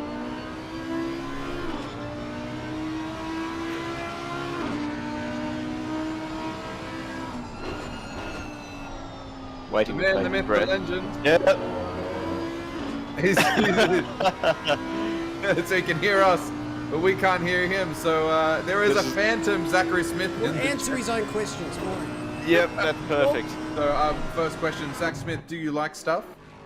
I'll role play Zach Smith. Yeah, I like stuff. Yeah. Oh no, we got a car stopped. I think that's Abdul Aziz, and I think that is going up Mountain Straight. So can't imagine what's gone wrong there for Abdul. He's just stopped clear on the track. He's gonna have to. He's in reverse. That's not nice. Would that result in a safety car, perhaps? Nah, not at this point No? in the race. You'd have to really lock the dipper somewhere to, have a safety car at this point, I think. Well, he's gone now anyway, so no problem there. Oh yeah, he hasn't even zipped back to pits. He's just left the game. So there must be a disconnection there, unfortunately. Yeah, Yeah, that's That's definitely heartbreaking for anyone. You've come this far in a 12-hour race. We're almost at hour 10, and to have the dreaded DC. Yeah. Yeah, that's pretty rough. That's rough. Was that Jake Graham? Is that who we just saw? Who was that? No, I'm looking at names disappearing down the list. On the side, it was Abdulaziz. Oh, it was Abdul, was it? Yeah, okay. That's really unfortunate. And yeah, we still got a Phantom Zach Smith in chat. He's apparently going to try and oh no. himself. Just pull over the side of the road, Zach. You got plenty of time. Yeah, that's right. Go grab yourself a beverage. Don't crash. Are you racing in the number 15, Miles? What was that? Are you racing with the number 15? That's right. This is part of the strategy for Lamb is to get Zachary into the booth, distract him enough. Admin privileges. Oh, here we go. It is. We're gonna replace him. Hello? Oh, he's here. No, he's here. He's here. He is here. Hey, Zach, how you going? Hello, I've just reached across my desk to get to the mouse and unmuted myself. Well played. Oof. So how much time did that cost you? Nothing. I did it on the straight. Excellent. That's what we like to hear. All right, we're following on board with you. So if you make a mistake, you're gonna catch some shit for it. I hope that's okay. No, I ain't copping any curses here. Okay. Oh, we've already laid a massive commentator's curse on you. It's all good. We have. So yeah, it's it's fine. So we'll just watch you as you go through the through this awkward moment. Or we have a double yellow there, car facing backwards at the S's. That's what you love to see. Absolutely. As soon as he comes in the comms box, we got an M driver running ahead of him through the S's, and a driver stop. So we'll just wait for this to happen, because last thing we want is to distract the person in P1 into getting involved in some sort of incident. So. All right, we'll ask him some questions. Ask away. Zach, I hear you're doing a quadruple stint. Is that true? No, that's cap. Okay. All right. How are you even managing that? But how long are you in the car for? Well, I'll probably finish off this stint, so another 30 or so minutes, and then we'll hand it over to, not sure, someone else on my team, and then I'll finish her off. We're giving away valuable team secrets right now. I was just about to say, can you detail the rest of your pit strategy? I'm sure that all the other teams aren't following the stream and haven't got their notebooks. It's not that secret, though. Yeah. Are you guys holding any damage or anything significant? There's not really track Find limits. everything out. What's your setup? Smitty? You're asking Can you send me through your setup now? We're asking some questions. With the stuff we want to know, Mal. Carrying damage. 1-1 wings. Maximum inverse rate. Got any, how have you been finding the race so far? Is it has the traffic been compliant with you, or have you had to have a few brown pants moments, or? There's been a few sketchy moments dodging blue flags, but I mean that's just the Bathurst experience, isn't it? Yeah, I was about to say that was kind of a dumb question. It's Bathurst. The answer is always going to be yes. But yeah, just interested to see from your perspective how it's been. Have you enjoyed the rain, the weather? I think you drove in it, did you? Hello? We might just give him a second. He's coming down the S's. He's probably got push to talk on. Yeah, The best time to answer is the dipper. A real driver would dance if he. So as he comes onto the straight, we'll renew that question. Alrighty, How have you found the weather? Yeah, it's been a bit of a challenge, something new to this special event that we haven't really had in previous ones. To be honest, I stepped out for most of the middle of the day, so I've had no clue what's going on from about 1 to 5, but the boys have done an absolutely brilliant job at managing everything. Yeah, absolutely. So I think you guys did the first. Were you there for the call to put the wets on in that first wet stint? So after you got out and Maddie got in, you guys went on to wet tires. Were you a part of that decision? The very first stint? Yeah, after the second stint. So you came in. So you did a full first stint, then you did a short second stint, and you passed it off onto Maddie because the rain was a coming. Rain started coming down. You guys put on wet tires. Is this familiar at all? Yep. That's about 10 hours ago now. Or A something. long while ago. But yeah. Yep. So, Plan. yep, and I think ultimately, you guys ended up losing a fair amount of time with that call to change to wet tires for only the sort of 5-minute rain stint. Jesus, Sam, was it 15 laps ahead? I don't think they lost much time. They Yeah, lost. mate, Hey, you know what? That day. They Get over it. Hey, I just parked the car up, Sam. Hey, I can ask the question. I'm asking what was going through you guys' heads at the time. So, because it did end up pulling you further back we down saw the pit. rain on the forecast and then pit because we were nearing the end of our stint timer. So we underfueled the car to like align with when the rain was going to hit. We were expecting it to last a bit longer, but obviously it didn't. So we just copped that on the chin and got on with it. And the second round, there was actually an issues with the cars you were racing. So the second time the rain came, which was a little bit longer, you guys did stay on dries for that one. Ended up doing you guys really good because you ended up finishing that stint being in P1 as well. So it's been a really great run from you guys today. Nice work. Yeah, cheers. Credit to the effort we put in many laps of practice, probably more so than any endurance I've been a part of. So it's credit to the guys, especially Dan on the setup. All the hours put into practice, it's paying dividends so far. Fingers crossed, we can get it home from here.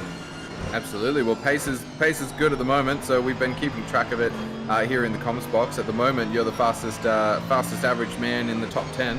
So, do you want to know what your average is this stint? Sure. It'd be pretty shit because I'm talking to you guys. Yeah, that's right. It's a 204. Oh yeah, rubbish. Oh, sorry, 204 Mike. flat. But you know what? It's better than those around you. So you're doing something right. So keep hanging on, and please don't crash while you're in the comms booth with us. Took Philippa's words to heart. Simply strive faster. Yeah, that's right. Just drive faster. Okay, I actually do have a question from chat. This is from JC. Who's more handsome, O-Gold or Pigger? Oh, it's a tough one. Joining us, Zach. Don't answer it. It's a trick question. Yeah, that's right. No, chat asked it. Both. Yeah. Both. Yeah, that's right. Safe answer. Yeah, that's right. Excellent. Well, oh, yep. I think we should end it, yeah, because... I reckon we'll let him go now. Thanks for joining us, Zach. Best luck with the rest of the race, It's been mate. a pleasure. Cheers, guys. See you later. Good luck.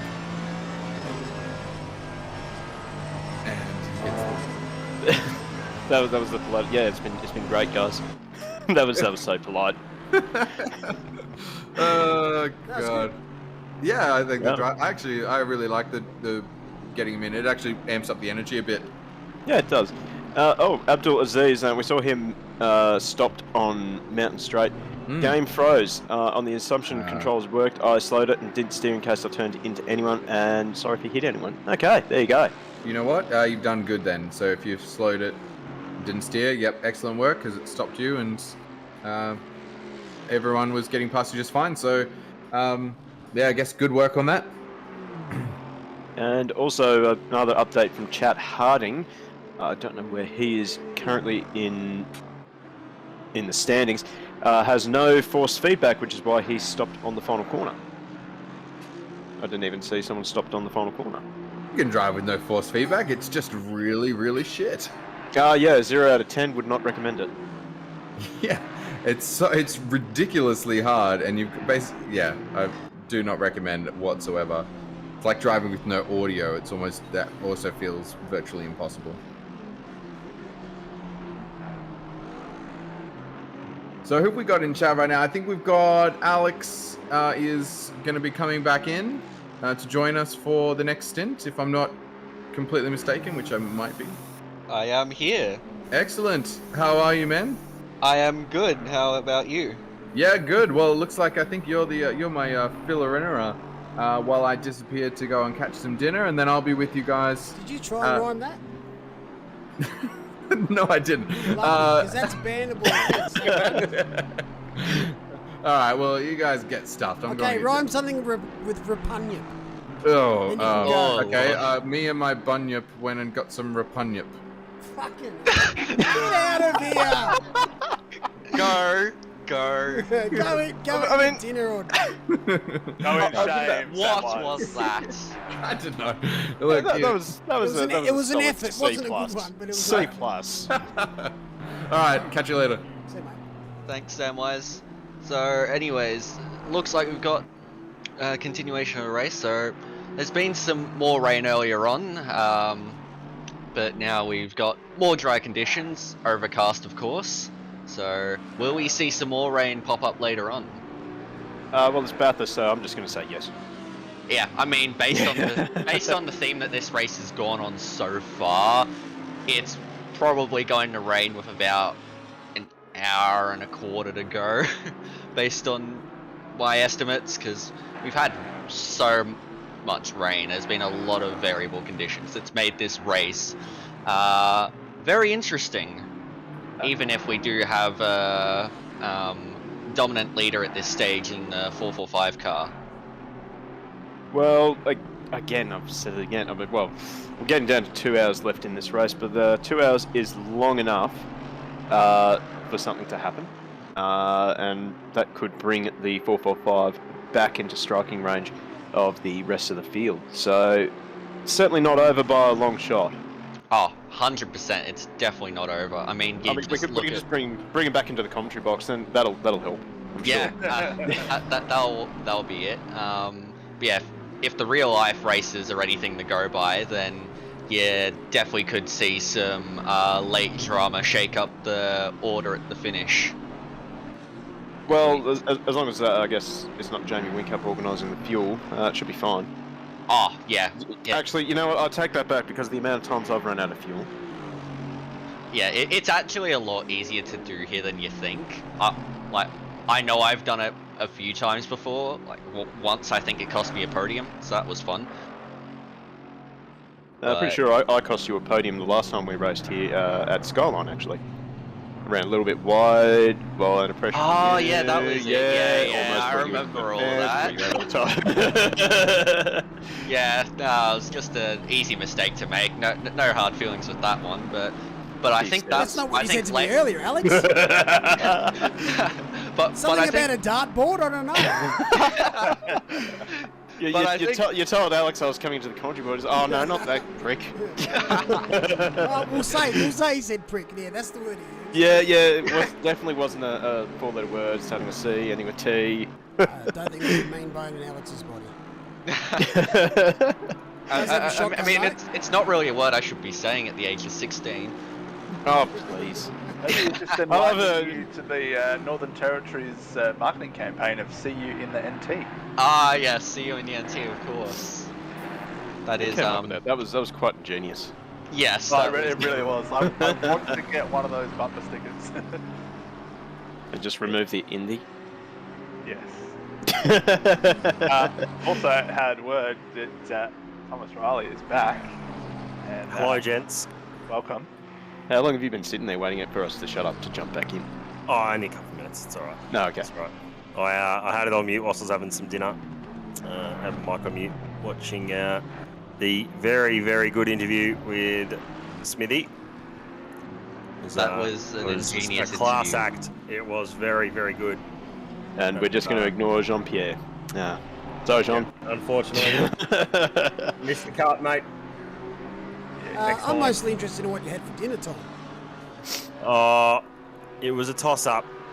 I had some food in the fridge, but I was serious. No, it was a brisket. Oh, one of Jesus, those My Muscle Chef things, you know, those little microwave things. Had one of those in the fridge, but it was a serious consideration to zing on. Might have to order one towards the end of this race if the 445 carries on. That's my amount of bias done for my next stint, so I'll shut up there. You know, you can get a zinger box anytime you want. Yeah, no, you have to get it if MPL. You have to get it if 445. I had a zinger box last night and then ate it on webcam. And Jamie didn't even see me. Oh, such a waste. That's the OnlyFans content you sign up for. I don't know how JC missed it. Just not looking hard enough. I do appreciate your subtle pun with the salad before, though. Thank you. Someone heard it. Toss-up Yeah. salad. Oh, there we go. I'm surprised no one I got realised it. that earlier. I got it. Just. I mean, someone had to point it out. Speaking of dinner, what is everyone else eating tonight, including those in chat? What's on I the menu? had a fairly nice potato pie for dinner tonight. Always love a bit of potato pie. What did you have, Bender? I haven't eaten yet. I'm about to go sort something now that my replacement is here. I'm leaning towards pasta. Go for it, mate. Carb load. What pasta? Good question. Oh, it'll just be, boring spaghetti bolognese. I think too fancy this time of night. That sounds right. I Maybe mean, the drivers are fueled up at the moment. Do you guys like to have a big meal before you drive, or are you like me and it makes you feel a bit sluggish? Nah, I'd rather eat afterwards. yeah. Typically, Yeah, I want to same. eat afterwards, but for some things, I can't. These type of It events are just depends on when the time of the event is.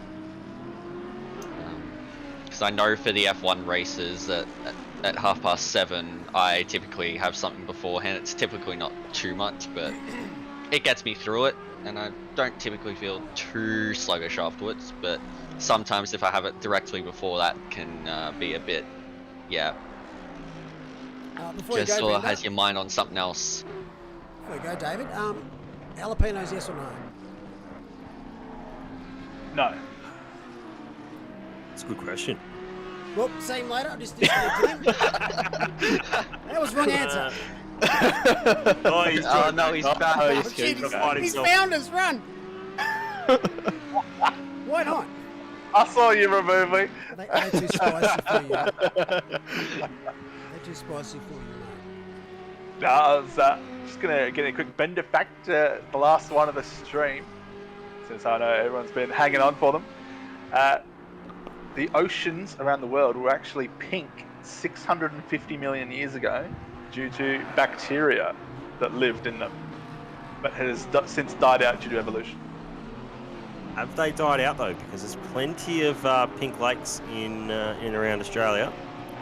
Well, that's partly due to salt, but the oceans of the world.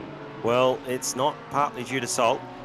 Salt is the food that those bacteria still feed on. I watched a video the other day that Are said we that- getting a Bender We fact are. argument? Yes, we are. Well, there we go. I can't stick around for Have this. some popcorn. You obviously didn't get the memo. You're not supposed to question them. Oh, Since mate. when was the questioning this Bathurst 12-hour science class? Every stream is science class with Bender. This has been the most educational stream I've ever seen. Just learning so much. Love it.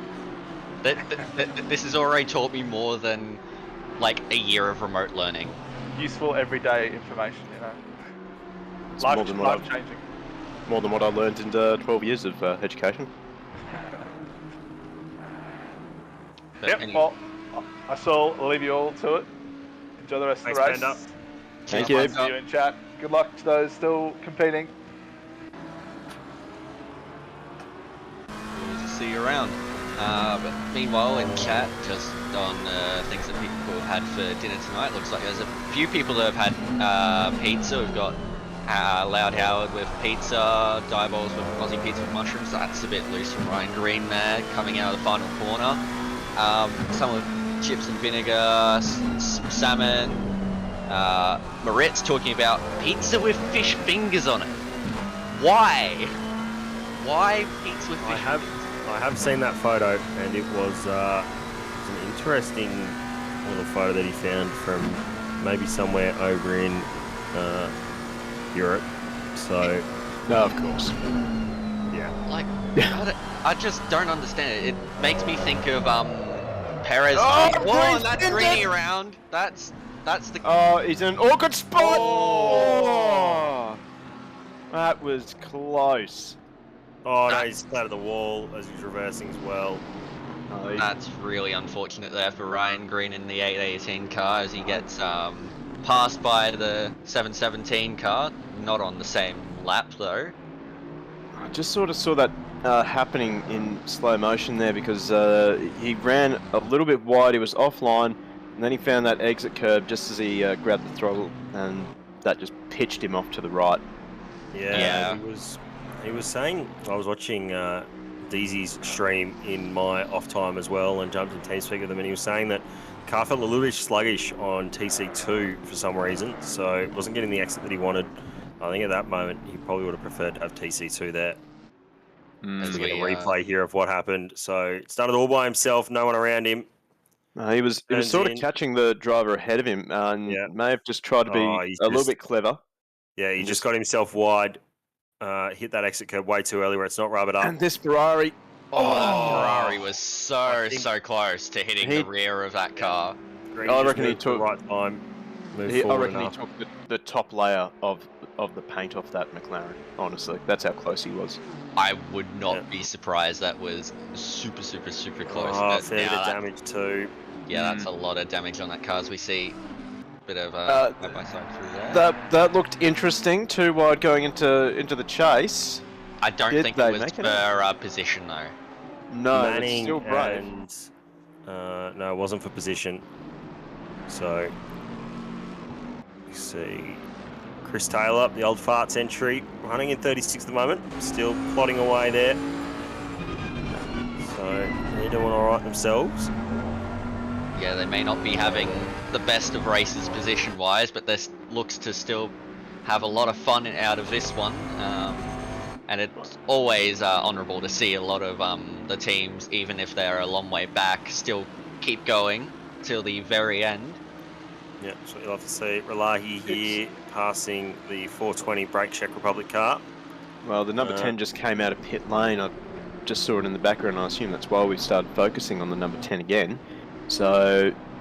so it's Racing in the car now. Relahi's jumped out and we've got Terry Racing in the car. Is that a bit of damage on the back of the Nissan? Am I saying things? It sort of looks like that could be a very small amount of damage, but it might just be a bit of the general wear from the race. Did they repair the left-hand side of the car? We saw they had some contact with the car that was stopped at the dipper. So I want to see the left-hand side, left-hand side skirt, because so that's where the damage was. Visual glitch. There you go. Anyway, thanks, Mal. Coming in and just kudos things. Yep. Kudos things are always kudos things at the end of the day. That doesn't make sense, but meanwhile we... No, it makes sense. It makes sense to anyone who has ever played a Seto. Yeah, fair enough. Meanwhile we see Zach Smith get by the brake Czech Republic car. He's about to lap the number 10 car again. I'm sorry, did you just say the brake Czech Republic? Yes. Brake Czech Republic. Oh, okay, there right. It is. Wow, okay. One of the better names. This 420 car has had a very average race, I think is the way we put it. It's unfortunate. I would expect Mal Ataniak to be a little bit further up than 39th. Yeah. And Stefan in the comms box sort of around the 6 hour mark of this race, and he was saying that they had already started having some issues early on, and certainly not where they want to be. I think. Is that the last of the runners at the moment? They're 22 laps down, so you'd think so, but good on them for pushing on through. Well, I think I think for a lot of people, I think just completing a race like this is an achievement. It doesn't matter where you finish, just completing is a massive achievement. Yeah, 12 hours is a long time. It's a bloody long time. Yeah. It's literally half a day. It is literally half a day, yes, you are correct.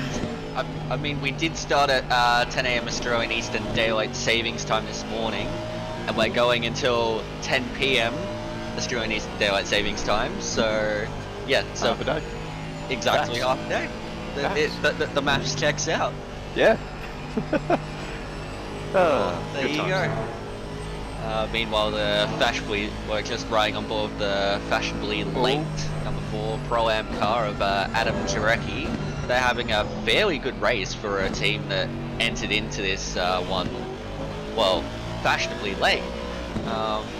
P4 in Pro-Am is nothing to scoff at, considering I don't think any of these guys have raced together in the same team and they had less time to practice with Bathurst, most likely, for this car specifically, because they may have been practicing for a lot of cars beforehand, but yeah, they sort of just got grouped into a team and they're performing rather well, as we just see Meddings unlap himself from the number 4 car.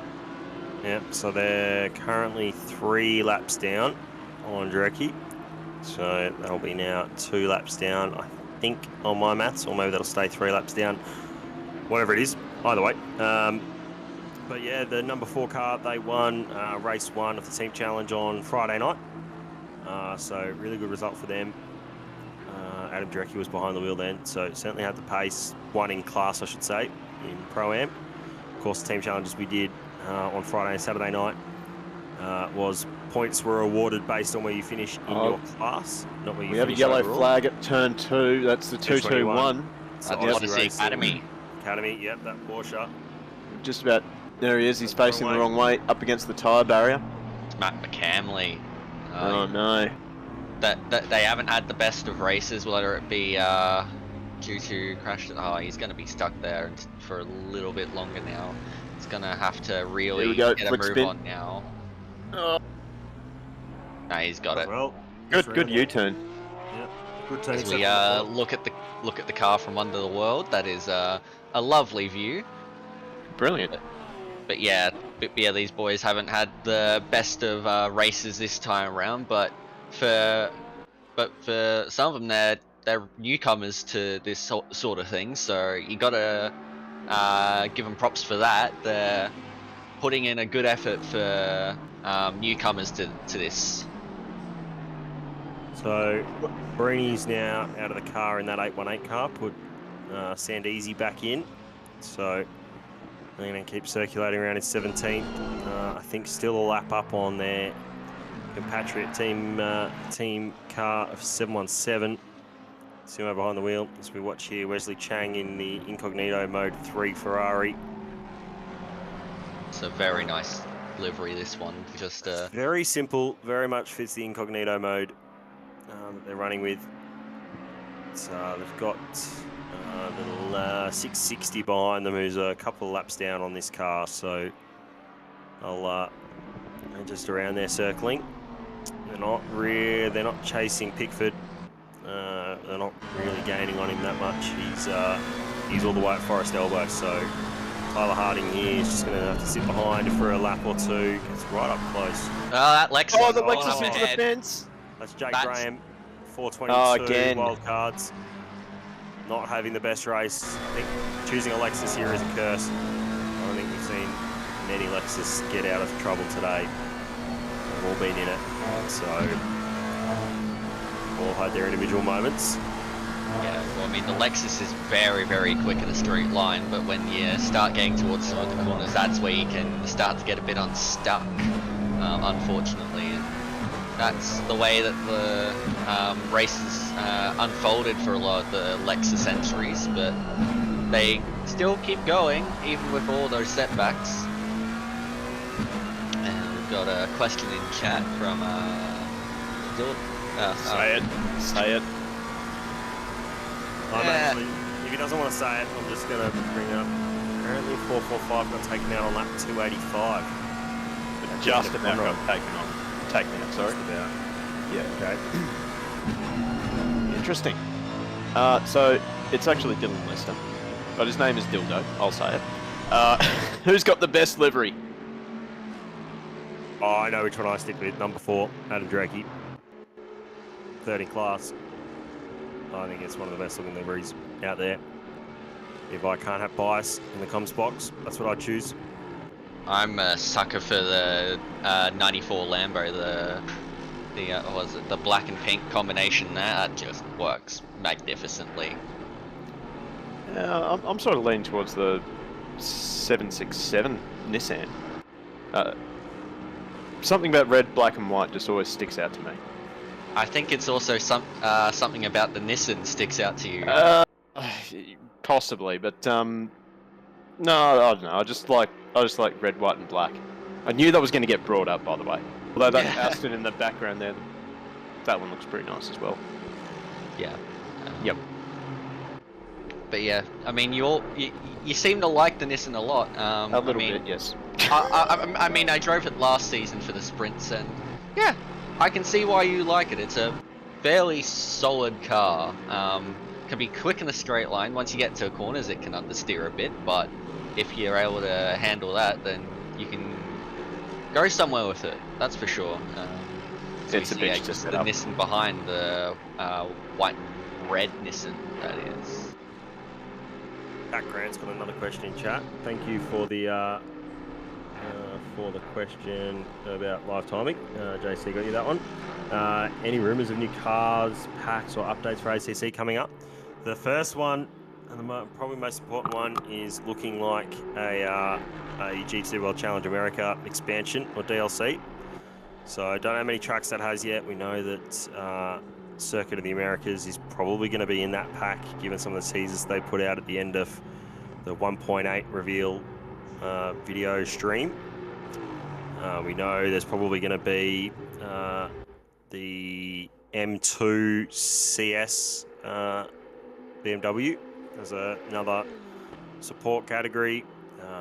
Maybe even the Ferrari Challenge 488 car, another spec race series. So other than that, not sure on anything else that's coming. I think the Audi, the new Evo Audi, is due to come out sometime soon as well. So anything that you'd like to see brought onto ACC? Oh, I mean, for me, it's a pretty easy choice of the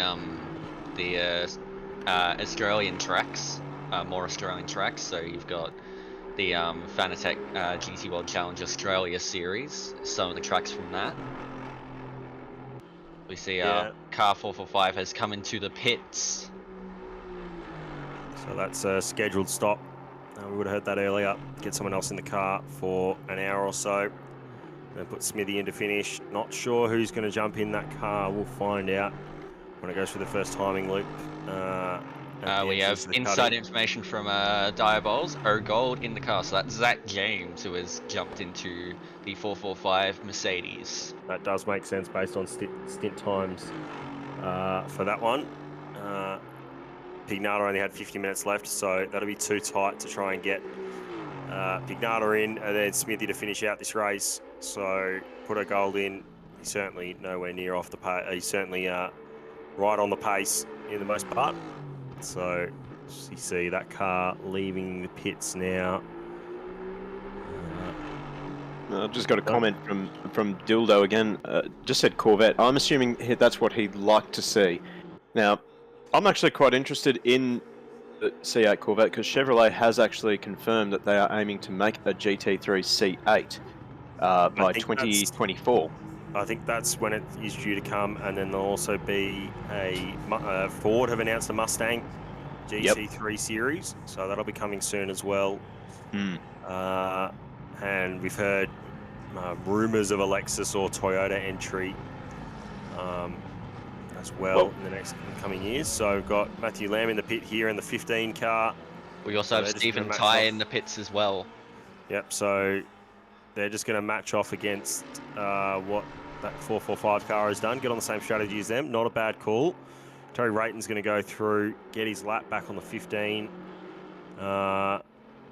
and pass the 616 car as well. So it'll be up to Stevie Ty now to chase down that 10 car. I'll have to have a look and see what his stint times are like for Terry Rayton. I think they're going to be all right to get home one more stop. So it's really going to be racing on from here for Stevie Ty and Terry Rayton. I wouldn't be surprised if maybe O'Hara or Fluky jump in that car. Probably think Fluky would be the smarter choice, and then have O'Hara in to finish. Not sure who's jumped in the Lamb car in that 15, so we're going to see that as well when they cross the timing loop at the exit, the entry to the cutting. Meanwhile, we are currently riding on with Gafour in the 45 car, currently P5. They're having a solid race. Like, you're always having a solid race if you're able to get into the top 10, let alone the top 5 in these races.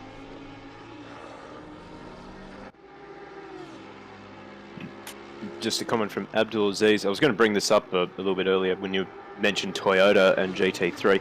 In British GT, they have a GT4 stand-alone Supra.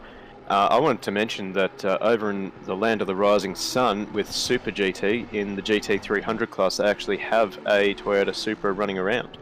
And GT300, not too different to GT3. I think that is going to be the adjusted entry that they're going to enter.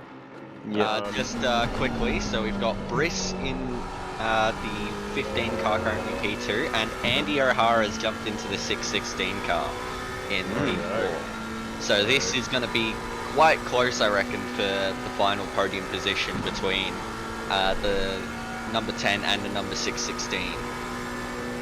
So, just looking on track at the moment, number 10 is going to the first corner on the exit there, and see what the gap is between O'Hara and Rayson. Come across the line here. Waiting for that timing update. So it's a gap of 24 seconds. So O'Hara, you'd think, over the next 20 odd laps, will be pulling 1 second a lap quicker times than Terry Rake. And Terry Rake couldn't really match Smitty's pace earlier on in the day. So, well, that 445 car's pace. Sandeezy here, hounding the back of the Triple Eight car to try and make position back. I believe this is the closest battle we currently have on track, so we'll stay on board here for a little while as they head down Conrod Straight now towards the chase. Can Sanderson try for a move on Kumar? We'll have a look. He'll have a good slipstream going down Conrod, up the little hill now. As they start approaching the chase, he's going to be a bit too far back now, but maybe he can try forcing some mistakes out of Kumar to make the move done. What's that? That Mercedes certainly isn't a slouch in the straight line. Just drops 2 wheels in the dirt on both the entry and the exit of that little right-hand kink, which is flat. So Sandeezy uses a bit more of the curb on exit, a bit like a motocross berm, sits the car on top of it, drop back down. Uses all the track on entry, tries to get a good run through here. Yeah, all the track again on exit, hell corner. So hopefully that hasn't compromised his run up the straight. You'd see him 4 tenths behind, that dropped down to 5 tenths as they crossed the start-finish line for that timing loop. So tucks it in nicely into turn 2. Uses every bit of road that he can. Sandeezy's really pushing here. He's just got to remain patient. In these situations, you just got to have faith in your own pace to be able to close up onto the guy in front and just rely on them making mistakes. It's not about being faster; it's about making less mistakes than the drivers around you. That's always key in this long endurance race. If you keep it clean, then you'll be able to capitalize a lot on mistakes happening around you. Yep. Last time around for Rayton and O'Hara. Rayton did a 2:02.6, so that's a very quick lap. O'Hara only managed a 4.4. That gap's opened up now to 26 seconds, but I wouldn't put that all the way down to O'Hara having a bad lap. O'Hara is stuck behind Paul Britt though, 4 tenths behind him. Sorry, no, that's not right. He's 6 tenths behind him on the gap as they cross the line. So that's not for position though. That's 6 tenths on track. So we'll be looking to try and get a good run down the straight. Try and get past him as soon as he can. Ruka in chat was waiting for have faith in your pace. Yes, that dragged that over from my usual streams. It's good advice though. Have faith in your pace. I like that so much. It's great. Great saying.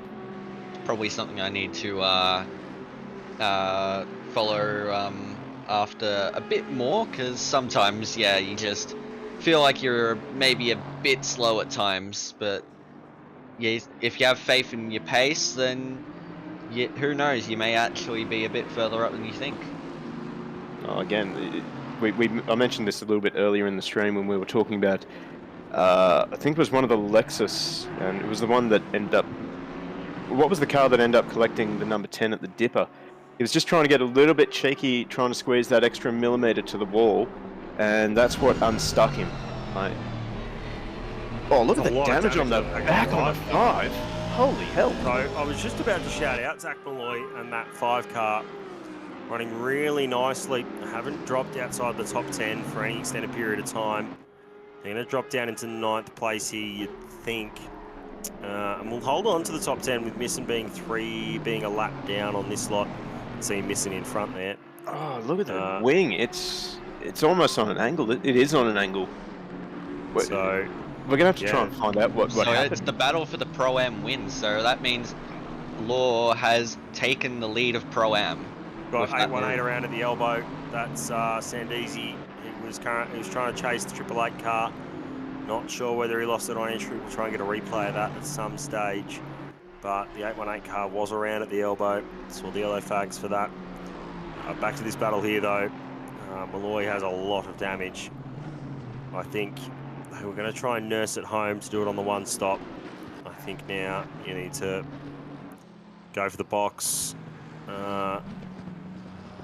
Get the damage done. Pretty much guarantee yourself a 2 stop here. So another car I want to shout out is that 88 car, that Audi. They've been in the walls literally all day.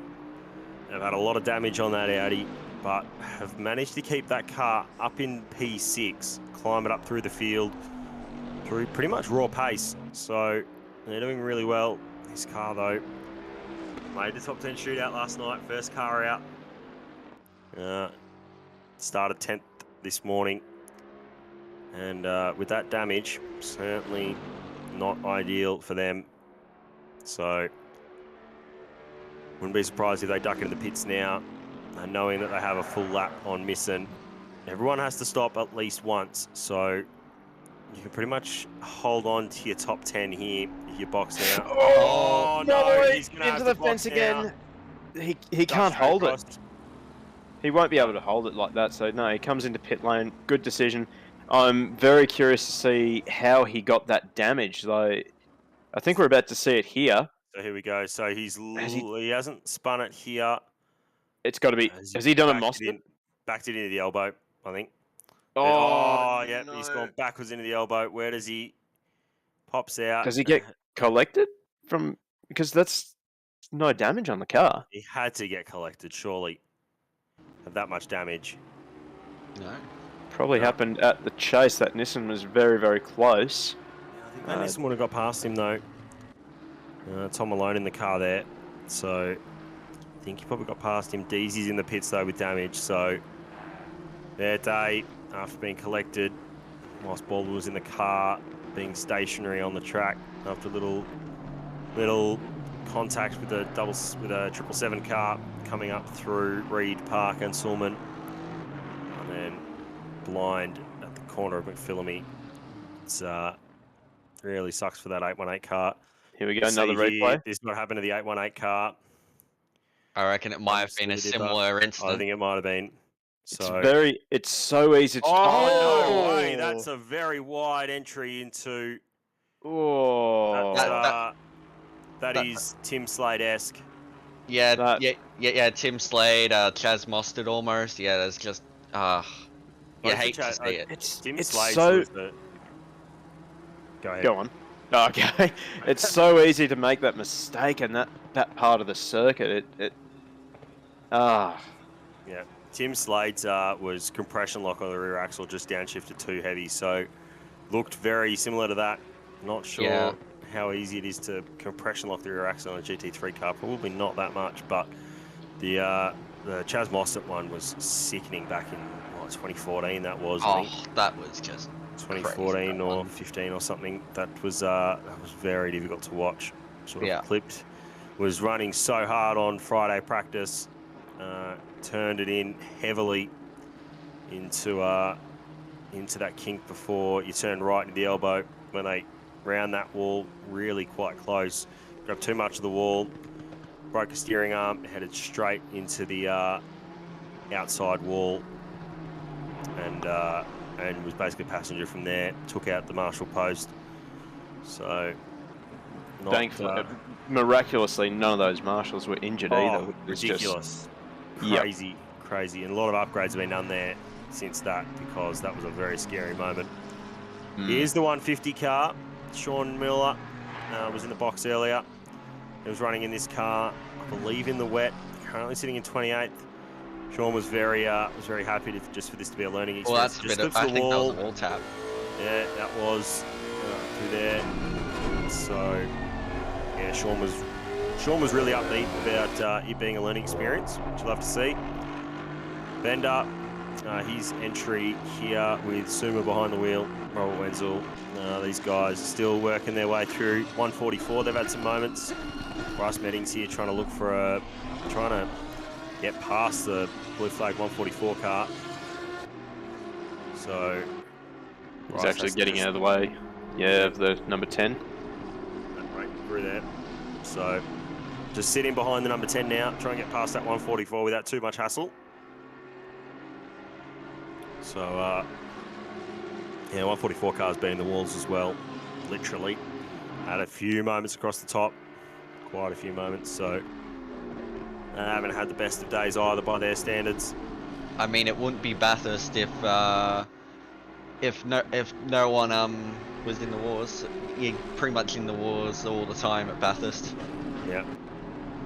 Yeah. Some more than others. It sort of brought their race unstuck, but... Oh, when the mountain bites, it bites hard. It does, you're right. It does. Back to this 150 car here. Not really looking for a move for position, I don't think. No, they're not really in a position. Can't see where the 20 car is. There's the 453. We'll jump between a few cars here.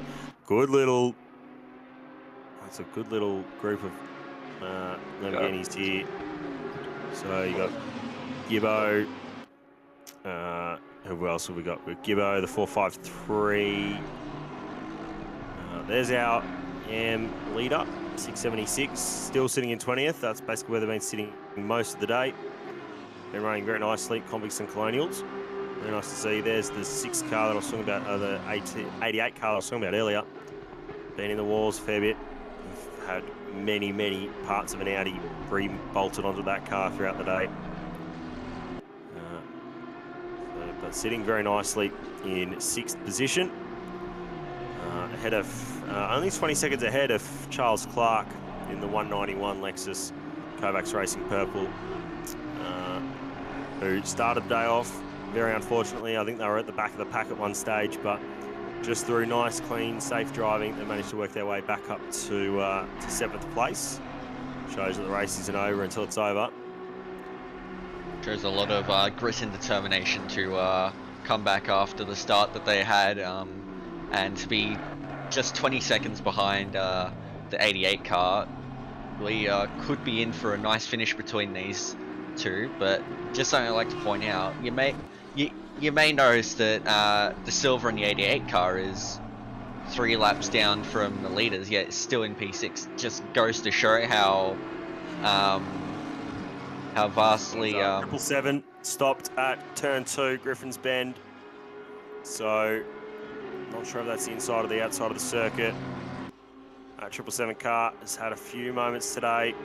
Oh, it's moving. I hope that's not going to cause a collision with any other cars. No, it's moving forward again, so that's good to see.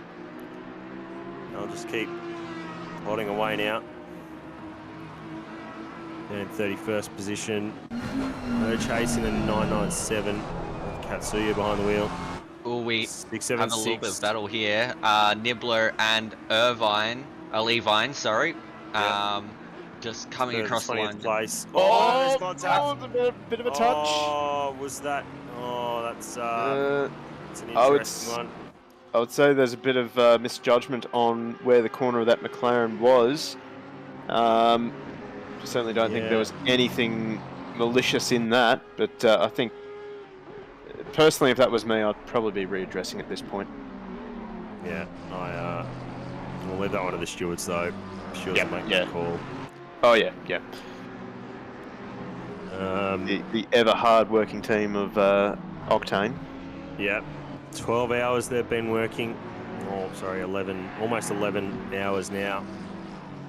There's been a few penalties that pop up. Not too much has been said. So this is the 777 car here. It's up behind Bryce Meddings in the 94 Black Lab Lambo. Looking up the outside. He's going to grab the grass. Himself. Oh, no. There's contact there. That 777 car. We've seen it in the sky today.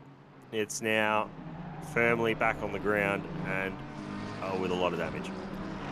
Yeah, that was very quickly into that that little bit of that tire wall that just sticks out at that corner. If that happened in real life, that would have been massive. Yeah. And so that 5 car still has damage. So I wonder if that's just a visual bug. We'll see how it goes. It's a visual bug. You would have thought they would have gone in and repaired that damage. Looks exactly the same. So I'm going to call it a visual bug. We'll see what lap times he's doing when he crosses the line. 202, 203. No, with that sort of damage, you'd be expecting at least 206 sort of thing. Yeah. So I think these guys are. I think that's a bit of a visual bug. So thanks, Kunos. Yeah, very cool. Yeah, doesn't look the most healthy, but the way that it's running at the moment seems like it's fairly healthy. So, yeah. Yeah. So O'Hara here is 23 seconds behind Rayton. Last lap, Rayton did a 4.2, O'Hara 3.2. So O'Hara's found a second on that last lap. So we'll have to keep watching that battle. As long as both those cars keep it off the wall, could be in for a stellar finish. As long as O'Hara's going to finish that race. Not sure if Fluky can keep up with Fluky or Stevie Ty can really keep up the pace with Rayton, but you never know. Rayton's just banging a 3.6. We'll wait until O'Hara across the line in about 23 seconds or so. See what their last lap times are like. So. Well, important to note, we're starting to get to that critical, well, we're actually past that critical number of 1.5 hours left in this race. This is when we should start seeing a little bit more battling with vigor, shall we say. Yep. I think you wait until the last pit stop. I think now it's a bit too early to really be battling, because if you get damage now, you're pretty much resigned to a 2-stop still. I would maybe wait until we see maybe an hour and 5 minutes to go. We'll start to see some really good battling. So this is Dixon trying to unlap himself from 676. That was uncomfortable. That was Apex rear wing entry. So trying to climb his way back up the Pro-Am standings. That 5 car dropped down to 11th place. And everything that else is going on. So still got, I think, the 852 leading Pro-Am. This is Terry Rayton here in the 10 car. He's got some cars behind him as he comes down into the elbow here. So 777 got a drive through for causing a collision on lap 282. Was that the incident we saw earlier? I think it might have been. That was the incident at Griffin's Bend, yes. Yep. As a blue flag car trying to unlap yourself, you have to make a clean move, no contact. 144. Just tried to turn back into 851, back to take his racing line. 851 didn't quite get past him quick enough. So I think any tension there was on the 144. He'd given him the inside line to the chase, and a little bit tense. So this is Davis here behind 453 car. Davis is actually starting to close in on Ferguson, I think, because that's just Ferguson up ahead. That's 2.8 seconds. So this is a battle for P10. He's going to be pretty annoyed with this Lamborghini. don't know what position that Lambo is in, actually, to be honest, but he would be quite frustrated with this because he can see the car he's chasing up ahead, and unfortunately there's a Lamborghini right in the way. Yeah, that 453 is in 26th, so fair way down. But we'll be hoping Steve Davis to just maybe use a bit of the toe here. Just try and catch back up. Still closed in. Yeah, he's still a lot closer to that 39 car. And what looks like 2.3 seconds. That 39 car running very slowly. We have a question from Ultimate Local in chat. What is your team of the day? Oh, I can't answer that because I know exactly which team it is. Yeah. And I can't answer that because I've only been here for, what, 4 hours? Less than. I mean, you've got to give props to the 191 car that Clark's currently taking the wheel of. That they've had a Yeah, I'm actually going to go the 88 car, I think. That team has had an up and down day with some damage and whatnot, but they're still only 3 laps down. Like, I think their pace throughout the day has been really consistent.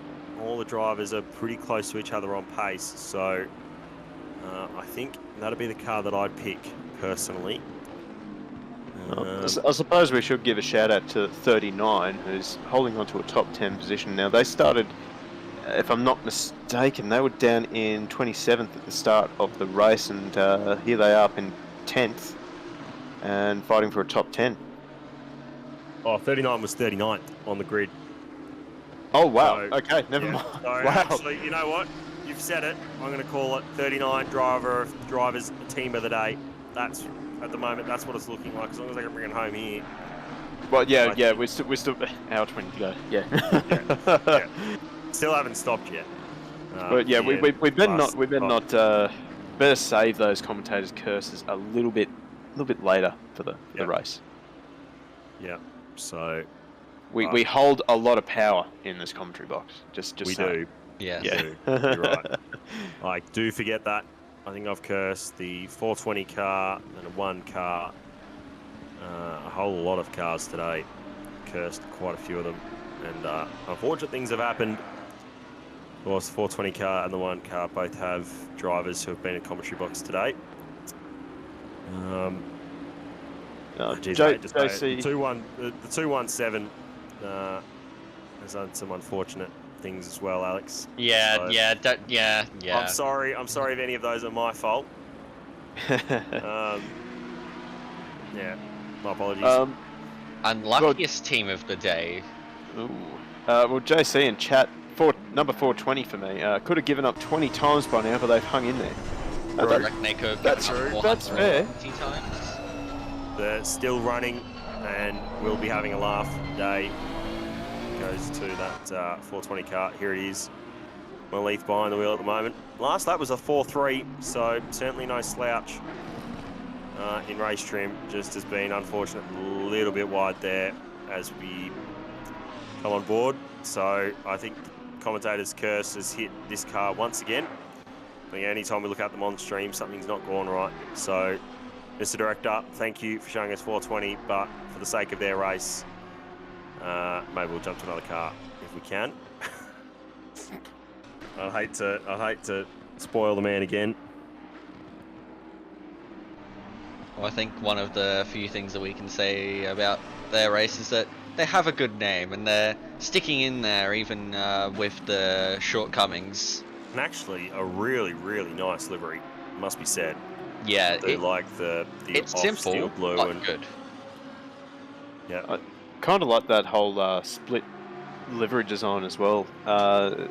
It's sort of very reminiscent of, or very similar to the Gazoo Racing liveries that you see running around the world. I can see the resemblance. A little bit. It's not perfect, but it just makes me think of the Gazoo Racing liveries. Yeah, that's fair enough. Like, yeah, so like that red, dark grey / black sort of thing, and the white. Yeah, I can see what you mean. Yeah, it's split. So on one side, one corner, it's black, and then you got white in the middle and red on the other side, and then it switches as you get further down the car. It just looks nice. I like that split livery design. That sort of seems to be a pattern with a lot of Toyota's liveries. Even throughout their F1 days, they had a sort of split livery where you had the red and the white. Yeah. I mean, even when you look at Super GT now and GT 500, the I want to say it's the Zent team. They have a split livery, so silver chrome on one side and a chrome red on the other, and it punches out, stands out so well.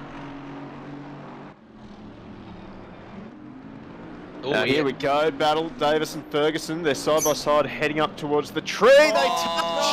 Oh, that was inevitable. That We've just was inevitable. put the micker on both of these cars. well, they're still going, so it's not quite a full commentator's curse. It's not yet, but that 39 car Kangaroo Valley B. Team movers of the day. So, up 29, down to 28 spots now. Up throughout the day, and running nice and clean. It's probably the first bit of contact we've seen from them. And it's just an unfortunate moment of trying to run 2x2. Bit of a bully there from Davis. He'll be a little bit frustrated, but if Ferguson can keep running here, we know that Davis has to stop again after a bit of that damage. So as long as Ferguson here can get through to the critical time of about 1 hour 5 to go, he'll be able to box and stay in front. Really? No, it'll be evened out. Never mind, don't worry. I'll shut up. I'll work it out myself. Yeah, so basically everyone has at least one pit stop to go unless they have an incident within the next 3 minutes and 35 seconds. Yeah, but you've also got to remember that these cars, their driver stint time will keep running even after the timer hits 0 on the racetrack. So they're going to make sure that they have enough time left in the stint timer for an extra lap. So really, you won't see anyone stop for another 5 minutes or so, I wouldn't think. I reckon it'll be once you hit 110, that's when you'll start to see drivers come into the pits, because at most after the checkered flag you're going to have about 2 minutes and 2 seconds that you need to cover, and a pit stop already covers about 2 minutes. Well, not quite 2 minutes, about a minute and 20 seconds. Yeah, so that's why I think you'll see when the timer hits 109, any cars that are out there will be able to enter the pit lane and get home. It'll be very tight, so that's why I'm thinking 105 might be that critical time. That's certainly what I'd plan into a strategy from here on out, hitting no earlier than 105. Can make it.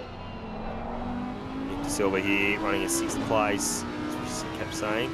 Saudi been keeping out of trouble all day. In behind Tom Malone, 717 car. Tom Malone did impressive, like really impressive last night in the team challenge for that 717 car.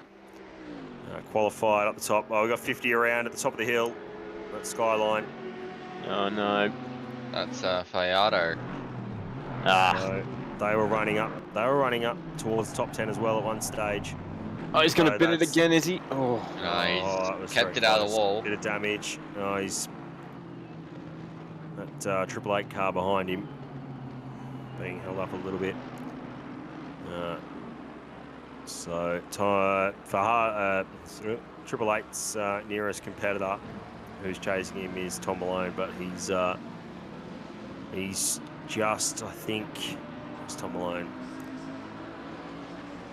He's coming down into the chase now, I think, or he's at the top end of this battle. I think he's in the battle in front of this battle we see here, which is Dixon and the 27 car of Niblo. So this isn't a battle for position. It's just 27 probably might be overtaken by the 20 car at some stage throughout the next couple of laps. Try and get a lap back. Well, the 20 is he's in striking range of the 453 as well. There's about 3 seconds between them. He'll be really wanting this McLaren just to let him through and let him get on with his race. I think over the top isn't the spot to try and get an overtake done, especially in the Lexus. Definitely down the chute. Any car.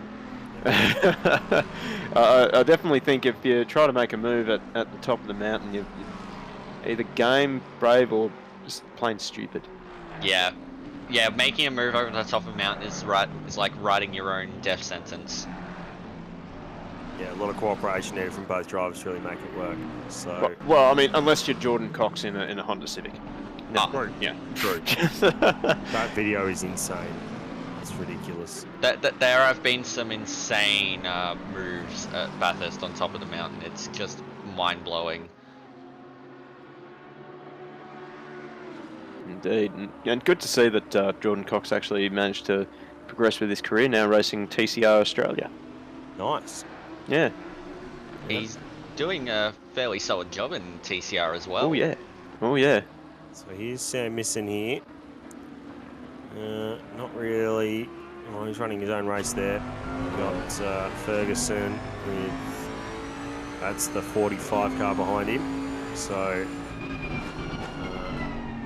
we're sort of in the pit stop window now. One of the car in the pits. Can't see who that is. Looks like it's a 7. It's a 777 car, so they're going to box now. As long as they come out with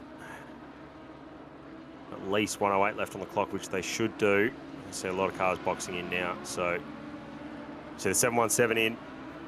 Got 676, the AM leader. They're also in the pits.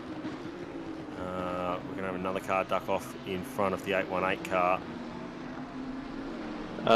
Dildo and chat, old go-karting teammate won his first TCR race on the weekend. I would assume that would be Josh Buchanan. Dildo, maybe? See if he see what he replies with. Yep, Josh Buchanan. Shout out to Josh, actually. He's one of my mates as well. Used to race him in shifter carts. He does look to be fairly quick, does old mate Josh. Oh yeah. Knows what he's doing. He has a lot of commitment. I remember hearing one time at the track that he was sitting there looking at GoPro footage with a stopwatch, and he was timing all his own mini sectors on the track. He did that for hours, and paid off. Dedication. Oh yeah, it paid off because he's a damn quick guy. Oh, Zach Suter. Okay. Ah, yeah, Zach. Yeah, that's right, because Josh got a penalty for weaving up on the safety car when the lights went out. Yeah, so Suter won that race. Someone else I've been impressed by in the TCR so far has been Jay Hansen. Like he's a young fella, and he's doing pretty good job in that new Audi TCR car. And he's also doing Super 2 this year, I'm pretty sure, a part of the Erebus Academy. So I think he made some friends with Alan Moffat, didn't he? At Simmons Plains. He's definitely on the Christmas card list, I heard. Yeah, fairly sure. We had some yellows for the 420 car just before. They're just turning on a mountain straight now. Yellows for the last corner. So I wonder if they were trying to duck into the pits maybe and overcooked it. We'll see if we can get a replay. I saw on the minimap just then there was a yellow flag coming out of the chase as well. So another mistake at the chase. And we have the number 50 in pit lane as well.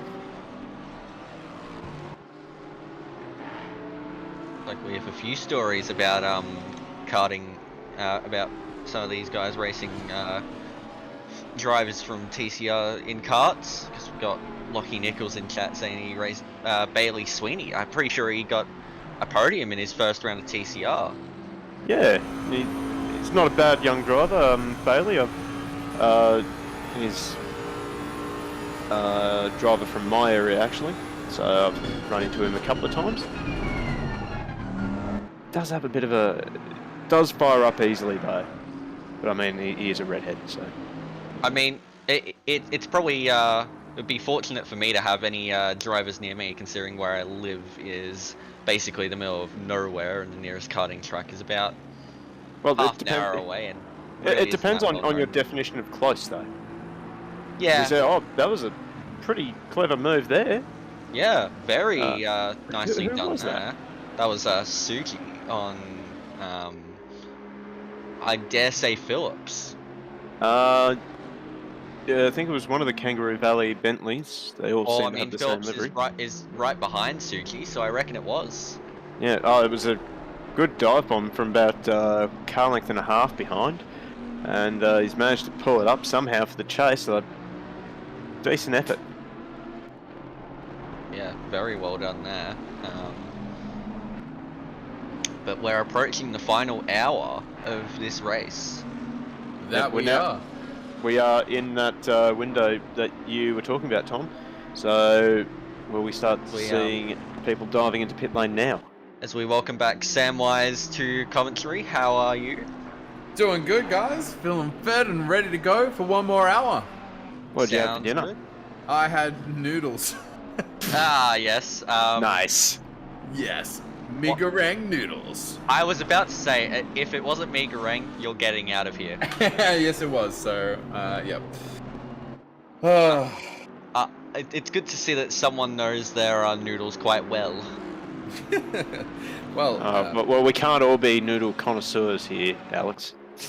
Mi goreng constitutes connoisseur status. Yes, indeed. Excellent.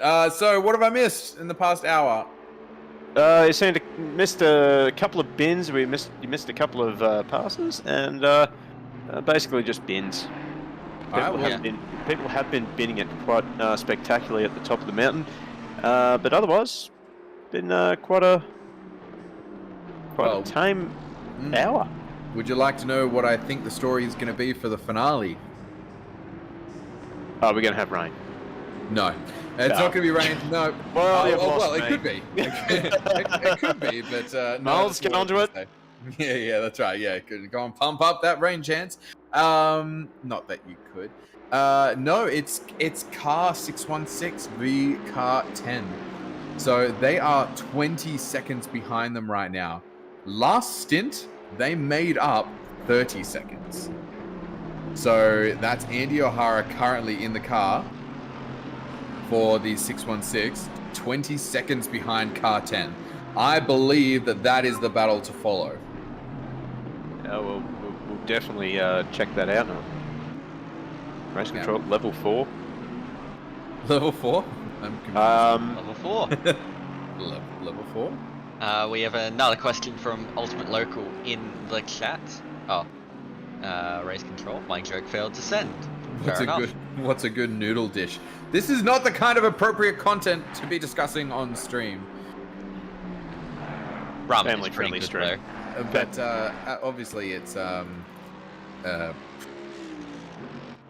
udon noodles from any This is sushi fight restaurant. between Ferguson and Weston. I think Weston's gotten ahead of Ferguson there. That might have been a bit of PTSD from Ferguson there. The move just coming out of the cutting, but Weston's managed to get it done. Oh, with a beautiful move around the outside there, just cutting up the inside, and getting it done. That was quite amazing. The mid corner speed that the Aston had over the Bentley in the cutting. Wow. I don't know what else to say. That was quite amazing from Weston. That was textbook. Great move.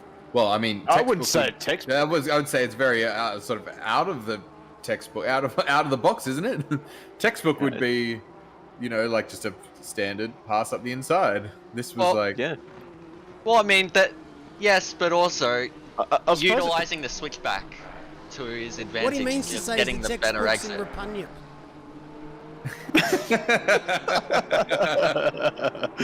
Nothing is impossible in repugnant. Exactly. I was going to say, which textbook are you reading? Are you reading the Maldonado textbook? Yeah, that's right. No, that's a picture book. Trust me when I say this. Our textbooks are very, very different to the textbooks that you have. I don't know what that means, and I don't know if that's a euphemism for something. He means to say they're colouring in books. Of course. Always a pleasure. Meanwhile, we've had an answer for the what's a good noodle dish from Hamster. So we've got ramen, noodle soup, pad thai. You can't choose everything. Laksa. That's yeah. No. He definitely can pick everything. I mean, no rules against it. I think he's. Is he? Oh no, he wasn't the person who originally asked the question, but yeah, that's a lot of noodles. Raj, you can't just say there's no debate here. That doesn't shut down the debate. That's not how it works. Yeah, I don't know. Saying something like that is like. Oh, we got a car backwards at the elbow. That's Wesley Chang. No! Oh, I think that's the 5th place car as well. That is. Gotten involved in it. Yep. That is the 5th place car. Been having a good race. That's damage. No. That's steering damage. Oh no. That is. I don't know. Do you reckon there's steering damage? No, it's fine. Nah. It'll buff out. Just needs an alignment. That's all he needs. Yeah, we've got car 39 and car 27 coming up behind, so this is going to be a bit of an awkward one because they don't have a lot of control over the Ferrari right now. So we'll see what happens here because they're coming full speed. That's one left. Rough. And you've got Certainly McLaren that's brave. going to want to try and get through, but it's going to be a slow Ferrari. Now the Ferrari has to take evasive action. That is not. He's going around again. Oh, there he goes. He's going over the blend line. I mean, I have a feeling he's struggling to turn considering the steering angle. I thought he was going to keep going. Yeah, but still, it looked like he was going. It looked like he's like, nah, I'm good. I just overtook a Bentley. I'm good. This is fine. 45 cars still going though. So. Yep. I wonder how much damage he picked up from that. That just unfortunately he went to zig and he should have zagged instead. Yeah. Yeah. We'll see what happens here with the 717. How much time he can make up, because saying before that Tom Malone is very quick. So it was quick on Saturday night, I should say. So hopefully 45 car doesn't have too much damage. Looks like he's still flying through here nicely. Tom Malone just isn't able to stay with him, but see a replay here of what happened to that 850 Ferrari. I think we can guess. Incognito mode 3. Has he Chaz mossed it? Just No. Has he been Gisbergen? Has he? He's done. He's done a mossed it. That is a mossed it. Yeah, he's that's clipped the without inside question. wall, been catapulted out to the outside. That's where he would have got all the damage. And That's then also a Tim Slade. Oh no, he lost the rear. He lost the rear on entry. It's as close to a mossed it I think that we've seen all day. Now, unfortunately, our 5th place. Oh, hang on, we're going to get a Marshall's view. We are going to get a. Oh, this very is good nice. angle. Here we go. So, no, you need to go back further. No, further. he's coming. No, he's not. Oh no. I know what I'm doing. This guy's like, what are we even waiting Here for? he is. Here he is. Here he comes. And loses. Oh, that's a I moment would and a not half. want to be there. Oh, That's a 676 brown car. flag moment. Yeah, the 676 car had to be. Oh. Oh my word! What That's a heavy 676 hit. car there? He had to take some evasive action. So before though, he's still out there going. The gap between Ratner and O'Hara is now 21.3 seconds as well. So that gap sort of sitting about the same. Gafford, now they've been the quiet achievers all day. So Gafford, Van Vliet, and Regan Herbert. So they have been quiet achievers to the point where they're 2 minutes in front of their nearest competitor and 3 minutes behind. They're just in this massive dead spot with nobody there. I think they're on a lap to themselves, actually. In fact, they are. They're 2 laps behind one and 1 lap in front of the other. So they're just on their own lap running their own race. So they've gotten very little screen time because they haven't been mixed up in too many battles. No, the 422 again. Entry. It's really unfortunate. Hopefully that's just lost the rear on entry and has just looped it. Hopefully not too much damage on that car. Just waiting for this gap here, you'd think. Oh no. Oh no. Oh no, he's lost the powers again. Help. Oh no, not the 45 again. Oh, he'll be able to see there. He got Oh, that was a bit close for Good stuff. comfort. It is a good livery on that Aston, though, isn't it? Yeah. It is. It is. That's my favourite. Here we go. Let's see what happened to 422 here. So comes in, does lose the rear. Same thing. Can he keep it off the wall? Oh, did he keep it off the wall? Touch. It's definitely touched, but there's not going to be a lot of damage there. That's just going to be some shitty tires. But yeah, he's looking all right. So it's at P37. So unfortunately he's 2 laps behind their nearest competitor. Here we go. We're going to see And 3 laps in front of the one behind. Just loses the rear. It's only a very light kith of the wall. Now kith. And doesn't touch the wall there either. Well Look done. at that. Wow. That's beautiful. Yeah, he's done nice. He's still going as well. See in the bottom left-hand corner of your screen. Yeah, so pending some cars dropping out, they're pretty solid in their position at the moment. Again, we've got plenty of cars that are on laps to themselves, actually, going down the field. After 12 hours, you can expect nothing less. Spreads out quite a lot. Oh, there it goes. Wow, it really doesn't look like he hits it at all. He just brushes it, does he? Yeah, just a very light brush. So, yeah, it looks like not much damage.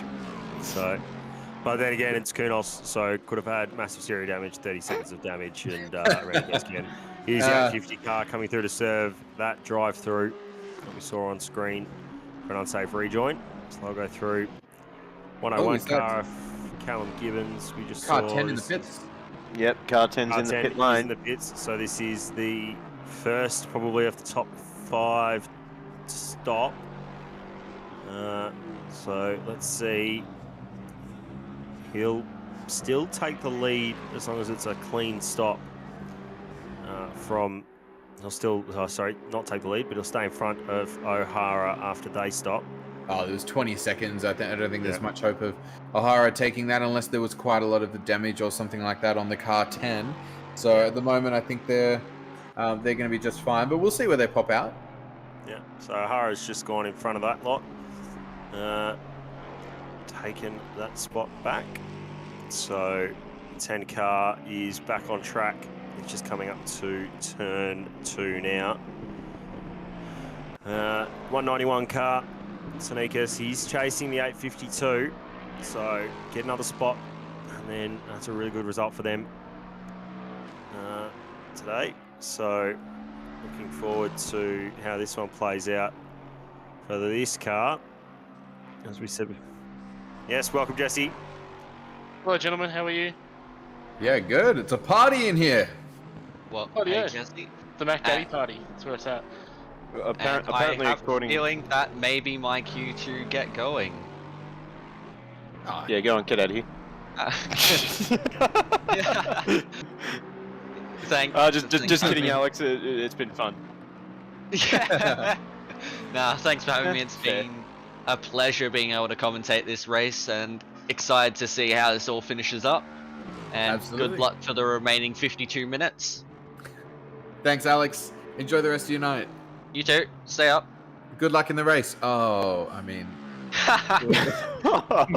Way to rub it in. Okay, I'm gonna go cry in the corner again. I'll be back. No worries. Sorry, have Alex. a good one. All right.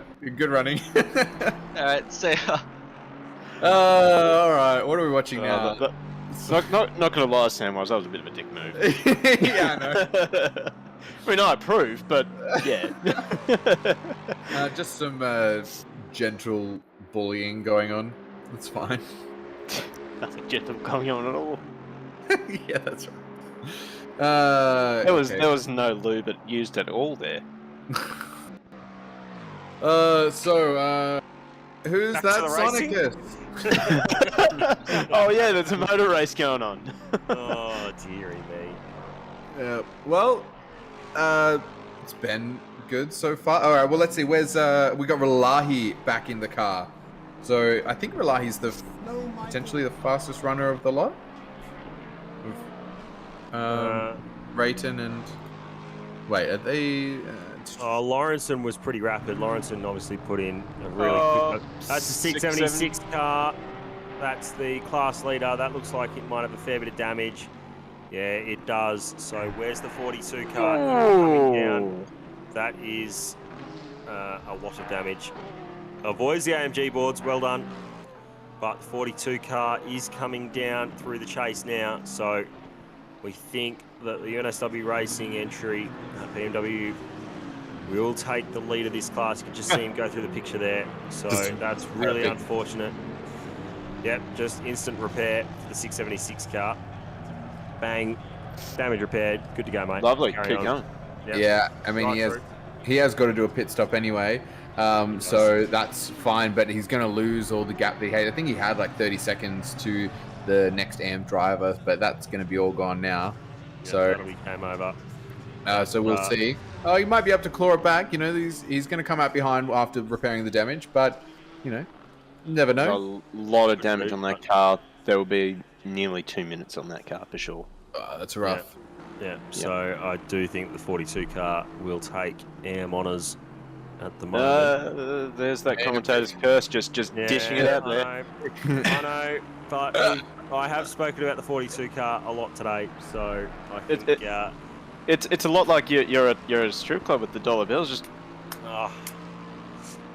And on that cue, I'm going to leave you fellas to it as I'll watch this 676 replay first. Just grabs the throttle a bit early. Man. Oh no, and there is no saving that once you're out there, and just decides, you know what, there's no point even caring about the damage because it's already too much, so I'm just going to drive it in the barrier and use that to turn around, get back on track. Not the best way to turn a car. No, it's not, you're right, but it's probably the quickest way in that moment when you're frustrated with yourself. Just, I can't be asked trying to move this car around, so... Yeah, it's pretty rough after 11 hours of racing. It's very surprising how many people have been caught out by the chase in this last few hours. You would think that the chase would be one of the more easier parts of this circuit. Yeah. Now, is O'Hara in corrected? No, that's not corrected position, is it? No, it's not. Holy... That's Kangaroo Valley 8 car. Benny just McKenzie. on board with his teammate. So he's had a moment. He's gone off deep in McPhillamy. Ben McKenzie, the young man from Bathurst, actually. Is he? Well, there you go. So, question for the commentators. Oh, we're looking at damage.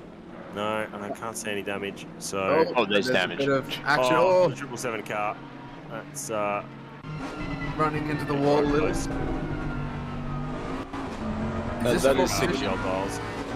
That is significant damage on the back of the 38 as well. Yeah. Alright, so we've got a question for the commentators. What's been the most memorable moment in the race so far during your time in the booth? During my time in the booth, I will keep calling it the highlight of the day, or the low light for the 676 car was the time over the blind crest at McPhillamy, managing to avoid a parked, I think it was a Lexus or a Ferrari, and brown flag moment. Didn't hit the other car, sacrificed himself a bit of time by hitting the inside wall, but that was a brown flag moment for him. Other than that, I think hasn't been any spectacular overtakes apart from that Aston before. You around the outside. Here we go. Let's see what happened here. So he's just lost it on entry. Oh, there is damage. He's hit the inside wall. Luckily, the sand trap stop him, and he'll be able to get going again. But he lost car on entry, hit that inside wall. Easy to do. Either way, I'm going to introduce you to Jamie Conboy to assist you fellas in taking this race home. I'm going to sit muted, take some photos for the end of the race. But thank you, boys, for the memorable experience it has been to commentate this 12-hour. Thanks, Tom, and those who are listening, that's Tom Riley there. Thanks, Tom. You've been an absolute pleasure to call with all day. So you can thanks chuck for some being pants here. on now. Oh, yep, no worries. No, not yet. Not until the 12 hours is complete. No pants required. Chat, put your hands together for Tom Riley. He's been with you all day, and it's been a stellar effort from him. Thank you, Tom. No worries at all, JC. Thanks, gents. Enjoy chat. This race is certainly not over, especially for third place on the podium, but I'll sit here and watch in silence. Enjoy, boys. Catch you soon. Thanks, mate. All right, now just to remind you of who we've got here for the final 45 minutes of Octane Online Racing's Bathurst 12 Hour. My name is Samwise. Here we've got Matt. Matt, say hi so they know your voice. Hello. And we've got Jesse in here as well. How you going? And we got Jamie Comboy who's just stepped in. I love corn. And any other voice you hear is our supreme leader stepping in to give us shit. Diddly dee potatoes. All hail. Yeah, so I'm here to final babysit you, Samwise. Yeah, I need it, so I appreciate it. Alex Bowen sent me quite a few messages this year. Did he really? Was he in tears? Was he crying? Have we lined If up? there's a have SWAT we- team rock up outside your house, you'll know what happened. Yeah. Have we lined up a duo partner for Samwise's tandem rig yet? Has that been arranged? I thought we were getting the three-way route going. Send me some toys website link to buy something. Oh my. Anyway, there's a race on somewhere. Track Racer, new sex toy site. You can definitely tell us 11 hours in at this point. Yeah, that's right. Track Racer, triple Getting a little nutty. That's all right. Michael Pickford has got himself a penalty causing collision on lap 304. They're probably allowed to have a couple of those towards the end here, these boys, the Kovacs Racing Green team. Although I am looking at the wrong Lexus, they look just like that. But what a massive effort from those two. I've shouted it out a couple of times today. Pickford and Babby have had a late pull-out and have just done the two-man team for 12 hours. They must be rooted at this point.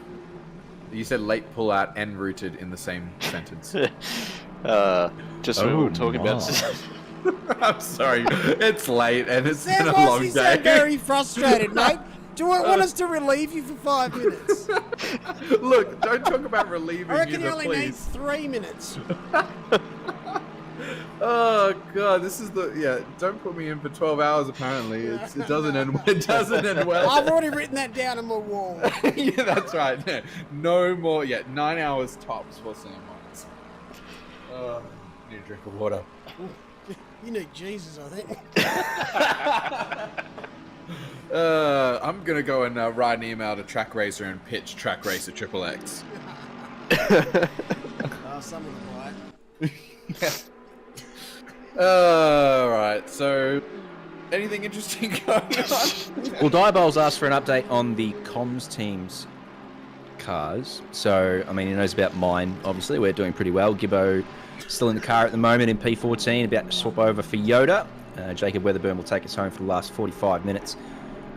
Preach has his hands in a couple of baskets, including the lead car that we've got on screen at the moment. He is right up there in the Alpha Venturi. He's their media manager, basically, so he loves his AV boys. Obviously, we know about Bender as well, Raj, Corey, in the no-name entry.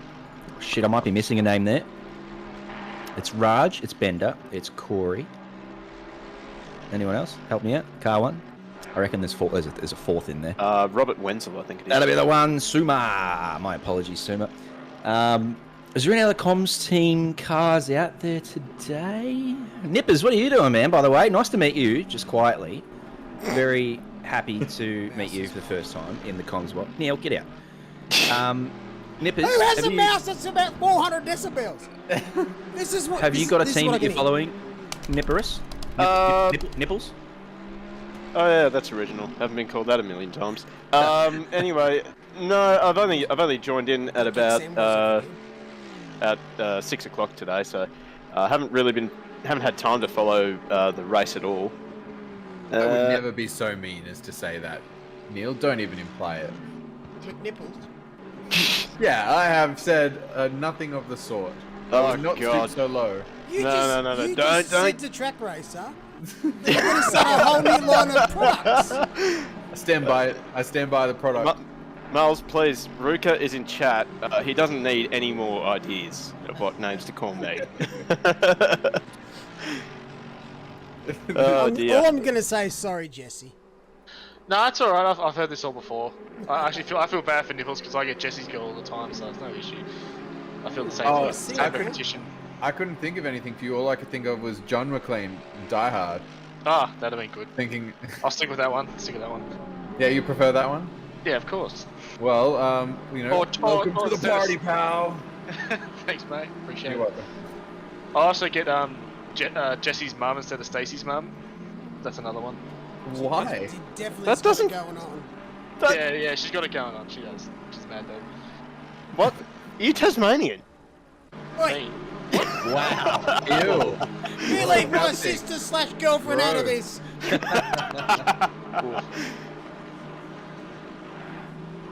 And now the awkward silence. Yeah, I was gonna say something else, but I'm like, no, that's crazy. Just some clarification on me donation before. I was asking Mull what his race number was. That's why I sent the $96. Thank you, sir. That's right. You're much then he $4. Did they trick you? Oh no, because I'll get an OCD about me, and I was like, oh, he's $4. I was getting OCD. Yeah, I know. stuffed up, Mull. You should have said your race number was 960. So what you're saying is you submitted 2 uneven numbers. No, they were even numbers. Okay, fine. I should have just kept unrounded numbers. Yeah, I should have just kept on going. Just keep it going. You should, yeah. I thought we all round things up to 4 digits here. minimum donation. That's just seamless. Right. So do we have anyone on the same lap right now? Do we have anyone battling? Oh, Wong and Marsden. Is this a real battle? Yeah, we're watching it right now. Fantastic. You mean there's a race going on? Yeah, there is. Well, he's right up onto the back of Marsden, and Marsden just let him go. Well, that was exciting. It's the end of that battle. Oh, man. Can we give like a stop-go penalty to Marsden for just letting that one go? Yeah, actually, to be fair, that's a pro driver versus pro-am. Yeah. Needed something to cheer for.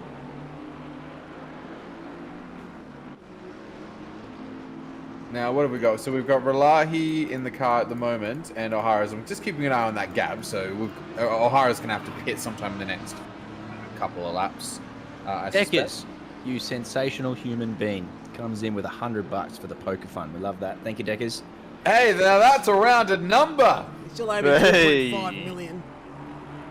Yes. That's what we like to see. So good question from Tack Grant. Who is the oldest driver in the field and who's the youngest? David McNulty's the oldest. Wait, what? Is he actually? Yeah. What? Oh, okay. I thought he was taking the piss. No, he's 62. How old is Dave McNulty? 62? No, he's not. Yeah?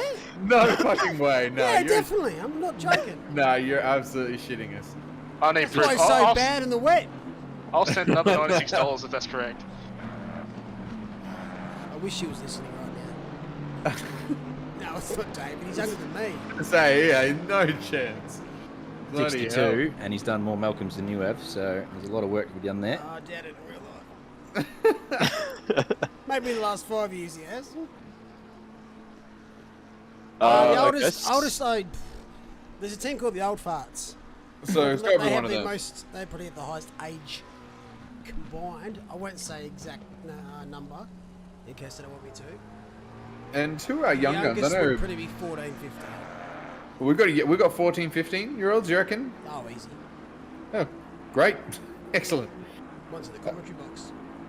Well, Yep, that's fair. wait, is that true? No. Gonna say. You're easily to convince. I'm not. Well, shut up. Bender's 62. Yeah, that's right. I believe you. Hey, Samwise, I've actually got a bridge in Sydney. Do you want to buy it? I think. Cheap. Yeah, as long as it's cheap. Yeah, I'm down. I didn't actually think he'd say yes. Like, yeah, let's go.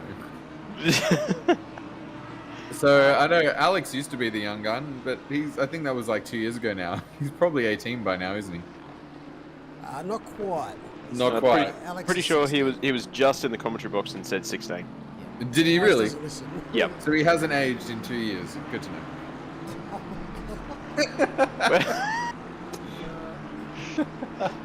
But I also apparently think that one season with OOR equals 1 year, and I'm like, wow, yeah, 3 years ago in season 4. Yeah, okay. That's an easy mistake to make. I've done that before too. Your math doesn't quite check out, but we'll It doesn't. I don't mean to interrupt, but we've got the 101 car stopped at the chase. I think you did mean to interrupt. Yeah, he did. That's But my car, yeah. so I'm a little bit interested in what's happening there. I think we've disconnected just quietly. I think we may have had a disconnect. Diabol's with the donation. No. Donation. Not after this long. 11 hours and 25 minutes. that donation triggers every single part of my OCD. But thank you very much, Diabol's. Sam was around it up. I love it, so it's alright. That looks not a good Can we get a petrol donation or something to get us over the line here? It looks like we're struggling. I don't know what's going on here, but It can't be fuel, is it? He's Oh, not just no, out of not... fuel. No way. Someone give him a push. What? Wait. I think He's Did dead. you pay him this week? He hasn't paid me for Rookie Series yet, Neil. You so I get don't know if paid? he's gonna- That's a great movie. We Are the Millers. It's classic. Oh, we just got from Murph. Apparently, Piga didn't have force feedback. Yeah. So is there a potential problem with car 445? Oh, he's still a million miles ahead, so they're not in too much trouble yet. But is that still happening now, Murph? That could be one more twist in this race. Not having force feedback is not advised. You just have no feeling for what the car is going to do. Yeah, in one tell lap, you right now, yeah, they lost 7 seconds. Yep. We could have a race on. Maybe Jan. You're definitely my favourite though. I'd say if he ran another lap and it wasn't working out, I mean, you still won 1 minute and 30 seconds in front. You've got enough time for a free stop. So it would be something to consider if it wasn't, if it wasn't working out. You don't want to risk having a crash at Bathurst because you don't have force feedback. Well, yeah, I mean, you might be an idea to pit now instead of pitting when you have 2 minutes of damage. It's happened. So Zach Smith's back in. Oh, there you go. Yeah, so they've done it. So whilst we were talking, why is Piggy not in? Yeah, Smithy's back in the car. So yeah, he lost time. So they've put Smithy back in. So they've just done a double pit stop for car 445. So that definitely, and they had the time, so they're going to be all right. He's still going to be ahead, but he's just not going to be ahead by quite as much. It is starting the next lap now. And the 15 car is just on Conrod. Okay, so there's still a fair gap between them, but O'Hara's yet to pit, I believe. Yeah, O'Hara will be pitting this lap, so we'll find out where this battle between O'Hara and the number 10 goes. So O'Hara's basically allowed himself a really strong final stint. So yeah, he's going to be on fresh tires for 30 minutes, so he is going to be a rocket. Now, maybe he left a little bit too late though to actually have an effect on the two drivers in front, but he'll definitely be fighting with the number 10. Yeah, the number 10 is, for sure. They're way too far behind number 15, and especially with the pace. Honestly, the pace between Andy and Kitching's topping him on some of these laps, so it's to make up that amount of time just isn't really feasible, but... Well, here he comes into pit lane. But as I say, it's not over till it's over. Yeah, I mean, Kitching had pit, and he's still, well ahead of O'Hara, so there's, that's quite a lot of time. But 31 minutes left of the 12-hour race, and so this is the final pit stop for the front runners. So once Andy comes out, we're going to see just how close he is to car number 10, Neri Ralahi, who is in the car for the final stint, and hopefully we'll have a bit of a podium battle on our hands, because it's been about 10 hours now with nothing much happening up in the top end. I expect that for a special event, though. Oh, for sure, Imagine absolutely. 12 hours, everyone on the same lap. I mean, that'd be cool. Think back to the Silverstone 12-hour though. That was an epic finale where the final two runners, you know, P2 closing down on P1 all throughout that final stint. Like that was such a great. And then I think they had a three-way battle for like 5, 6, 7 as well. It was so it happens. It does. Matthew Lamb and Chap, our engine is red. Ooh. That's bad, right? That's this guy here. No idea. Wow, there's a bit of traffic going on. Clearly, I haven't done a long enough race. So, how do you know the engine's red? It's really hot to touch. It's really okay. Yeah. Yeah, I don't know. I've Oh, never. bottom right. I'll show you. On that graphic there. There's Yeah. an engine pop- Oh, yeah. Interesting. Okay. I don't know actually where it is when you're not in the actual car. Yeah, but what happens when? So somebody said before their engine's yellow, your engine's orange. So Blow a head gasket, mate. yeah, but what's happening on track? So are you losing power? Are you losing Really? what? You can blow the engine in eventually. Can you really? Oh, fantastic. Okay. Has anyone blown an engine before? Yep. Have you blown an engine before? Only in Minister Pintara. Excellent. True story. Fantastic. Actually, I'm pretty sure we saw Lachlan Henderson in our first Bathurst event here blow an engine just in the side of the corner. Ooh, okay. That was like early days, ACC. Henderson not racing today, not racing for this particular event. He was in last season though. He's been sticking around for a little while. I think he actually came back to run. He had a bit of a break and then he's back in this one. Yeah, great. 42 seconds there you go. Whoa, okay. Well, this is not looking good. Standing members, that man. Thank you very much. He says, massive props to the comm team, real MVPs of Bathurst. I agree. Hey, I'll take that. I've only been here for less than 4 hours. Hey, you've been here. That's a mega stint already. Far out. 4 hours in the comms booth isn't that easy. Yeah, that is fair. But no, it's been enjoyable actually. I've enjoyed being glad. back in the commentary box with you guys. It's good to have you back. Yeah. Yeah. Sorry about Samwise, but no one's moving. I'm also sorry about Samwise. To be fair, you've been here since the start, so It's true. it's a mega effort. Thanks, mate. Yeah, no worries. Ugh. No, we're I'm not finished yet. What's that? 8.8 seconds. So that has gone down. My maths is good. People saying the stream's down. So stream just had a red engine, apparently. Oh, stream just had a red engine. Oh, Yeah. I don't know Yeah. what that means, but Well, I heard the Streamlabs ping. And it's Yeah, so I heard, yeah. oh, hang on a sec. I'll just check stream names. I just took it as we keep this shit up. Yeah. We're gonna get kicked. Wait, are we? We're gonna blow up. Are we on stream right now? Yeah, we're streaming. Yeah. I've got the stream up. Yeah, I'll Fantastic. do that as well. It's not over. It's not over. It's not over. Okay. What's 26 happened- minutes. What's happened? I saw some car with red engine. We've had a couple of disconnects. I popped out for a bit. Has this changed the race at all? Jeez. Sorry to cut over you. O'Hara, that gap is down to 6 seconds now. He's ripped 2 seconds out of Ralahi. Yeah, it's the traffic. So he is absolutely flying. It went from 9 down to 8 at just There 2 he is. in that last lap. Here he Oh is no, in that's the not him. background. Oh, look at that. Say it is. We can say it is. I think it is actually. That's exciting. We're gonna get some excitement. in There the he last 20 is. minutes. There he is. All right, who's your money Yeah, on? yeah. 616 for the 10. Oh, 616. 616. O'Hara's he's he's gonna too quick. He's on fresh tyres. Yeah.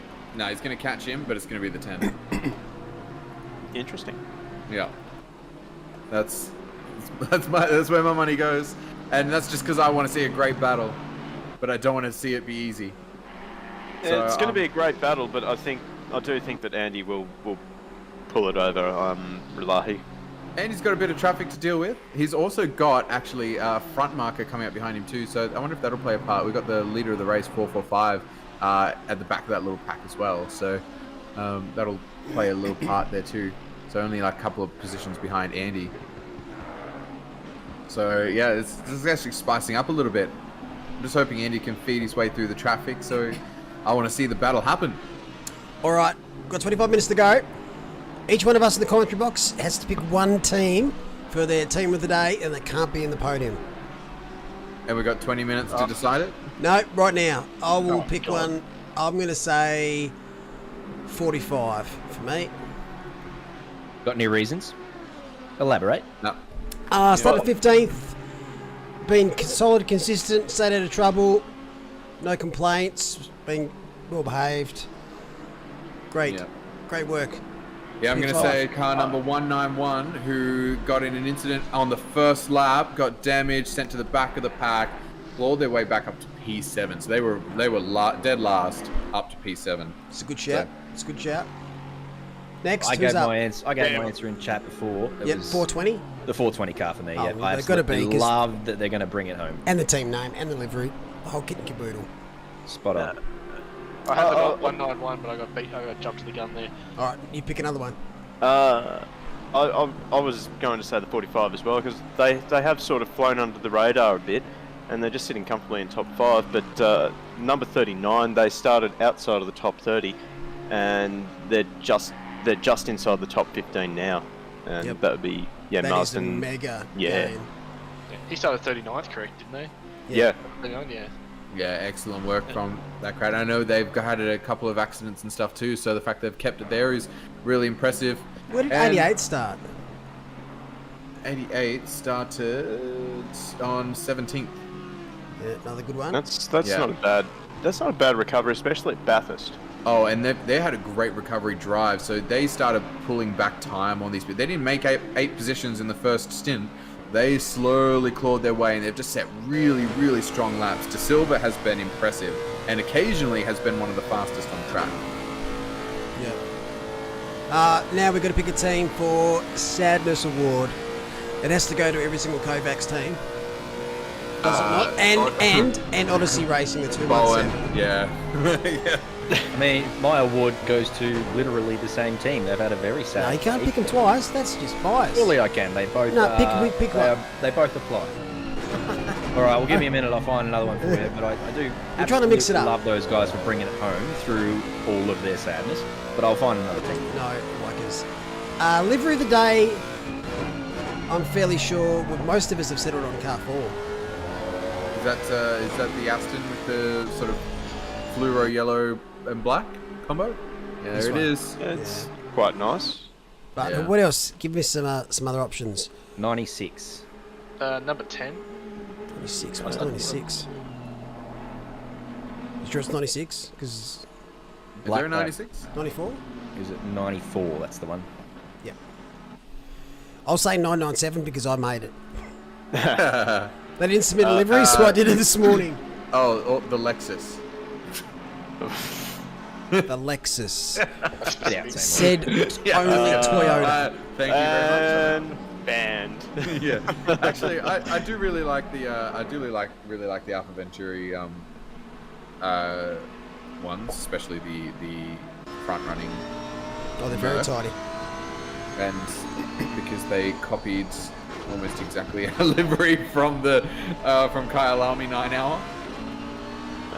I'm going to go with 767, the Nissan, red, white, and black. It's nothing to do with it being a Nissan, but it just red, white, and black just works for me for some reason. Where is it? Oh, that was a little tap on the wall from that Lambo. Yeah, I like that. These guys have recovered well as well. Had some dramas early. Now, Ralahi actually clawed a bit of time back on that lap, so I think traffic's definitely playing a part in the battle for the final spot on the podium. Do you like that as well? Do you know what that is referencing? This car? Yeah. So yeah. good. No. Love the retro. So good. I actually referenced that when it was raining last. You said it might have been yellow shell on the bottom. Lose their wheel, slide down Conrod. Yeah, possibly the worst livery to have when it rains at Bathurst.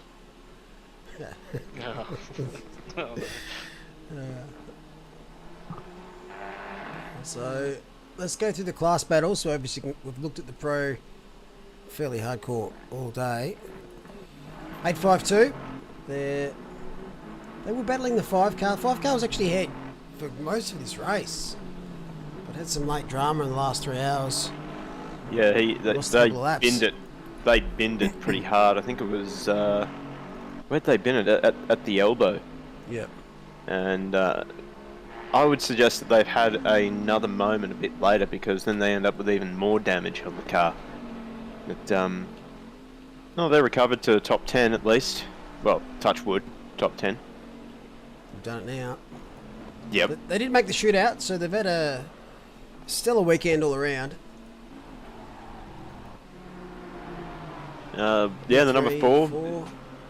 They're not too far from the number 5, the number 4 car. They only take one mistake from Davis, and these guys will be battling for second in class and top 10 finish. There's a pen. Let's go AM class. 42. Where the fuck? There it is. So 676 was leading this battle for most of the day as well. Same as number 5, got into late dramas. Had a couple of big dings, and they dropped back. They're at 46 seconds behind 42. So yeah, the 676 seemed to voluntarily try to change the dimensions on that Aston at the chase. It didn't really work very well, and it has handed the lead to the number 42. But still plenty of time for something to go wrong. It's never over until it's over. Yeah, P3 for AM class is Odyssey Academy. They've had their struggles as well today, but they've, again, hung in there, fought back. Up to 32nd. Not a bad livery either. I haven't seen that. They picked a challenging car for this track too. They picked a challenging car for any track. I am actually digging that livery now. Oh, here we go. Oh, okay. What I'll tell you. There goes the second. Oh, lordy. Plays a 2027 from Ralahi. So what are we down to? 5 seconds, because he lost a bit of time with the traffic, but now they're in clear air. Look at that, 616 and 10 on the track map. They got no one for a little while, and Andy O'Hara is putting the pedal down. He's put the CPU into overclock mode. Well, I think, yeah, this is going to be an epic battle, and that's fastest lap of the race with 17 minutes to go, and presumably a much higher temperature than when he first set it in the early stints. Granted, he has started this one on lower fuel, but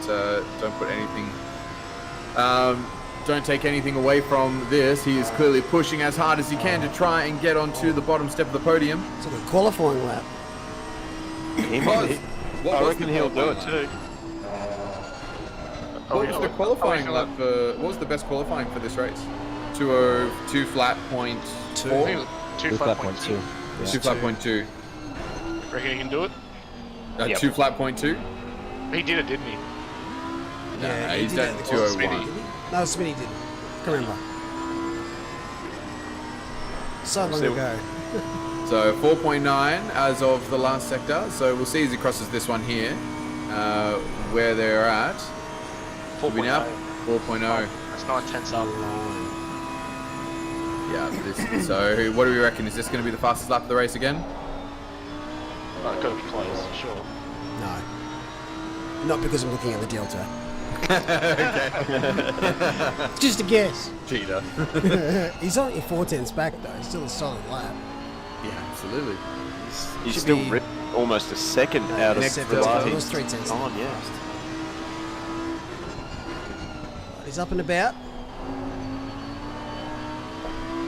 Yeah, so the last lap, so 2027 plays a 2017. So high 202s for Elahi, high 201 for Andy. And those were clean laps. They had no traffic for that lap, and they may not have traffic again for this next one. So it's getting spicy up in here.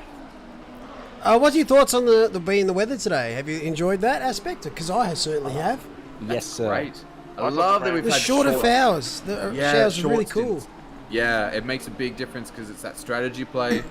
Really loved it. Like the first one was the shortest, and I don't think many teams pitted at all. No, you'd only had like the 445 pit, I think, for wets on that first one, and then they clearly regretted it and didn't do the same thing the second time round. But I think that was about it for any of the teams we've been following.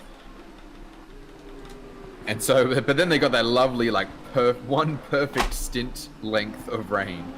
It was just like 70 minutes was just the exact perfect amount of time to be on that tire. So that was very, very kind of the weather. No, but yeah, that's exactly right. You know something? I've just thought of something just here because I'm watching the time come down for O'Hara and Relahi. O'Hara's making up most of his time over the top of the mountain.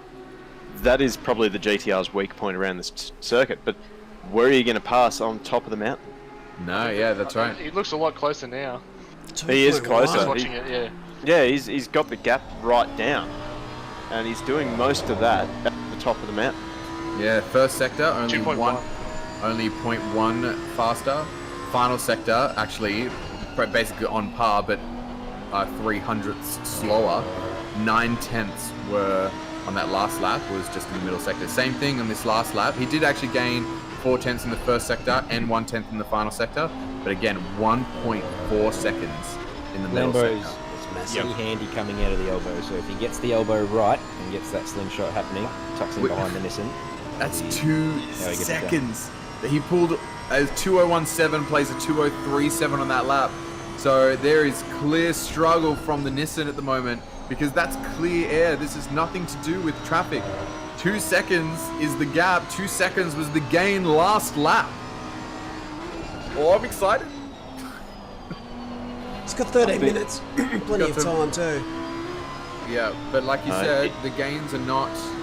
The overtake's not going to happen in that middle sector, so he's going to have to make it happen in one of these spots where the Nissan is strongest. Yep.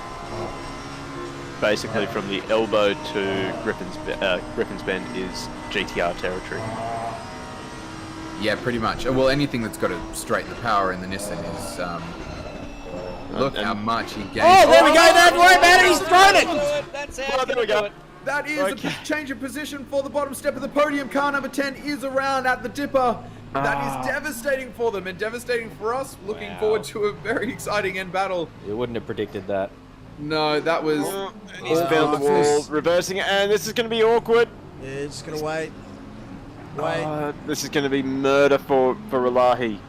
One more. What is the time? I think he's got a couple of laps back down to Herbert, so... It's just bring it home now, and unfortunately that's a P4 position, so that's... I think he would be able to do a pit stop as well if he was damaged. I don't think he is far enough wait. I think he's got the gap to do a free pit stop. Yeah, he does. Very much so. Oh, they're going to feel awful about that, and I feel like we've been robbed a finale battle as well. Yeah, huge shame for Relahi. But I mean, I can't blame him for making that mistake. You're watching that time between yourself and O'Hara, and honestly, the last person I ever want to see in my rear vision mirror is Andy O'Hara. Anyone would make that mistake. But props to Andy O'Hara, who has just had a massive clawback for about 3 stints. I think he's been in the car, clawing that back, and him and Stephen Ty, those last 4 stints have just been slowly gaining, and they finally got there. And there's 11 minutes left to go, but they're looking strong for a podium finish, which wouldn't have guessed when they were 2 minutes behind only a couple hours ago. This is an on-track battle here. It is. This is Beach only. He's right up behind De Silva, so this will be the one we'll watch for the next 11 minutes. No, that's not De Silva. That's not De Silva there. He's 2.5 seconds behind, but the Audi is up ahead. Davis. But I will go and find the times, what's going on here. So they did an identical last lap. Yeah, they're just trading sector times. There's nothing between it. They've actually been quite close for a little while now. If you're watching the stream, don't forget to like and subscribe. Oh yeah, that too. Got a dog to feed. We've got commentators to buy stuff for. Wait, Zinger box is we're still... getting paid. we get board stuff for? Well, Alex Bowen is today after that stuff. Oh, yeah. Yep. It's coming out of your wage. Yeah, okay. So because that's been jumping between 1 second and 1.5 seconds every lap. It's like they're swapping these times. So it's not like there's some massive gain happening from Sonicus. In fact, I think he lost time. Good timing there, Miles. I was actually going to bring up this battle, Bracken and Marsden. This is for 13th and 14th. They're getting quite close. 10 minutes left on the clock. That train of cars in front of him. Oh yeah, I think Bracken may have the edge over Marsden here, but Marsden's a fairly good driver at making a car wide. He's picked a good car to make wide as well, but he's very deceiving. Well, the Aston's also particularly wide as well, so just needs to make that. It's tiny. Yeah.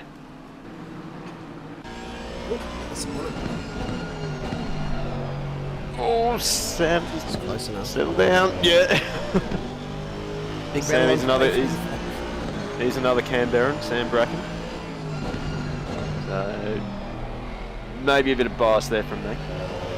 Canberra. Canberran. Don't hold it against me. It's not my fault. Never do such a thing.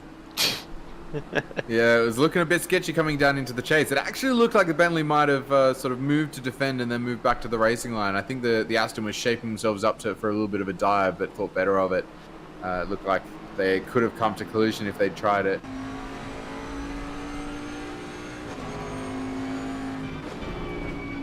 Joshua Hill says, "Is that the soothing tones of Chris Niparis in the commentary booth?" As a matter of fact, It's better than what you called him. It's close enough, but not quite. Not quite. No. Yeah. Close, but not right there. Yeah. You probably owe him a beverage now. Same It's Paul. bloodline, but you know. He won't hold it against you, Josh. I mean, No. Joey. Do you have a brother, Josh? Yeah. Oh, it's good. Oh, no! Whoa, that's not good. Has binned it. Round goes Stephen. Oh, just. well, that's how Here comes- all of the battles are going to end, apparently, for the rest of the race. Straight cursing Apparently. everyone at this point. Just throwing them out like lollies, aren't we?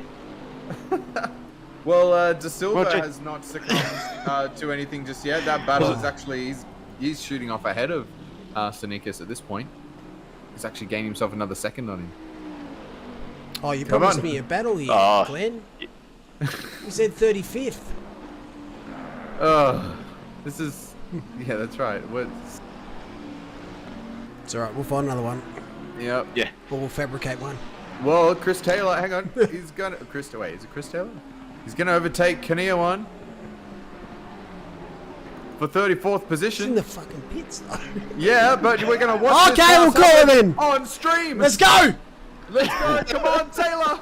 Actually, I don't think he's going to get there. You don't think? Can we get the split screen up?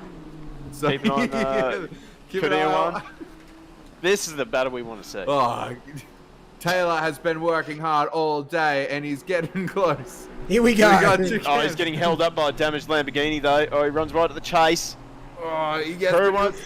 He has not moved yet. He's gaining. Here comes Taylor around the outside. He clears that Lamborghini.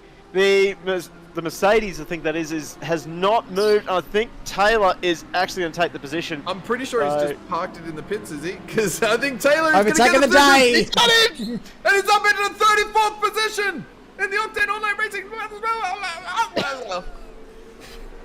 Was that good? Well, what was that at the end? I don't know. It started off well, and it's, yeah. Miles, just maybe reach over and just hit him on the head. See if He's had a bloody long He day. needs more than that. Wise. Give him a pass. Man, what a day!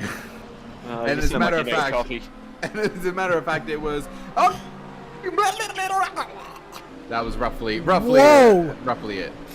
It's nearly an ASMR stream. It is. Wait a minute. He's back on track. We're underway again. I didn't even notice that. Good stuff. After the disconnection down there at the chase, we're back on track. Good stuff.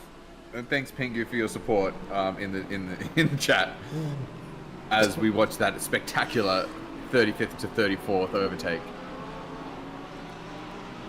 No, it doesn't get any better than that. Come on. And if Well, Pete, we can't top that now, Samwise. You've really ruined the last 5 minutes. and if you just tuned in to the 12-hour, this is the best it gets. No, here at Samwise Octane did not Online choke. Racing. Still, he made more sense than Crofty did. Is that a high octane commentary? It's high something.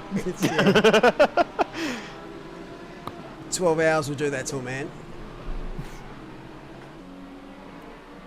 Or a glass Barbie.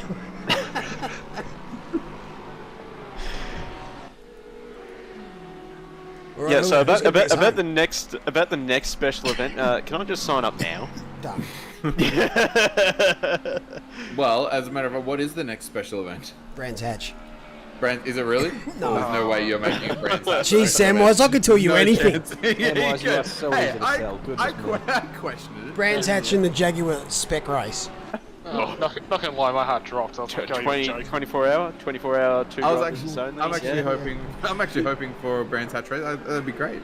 Let's go do a 6 hour or something. Brands Hatch. Honestly though, would people sign up? Because they've marked it on Discord that there'd be something that they do, but honestly, I don't believe it. You don't believe? I think people are going to sign up for whatever you put up there. We're just here to have fun and race. Just give us a track and let us go. You said fun, and then you mentioned Brands Hatch. I don't know how that's possible. Look, I don't know if you've heard of this. alright. I don't know if you've heard of this idea, Malik, but you know that other people have different opinions. Yeah, but Brands Hatch. Yeah, Sam, it's like this. They have other opinions, but they're wrong. Yeah, okay, fair enough. Yeah, right. Brands Hatch. Well, I remember Brands Hatch in the original, like, be it Supercar 1 or the Toka Race Driver, whatever you used to play. The very first track that they put you onto is Brands Hatch in that game, and so that always had like a special, thing in my heart because of that. Silence. I love silence. The silence is We're just lost spectacular. for words, Sam. Well, did you never play V8 Supercars or Toka Race Driver? Mike? Yeah, so good. It reminds me of Donington in a Renault Toka. Why does it remind you of Donington in a Renault? Because that's the one I used to always be in. I think it's a Renault. Oh, probably. Can't remember. I can't even remember Donington on the game. I think it was just all Bathurst for me at the time. It was like Well, 11. what we're hoping for is that the DSE content would have been out, because we always assumed it was going to be around February, and we're running out of days in Feb, so we were hoping to head to Coda. That was the plan, but I'm not really sure we can wait to announce the next one. Tell you one thing though, Yoda's actually made quite a bit of ground on Bab here. I might get him now. Oh, this is a battle. Yeah, Well, we've got a race. It's alright, Yeah, this is for position, buddy. We're watching a race. Put your feet up, Samwise. Yeah, apparently.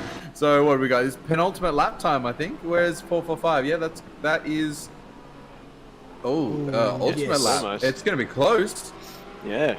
203. Oh, it is negligible. Who? Actually, don't even know.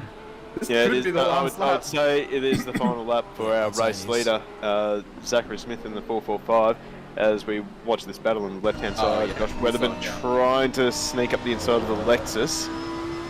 Not able to do it at Griffin's Bend. He's going to have to hold station there. And unfortunately, I think he's not going to have the legs down the straight on the Lexus. All right, we've got 2 laps to go, Yoda, and he's got a 5-second penalty, so let's just keep it together. 1.5 for them. Oh, that's but, true. Yeah, I didn't even look at penalties. No, we're going to remove penalties before this lap finishes. Get it Yeah. on Get the him, track. Get him! Nah, it's good seeing. What was his issue? Disconnect? His PC crashed, so he's been our driver number 1 all day long, and so with 30 minutes to go, his PC decided to blue screen, which was not ideal. Oof. I usually do it. I've got a pretty handy PC, but I thought with the streams going and commentary happening and all that sort of stuff, I better not risk it. And Gibbo's had 2... You remember that one at Paul Ricard where he disconnected? So we just weren't sort of confident he could do it either, but, you know, that's racing. Half of it's luck, and we're Here back we on go. track. Sorry, 2 seconds there, Ted. Oh, it's on. Side by side, Weatherburn and old mate Babby. I think That Babs Lexus is probably has got thinking some about letting power. him through here. Oh, it's gonna be almost the last. Oh well, he's got a penalty, so he might do so. But we want to see a battle, so let it happen. Look at the Lexus, the legs on the Lexus. We're gonna see a dive from the Lambo. We are not, but the Lexus did compromise their line a little bit, so the Lamborghini's gonna get a better run here. We It's love 'cause our the Lexus beautiful has hit new everything teammates, today. Yoda. Dive. It's gonna be a dive up No. the inside. No, Might sell him a dummy. No, the Lexus not buying it. but the Lexus did have to defend again. he's So right into the he's wall. on the fence. Meanwhile, Yeah, our Bring him Lexus home, is Sam on the Wise, final bring him lap. home. Yep. Zach Smith is coming around the final corner now after 12 hours. That is it, car number 445. Zach Smith, Matthew Pinata. Who else we got? In Daniel there? We Hunter. got Zach Zachary James James. and Daniel Hunter come home to win the Bathurst 12-hour for Octane Online Racing. That was an absolutely mega performance from them, and that was just a victory lap for Zach Smith. 2 in a row for the maximum pace racing boys, just quietly. Silverstone at the end of last year and now here. Yes, that's right. So Pinata and Zach James were both won along with O'Donnell, the Silverstone 12-hour. So that's 2 12 hours in their notch within a couple of months.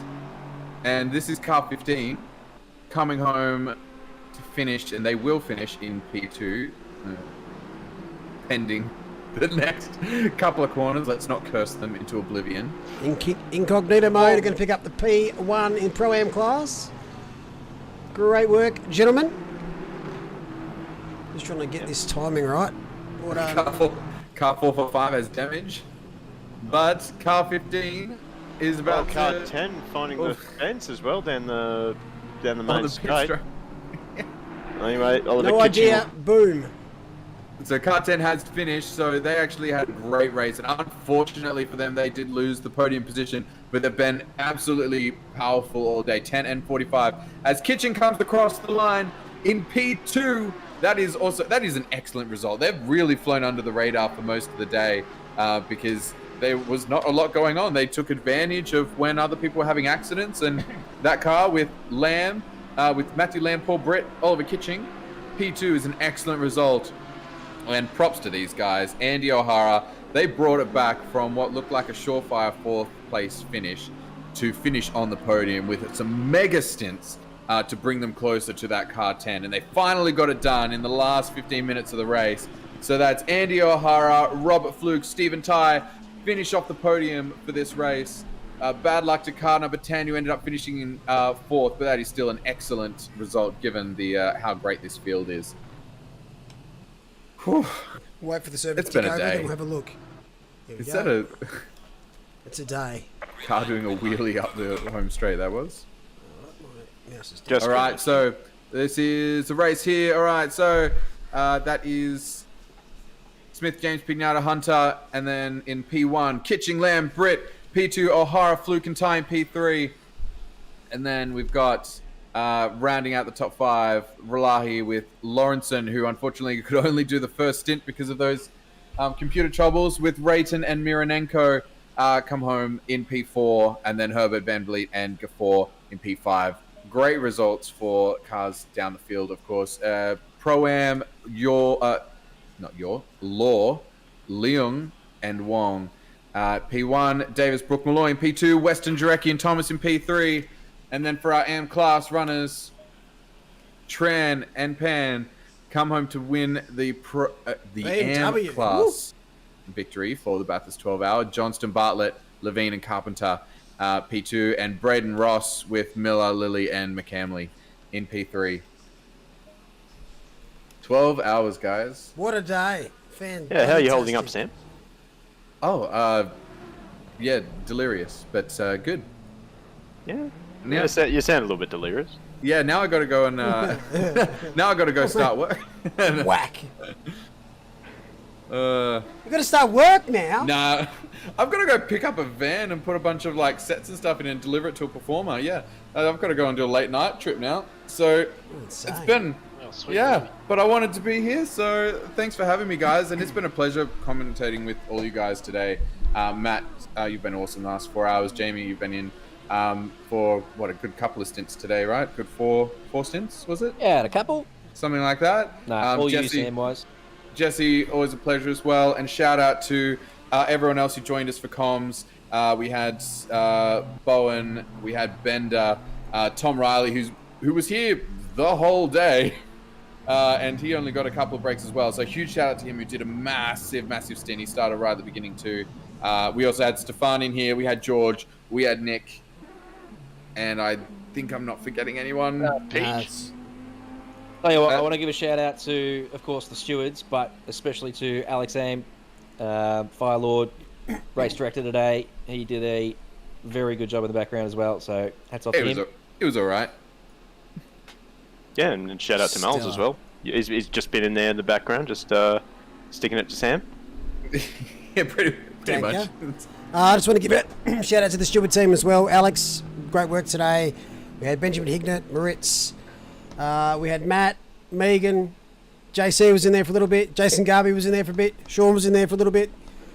You guys are the MVPs, and without you, we can't make these special events the way they are. So thank you very much, team. You are best in the business. Much love. Congratulations to you, Malik, on a successful full weekend of events. So first special event weekend, to my knowledge, is that correct? Yeah, 3 days. What was I thinking? Sunday. What was I thinking? Support races, team what were you challenges, the thinking? whole show. Absolute cracking weekend. Well said. Yeah, you're going to get some well-deserved rest at the end of this. And we've got people going around for a victory lap. Here's 445. And this is not a proper victory lap. This is just carnage. Race 2. Race 2 is about to start. Yeah, that's right. Yep. The second half of the Bathurst 24-hour surprise. But no, it was actually a really great battle, and big props to 445. They did such a good job all day and didn't put a foot wrong. It was a stellar day. Had a good weather as well. I was actually pleased to see that. They've made a couple of changes to 1.8 to how the variability works on these games now. So, yeah, it's a good sign for things to come when we want to do other things like that. Yeah, that was great, having a 5-minute, a 15-minute, a 70-minute, and then like a 40-minute or so batch of rain. That's a great amount of just, well, variable conditions for the drivers and teams to work through. So that makes it fun for us to watch. Hopefully it makes it fun for you guys to race. And thanks so much, everyone in chat, for joining us. It's been such a pleasure having you here. And thank you to everyone who donated as well. So Zalantos, Diabolese, Nick Randall, and I can't remember who was it earlier. It was our man Mac Daddy. He's sitting in here Oh, it is, right isn't now. it? Yeah, that's alright, that's alright. It's all good. No, you don't count. You triggered me with your uneven. No. They're even numbers. They weren't odd numbers. Yeah, but it wasn't a round number. It was 96. Yeah, it was $96 on the dot. Yeah, no, and then $4, and then I think we had Hamster before that as well. So And the fun facts when Bender couldn't supply. Yeah, that's right. So no, it's been One great. more last shout out to Thomas Riley, who's been helping with a lot of graphics, and he did the intro video. Mate, your work this weekend has been MVP material. Go get yourself a zinger box, mate. Much He's love. the man. And on that note, we are going to sign off. Thanks, everybody. Results will be up in the near future. We may take a quick break before we get to them because I've been not non-stop for 14 hours, so I might go have a little bit of a snooze. Anyway, thanks very much, team. Much love. It's been great. Catch you later. Yeah, thanks, Miles. See you all. See you all. Good night, everyone.